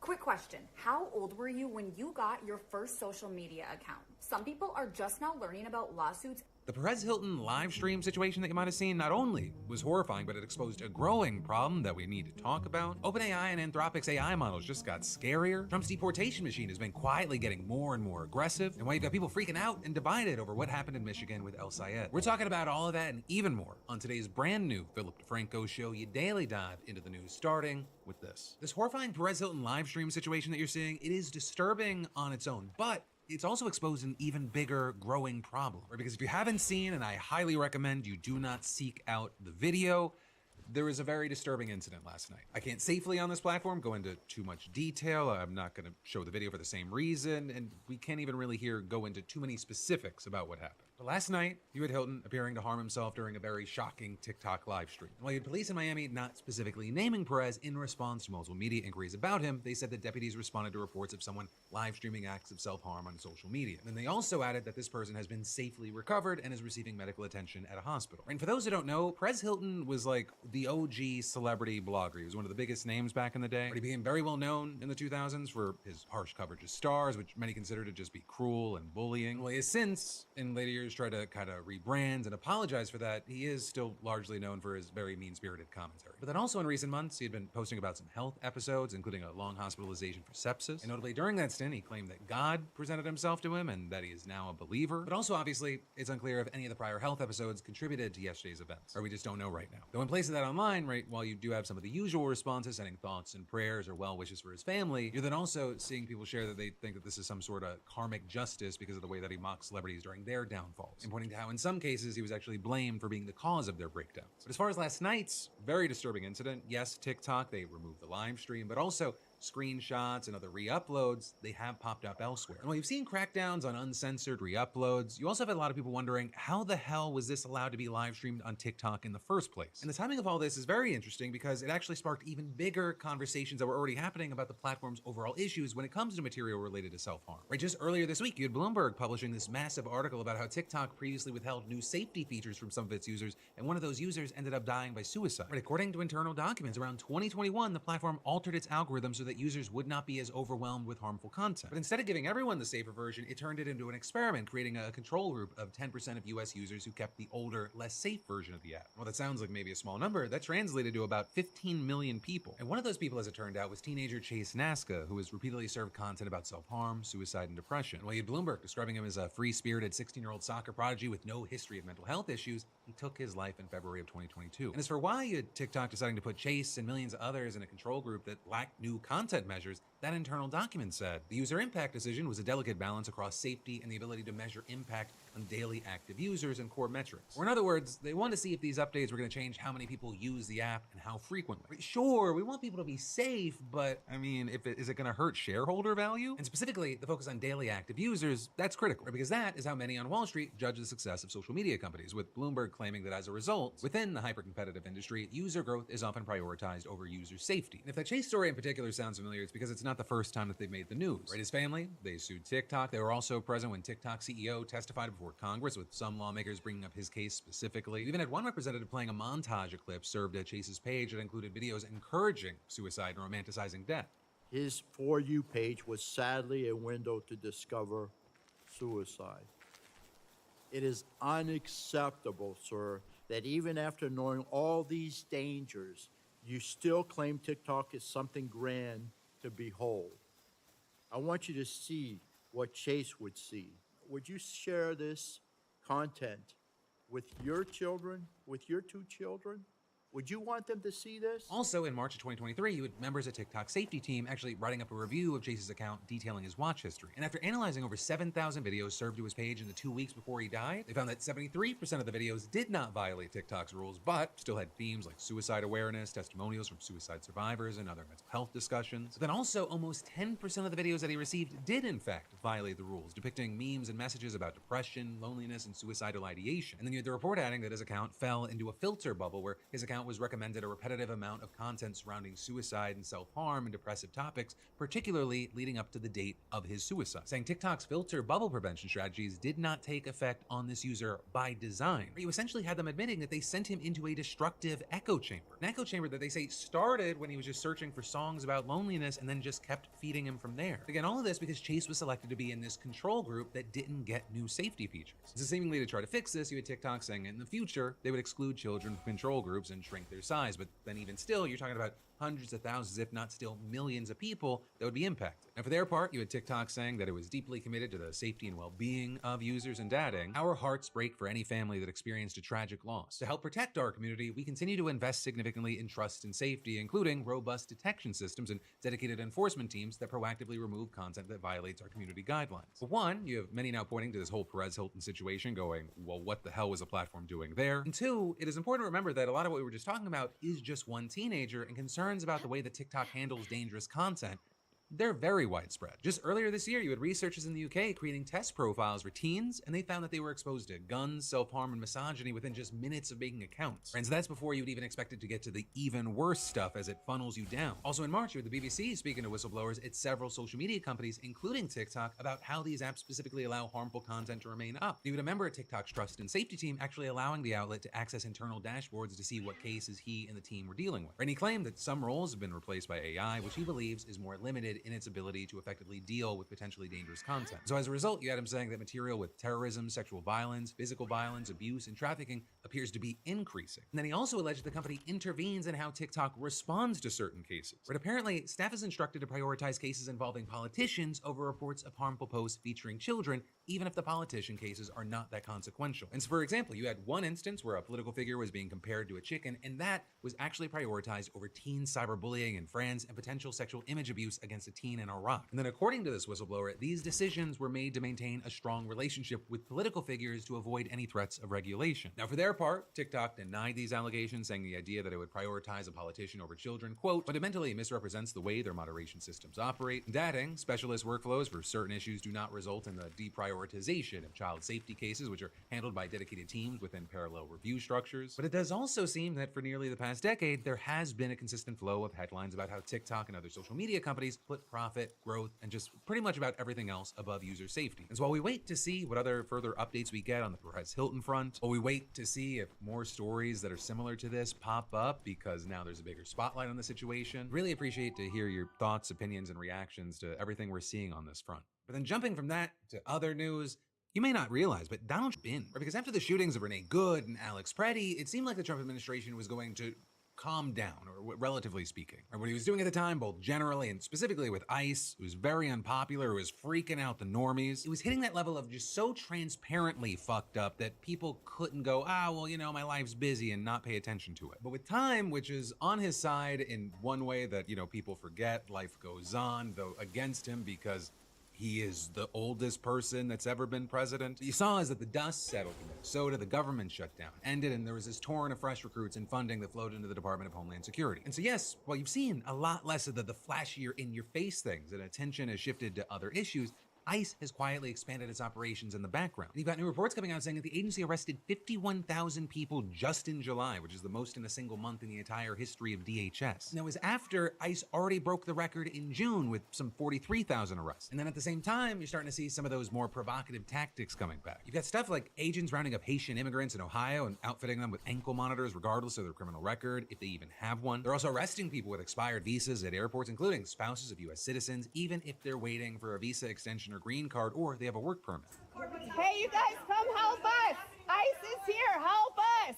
Meanwhile, you've got the same surveillance systems that ICE uses to track down immigrants also being used to keep an eye on its critics. You've got the Wall Street Journal reporting that DHS has a round-the-clock digital dragnet that monitors internet traffic for activity that it deems dangerous to its operations. So basically, you've got private contractors getting paid millions of your tax dollars to scour nearly 20 social media sites. And then, when a user's been flagged as a threat originator, the government identifies who they are using stuff like DMV records and police reports, and they maps out their key relationships. So you've got daily reports getting compiled with a poster's name, location, date of birth, workplace, social security number, vehicle registration, and criminal history when possible. And as if that wasn't alarming enough on its own, the government reportedly uses a so-called AI-powered anticipatory threat intelligence. So think Tom Cruise Minority Report, which basically means that they're analyzing trends to identify potential threats before they even happen. And actually, according to reports, when that launched, this program identified so many potential threats that the office that was supposed to handle them had to get help from somewhere else in DHS. But then also, the department sometimes goes beyond just collecting public information. Right? You get the Journal reporting that DHS has sent hundreds of subpoenas to social media companies demanding private records on specific users. And while at first you hear those mostly being administrative subpoenas, which can come from within DHS itself and they're actually very easy to get, since they then had platforms like Reddit telling them to go fuck themselves, they resorted more often to grand jury subpoenas, which carry more legal weight. And with the Journal finding several of those cases where the judge upheld those types of subpoenas, so they appear to be working. Now, if you ask DHS, they say all of this is necessary because their agents have supposedly seen an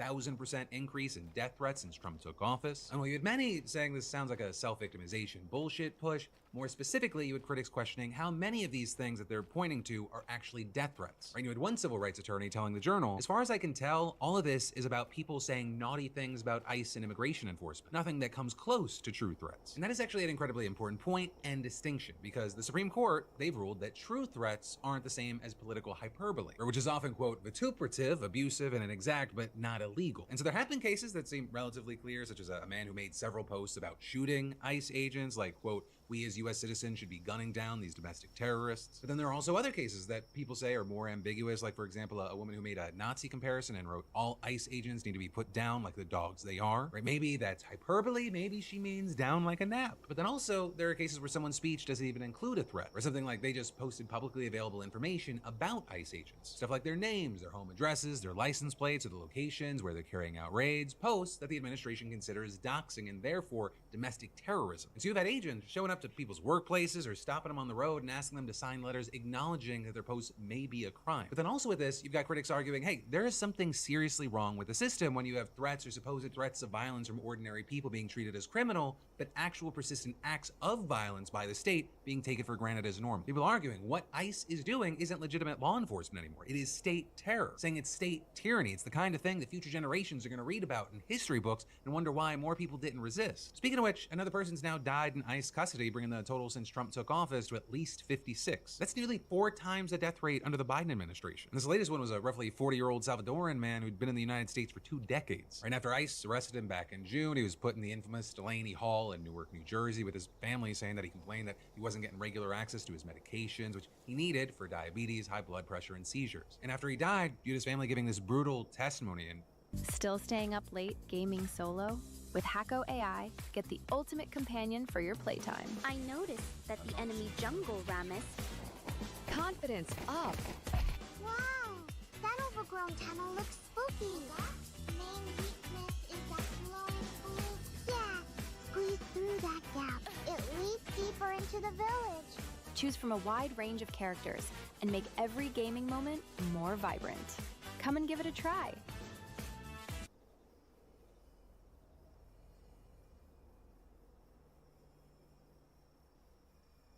GoDaddy is the daddy of domains. GoDaddy is the daddy of domains. The daddy of domains! GoDaddy is the daddy of domains. Get everything to grow your business, only from the daddy of domains.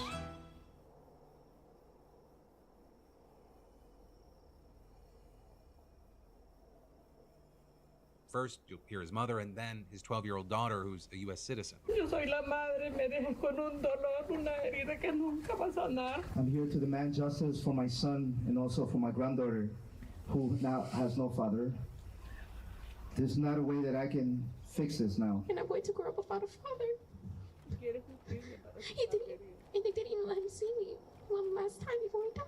And with all this, you now have several lawmakers calling for justice, with, for example, Senator Alex Padilla writing on X, "When Democrats retake the majority, we're going to hold ICE and CBP accountable for this disastrous mass detention and deportation agenda." And then you had Senator Andy Kim reacting to this latest death, saying, "He is somebody that has already had a habeas case open because of the medical problems that he was facing, and detailing that he should not be held in detention. We don't want these for-profit ICE detention centers that are just profiting off of the detention of these people in our own communities." But of course, none of this is really new. Each of the previous 55 deaths, it reminded us that detainees, they're being mistreated out there. I mean, just last week, you had the medical director with Physicians for Human Rights testifying at the Senate Judiciary Committee, and she didn't pull punches. As Senator Durman noted, for over 2 decades, I have been evaluating healthcare in immigration detention. Throughout, I've had deep concerns about the quality of medical care in detention, but I have never been more alarmed than I am right now. My reviews of deaths under this administration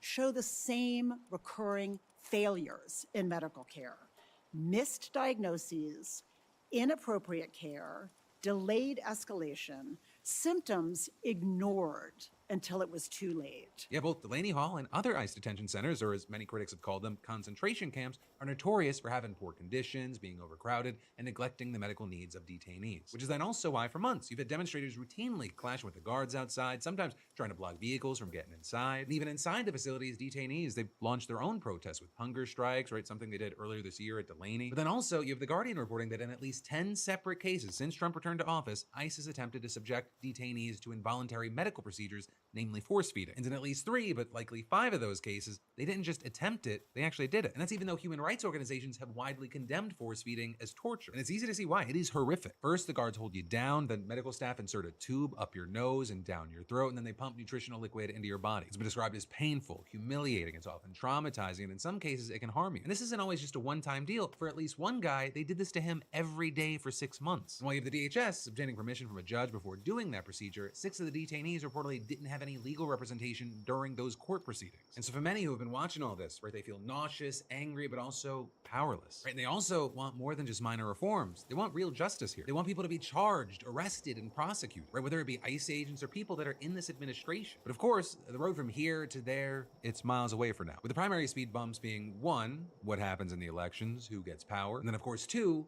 what those with power promised and what they actually do with it. And then you've got more that we're gonna dive into in just a minute, but first, let me thank a sponsor and say, have you ever been so busy that you didn't realize you've been professionally standing still? You check things off, answer emails, survive meetings, and then suddenly it's 6 months later and you're wondering if you're actually any closer to where you wanna be. Because that's where today's sponsor, Strawberry.me, can really help. Strawberry.me connects you with a real career coach, someone whose entire job is helping you figure out your next move instead of just your next task. I think one of the biggest challenges is that it's hard to be objective about your own career. When you're living it every day, it's very easy to miss opportunities, patterns, or even realize you've outgrown where you are. And that's where having a coach really helps. They give you an outside perspective, help you think through your options, and turn vague goals into actual plans. Whether you're trying to land a promotion, negotiate a raise, switch industries, or just simply figure out what's next, having someone in your corner, it can make a huge difference. And it's not about someone telling you what to do, it's about having someone ask the right questions so you can make better decisions. So hey, scan that QR code right on the screen, or go to strawberry.me/DeFranco to get 50% off your first session. That's strawberry.me/DeFranco. You'll love it. But then diving right back in, there's a lot of big election news we got to break down. Right, starting with one of the most closely watched primaries of this cycle, where you had Democratic voters in Michigan choosing progressive candidate Abdul al-Sayed to be their fighter in a race to decide which party controls the Senate. Right, with al-Sayed narrowly beating out what many people saw as the establishment's chosen candidate, Haley Stevens. Right, now one of the stories you're seeing with this, and I think it is an important one, is that there is a lack of faith around voting polls. And with al-Sayed securing this nomination by only around 15,000 votes, that by itself is a huge part of this story. There's gonna be even less trust in a lot of polls because of this. Before the primary, he was polling with a double-digit lead. But also, while the margin for victory was tight, it also doesn't change the fact that this victory is massive. Even at places like the New York Times describing it as the most significant triumph for his party's left wing this year. And it was big. El-Sayed, he's a doctor, a former public health official, and he campaigned hard against the Democratic establishment. He ran on a populist platform with backing from big names in the party's left flank, including Bernie Sanders and Alexandria Ocasio-Cortez. He and his supporters, they argued that his progressive ideology, it would energize voters across the political spectrum who feel disenfranchised by party politics. But at the same time, you've seen the Democratic establishment thinking his left-leaning views, they're going to prevent the party from defending this essential seat. And so you had them largely throwing their weight behind Representative Haley Stevens, who's been seen as a moderate and a staunch defender of Israel. One of the arguments is that she is actually a stronger general candidate to win over independents and Republicans in a battleground state. Of course, she lost, and that is despite another big part of this whole story is that there was record spending. But according to his campaign, the race drew almost $70 million in outside spending from PACs and corporate interests, outspending Abdul by a ratio of 11-1. But also with that, one of the huge things is that nearly half of that money came from the pro-Israel lobby, AIPAC. And in fact, they broke a record by pouring more than $30 million into this race. That's reportedly the most they've ever spent on a single race. And what you saw is like other progressives, El-Sayed had condemned the war in Gaza as a genocide. He called for cutting U.S. military aid to Israel while also slamming Stevens for her pro-Israel stance and all the money that she took from AIPAC. And the fact that he was able to beat back such an enormous amount of money from the pro-Israel lobby, that's notable on its own because it is part of a growing trend that we've been seeing. But as you've had public sentiment about Israel shifting, AIPAC has become increasingly toxic for campaigns, and so some of the big spends on the races have actually backfired, especially when you have the group trying to hide the extent of their involvement in certain high-profile elections, which also appears to be something that affected Stevens. And so overall, you have experts saying all of this, it really highlights serious divisions among Democrats, especially when it comes to how they should approach Israel and how they determine which candidates are actually electable. But now, of course, the biggest thing, the biggest test, it comes in November. Can al-Sayed win in November. And many are viewing this as like the litmus test for 2028, right? Does this show in a battleground state a progressive, yes, they can win a primary, but how does that play out in a general election? Especially because El Sayed's win was so narrow with Democrats. And so understandably, a lot of the conversation, yes, it's been focused around energizing a base, but also now coalition building. And actually on that note, you already have top Michigan leaders quickly rallying around El Sayed, with Stevens herself even saying that she spoke to the nominee and offered her full support. And this need for party unity, it's something that El Sayed has hit on since his victory. At this point, you're probably not avoiding therapy because of stigma. You're probably avoiding therapy because you've become very good at coping. So good that you stop noticing how heavy everything feels. As a therapist who goes to therapy herself, it's important to remember that your mind and body hold on to every stressor you don't have time to process. That stress shows up as exhaustion, irritability, shutdown, or feeling overloaded in a way you just can't explain. Therapy can help you start releasing it. Now, one barrier for many people is knowing how to choose the right therapist. BetterHelp removes that barrier. You answer a short questionnaire about your goals, preferences, and needs. BetterHelp reviews your responses and matches you with a therapist that fits what you're looking for. You can meet over video, phone, or live chat, so the format fits your life. Many clients report meaningful symptom improvement within 12 weeks of consistent sessions. If you want to walk into 2026 with less mental weight and more clarity, therapy with BetterHelp can be your starting point. There is so much more that unites us. However much we might disagree with our Democratic opponent, there is so much more that unites us than divides us. And whatever differences that we might have had in the primary, they pale in comparison to what unifies us.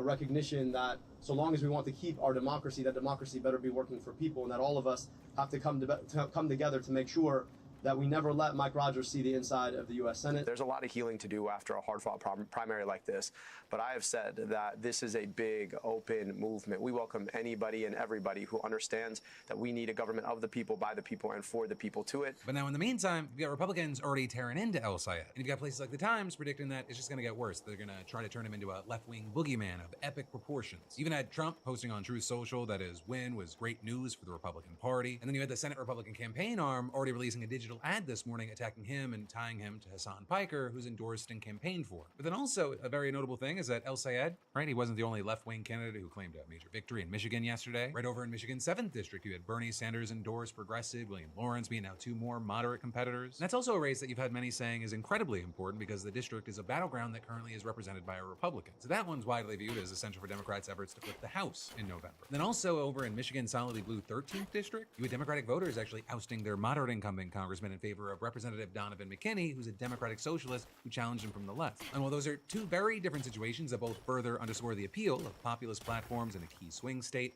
that also doesn't appear to be the case in some other parts of the country. And so, for example, over in Missouri's 1st district, the incumbent Representative Wesley Bell, a moderate Democrat, easily beat former Congresswoman Cori Bush, who had run as a Democratic socialist. And you've had many noting this is an example of a race where outside funding from AIPAC didn't backfire, or with the lobby reportedly spending around $3 million to help Bell secure re-election against Bush. And then in addition to some other moderate Dems that were beating out more leftists, you also ended up seeing voters in two red states rejecting Republican-led ballot measures that would have given state lawmakers more power to reshape key issues. And so in Kansas, you had voters shooting down a measure that would have allowed state Supreme Court justices to be directly elected rather than be appointed by the governor, who is currently a Democrat, or with critics claiming that the move was a thinly veiled attempt to remake the court with justices who would revisit high-profile rulings, including one that guaranteed a right to abortion. And then over in Missouri, you had voters overwhelmingly rejecting an initiative that would have made it much harder to pass citizen-led constitutional amendments, imposing the highest threshold of any of the 18 states that allow ballot amendments. So a big day, a big night, with a lot of highlights, but we're now just another day closer to November 3rd.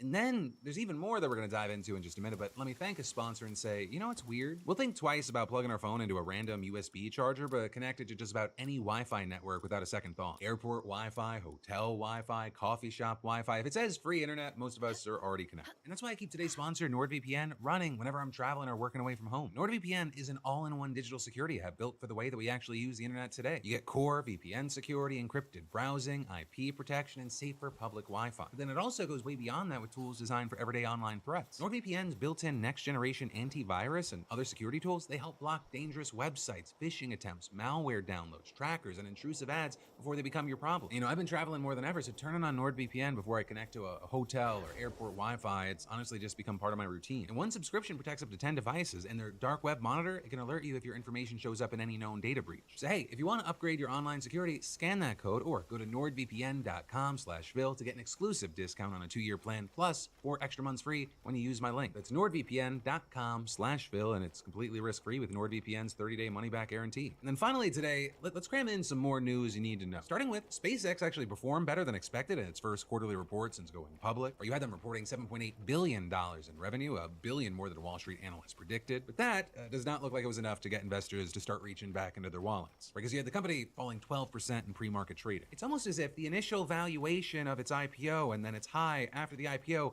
made no fucking sense. And as more people realize that, and that the numbers don't always go up, and that later more people who had their shares locked up would eventually be given the chance to sell them, the sell-off got nasty, and you have a lot of people kind of talking about it like it's a bit of a meme stock. But more specifically, you have analysts saying that investors, they're just still not fully convinced that SpaceX is gonna be able to live up to Elon Musk's promises. Right, and this most recent dip comes after he threw a bunch of money at AI, which is actually $16 billion to be exact. And you've got analysts saying that that shook investors who are essentially waiting in the dark for returns as they bankroll his plans to put data centers in orbit. And while you've had a lot of people highlighting all the things that Elon Musk would say would happen in 10, 15 years, not coming true, and people pointing to all the launch fails, the recent news that a SpaceX rocket crashed into the moon. Right now, the thing for a lot of people is that the numbers still just don't make sense. But as far as Musk, at least publicly facing, he doesn't seem phased. You even have him saying that he expects to see SpaceX's revenue hit $1 trillion by 2030. And also in other news, you've got Todd Blanche again making headlines. And this time, it's because he just got caught on a leaked phone call with some faith leaders talking about his plans to end abortion rights across the country,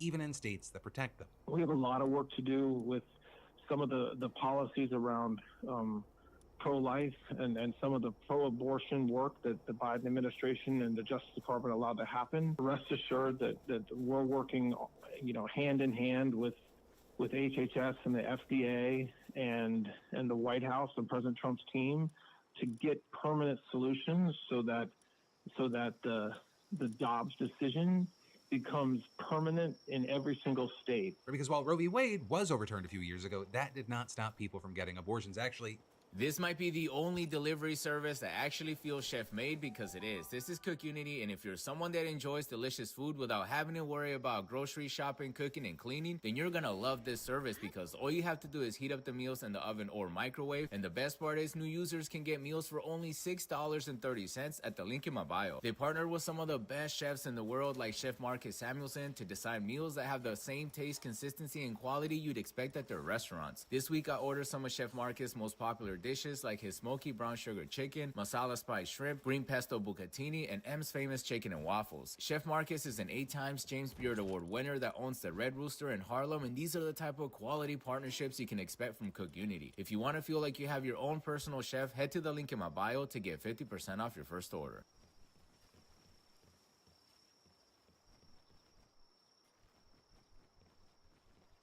We have got to the point where literally anybody can build a fully working app without knowing how to code. This is Base 44. This is a first look at the current industry-leading AI app builder, and you wouldn't believe the kind of apps that people are creating. Smart nutrition apps, inventory trackers, onboarding tools, you name it. And we saw those numbers go up. Right, last year, over 140,000 people traveled out of state for abortion care, which is 75% more than what we were seeing in 2020. You're also now seeing that 63% of abortions are done by medication, and a lot of those are prescribed virtually and sent through the mail. And so actually with that, 19 states plus DC have laws to protect those providers from out-of-state legal action. But here, you've got Blanche sounding like he is ready to cut through all that. If states have said we are going to protect the unborn and we're going to protect every life from the moment of conception, we're putting practices and policies in place so that other states and other organizations can't attack that, and they can't, do things like they're doing with mailing in mail-order drugs. And while we're not exactly sure how he plans to pull that off, what we do know is that other anti-abortion advocates have been pushing the Comstock Act, which is this old anti-obscenity law that they want to try to use against mail-in abortion medicine. And if that were to come into play, then you could see doctors getting put away for years for prescribing. Though for now, you have Blanche not specifically mentioning going that route, but also this is just a leaked phone call. So we don't know fully what games he's going to try to play, but it does sound like Blanche is dead set on trying to make some hard changes. And we don't have complete victory yet, but we will have victory, and victory will be soon, and it will be permanent. And then last up today, you had OpenAI and Anthropic models creating fake identities, impersonating real people, and then trying to sneak malicious code onto GitHub. You've got the UK's AI Security Institute calling it a level of autonomy and deception never seen before. And while reportedly this was part of a routine AI safety test, Anthropic's Mythos agent was by far the more alarming of the two, though you had both companies stressing that the test reduced or removed normal safeguards. But still, researchers said that Mythos developed a malicious code and then tried to insert it into GitHub's system by 1, identifying and researching real people who maintain the platform servers, 2, creating fake profiles based on those people, and then 3, it even started DMing other people while pretending to be those people. And then, when the AI Security Institute challenged Mythos further, it started editing its own earlier activity online so that it looked harmless. And the key thing that you had researchers noting is that the only thing that kept Mythos restrained here was actual real-life human review. And you've had all of this coming not only as both Anthropic and OpenAI, they're gearing to go public, but they've also been hit by a wave of headlines around their AI models going rogue and hacking networks. You know, I'm sure everything it's just gonna be fine. But that, my friend, you beautiful bastard, is the end of your Wednesday show. But also, if you're still not 100% filled in, you should definitely check out today's brand new episode of Crashing Out, where my still kinda news, more news adjacent opinion podcast with my buddy Alex Perlman rock out a brand new episode every Wednesday. And while it's actually really big on Spotify, on YouTube, we're almost at 100,000 subscribers, so we'd love to have you. So click or tap, I got links in the description. But whatever you do, let me just say thank you for watching. I love yo faces, and I'll see you right back here tomorrow.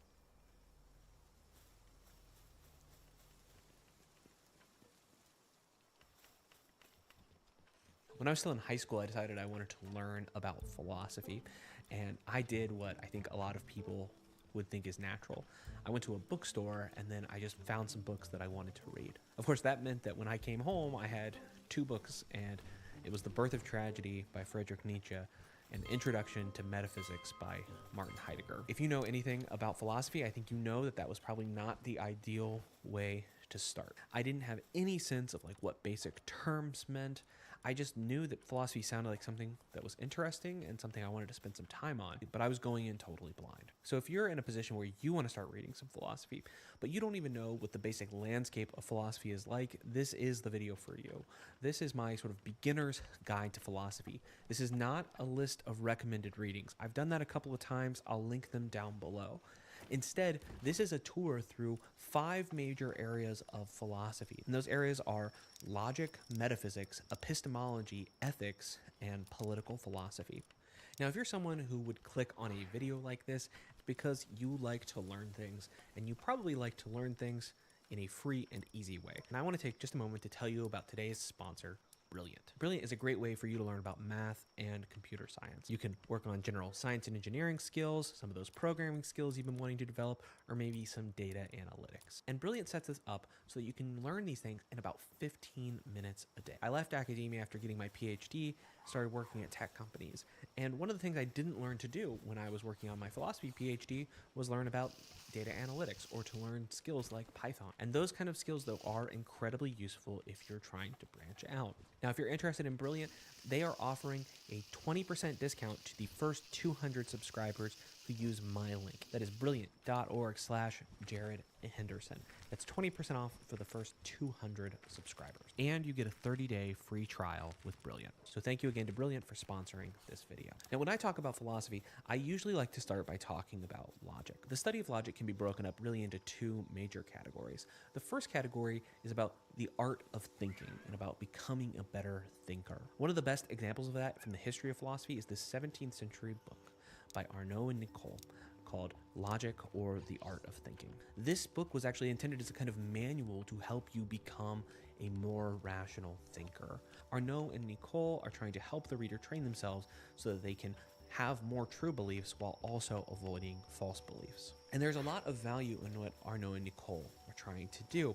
You could go and try and read that book yourself, but I think most of us would probably want a bit more of a modern update. And this is really the topic that you would find discussed in textbooks that fall under the heading of critical thinking. And if you've spent any time on the internet around philosophy or critical thinking, then you've probably encountered a couple of the basic concepts, like fallacies. You might have even seen a YouTube video where someone tried to give a quick list of 19 fallacies and also accidentally said that Richard Nixon walks on the moon, and the comment section let him know that he made a mistake. Who knew? Fallacies, really simply put, are bad patterns of reasoning.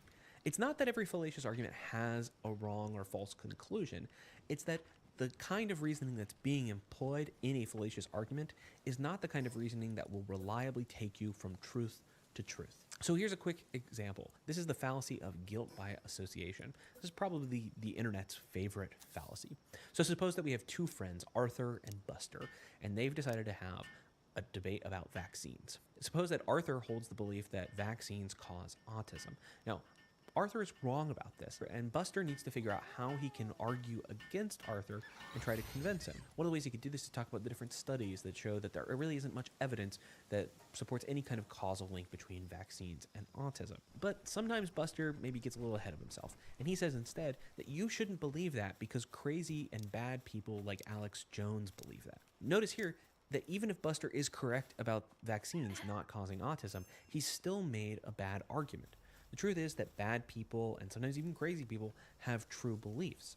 So just associating a belief with a bad person isn't enough to show that the belief is false. The point is pretty simple. If you want to figure out if a belief is true or false, you need to focus on the relevant kind of evidence. And just like the fact that good people believe something doesn't make it true, bad people believing something also doesn't make it false. So if you understand logic this way, I think you can see how it's going to help make you a better thinker. You're going to learn about good reasoning, whether deductive, inductive, or abductive. And you don't really need to use formal logical tools in order to learn this stuff.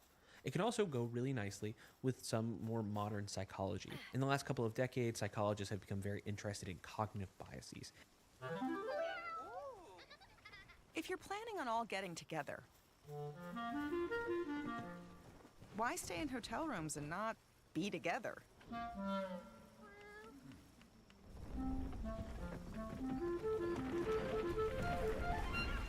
Get an Airbnb and actually get together.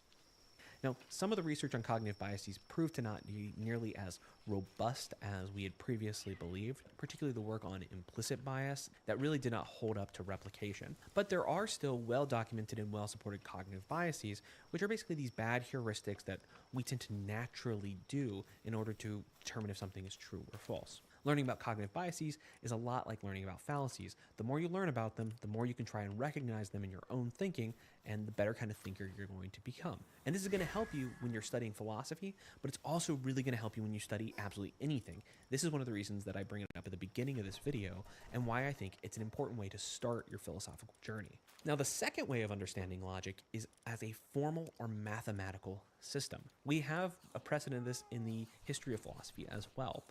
While formal mathematical logic really becomes its own kind of subject in maybe, say, the 19th century, in the medieval world, we had incredibly robust logical analysis. And medieval logicians were really worried about the structure of argument in the way that contemporary mathematical logicians are. Even if you go back to Aristotle, we're talking about the form of argument rather than the content of argument, which is that first distinction you need if you're going to study formal logic. When most philosophers today talk about logic, they are talking about formal logic, so logic in our second sense, and not that first sense in making you a better thinker. So the study of formal logic really started to flourish in the 19th and 20th centuries. And one of the key figures for this is Gottlob Frege. Frege was the inventor of something called the Begriffsschrift. This translates to a concept script from German. His idea was to create a formal notation which could represent arguments, especially the kinds of arguments that you would find in mathematics. So logicians would actually translate arguments into this formal representation, and then using well-defined rules try to assess whether or not they were valid or invalid. It can feel tedious to try to spell out all of these rules, but this level of precision is useful for the sort of work that logicians want to do. Formal logic really originally was supposed to provide a grounding for all of mathematics, but this actually proved a little bit difficult due to things like Russell's paradox and Gödel's incompleteness theorem. So Russell's paradox showed an essential contradiction in Frege's system. It actually showed that Frege made inconsistent assumptions as he was laying out his entire formal system. And then Gödel's incompleteness theorem shows that there are some truths of mathematics which cannot be proven. But formal logic is not only useful because it could provide a grounding for mathematics. It's also useful for our kind of precise modeling of other philosophically interesting concepts. And that's why we have modal logics, temporal logics, epistemic logics, fuzzy logics, and so on. Some philosophers also spend their time thinking about paradoxes. And a paradox is where we get an absurd conclusion from plausibly true premises and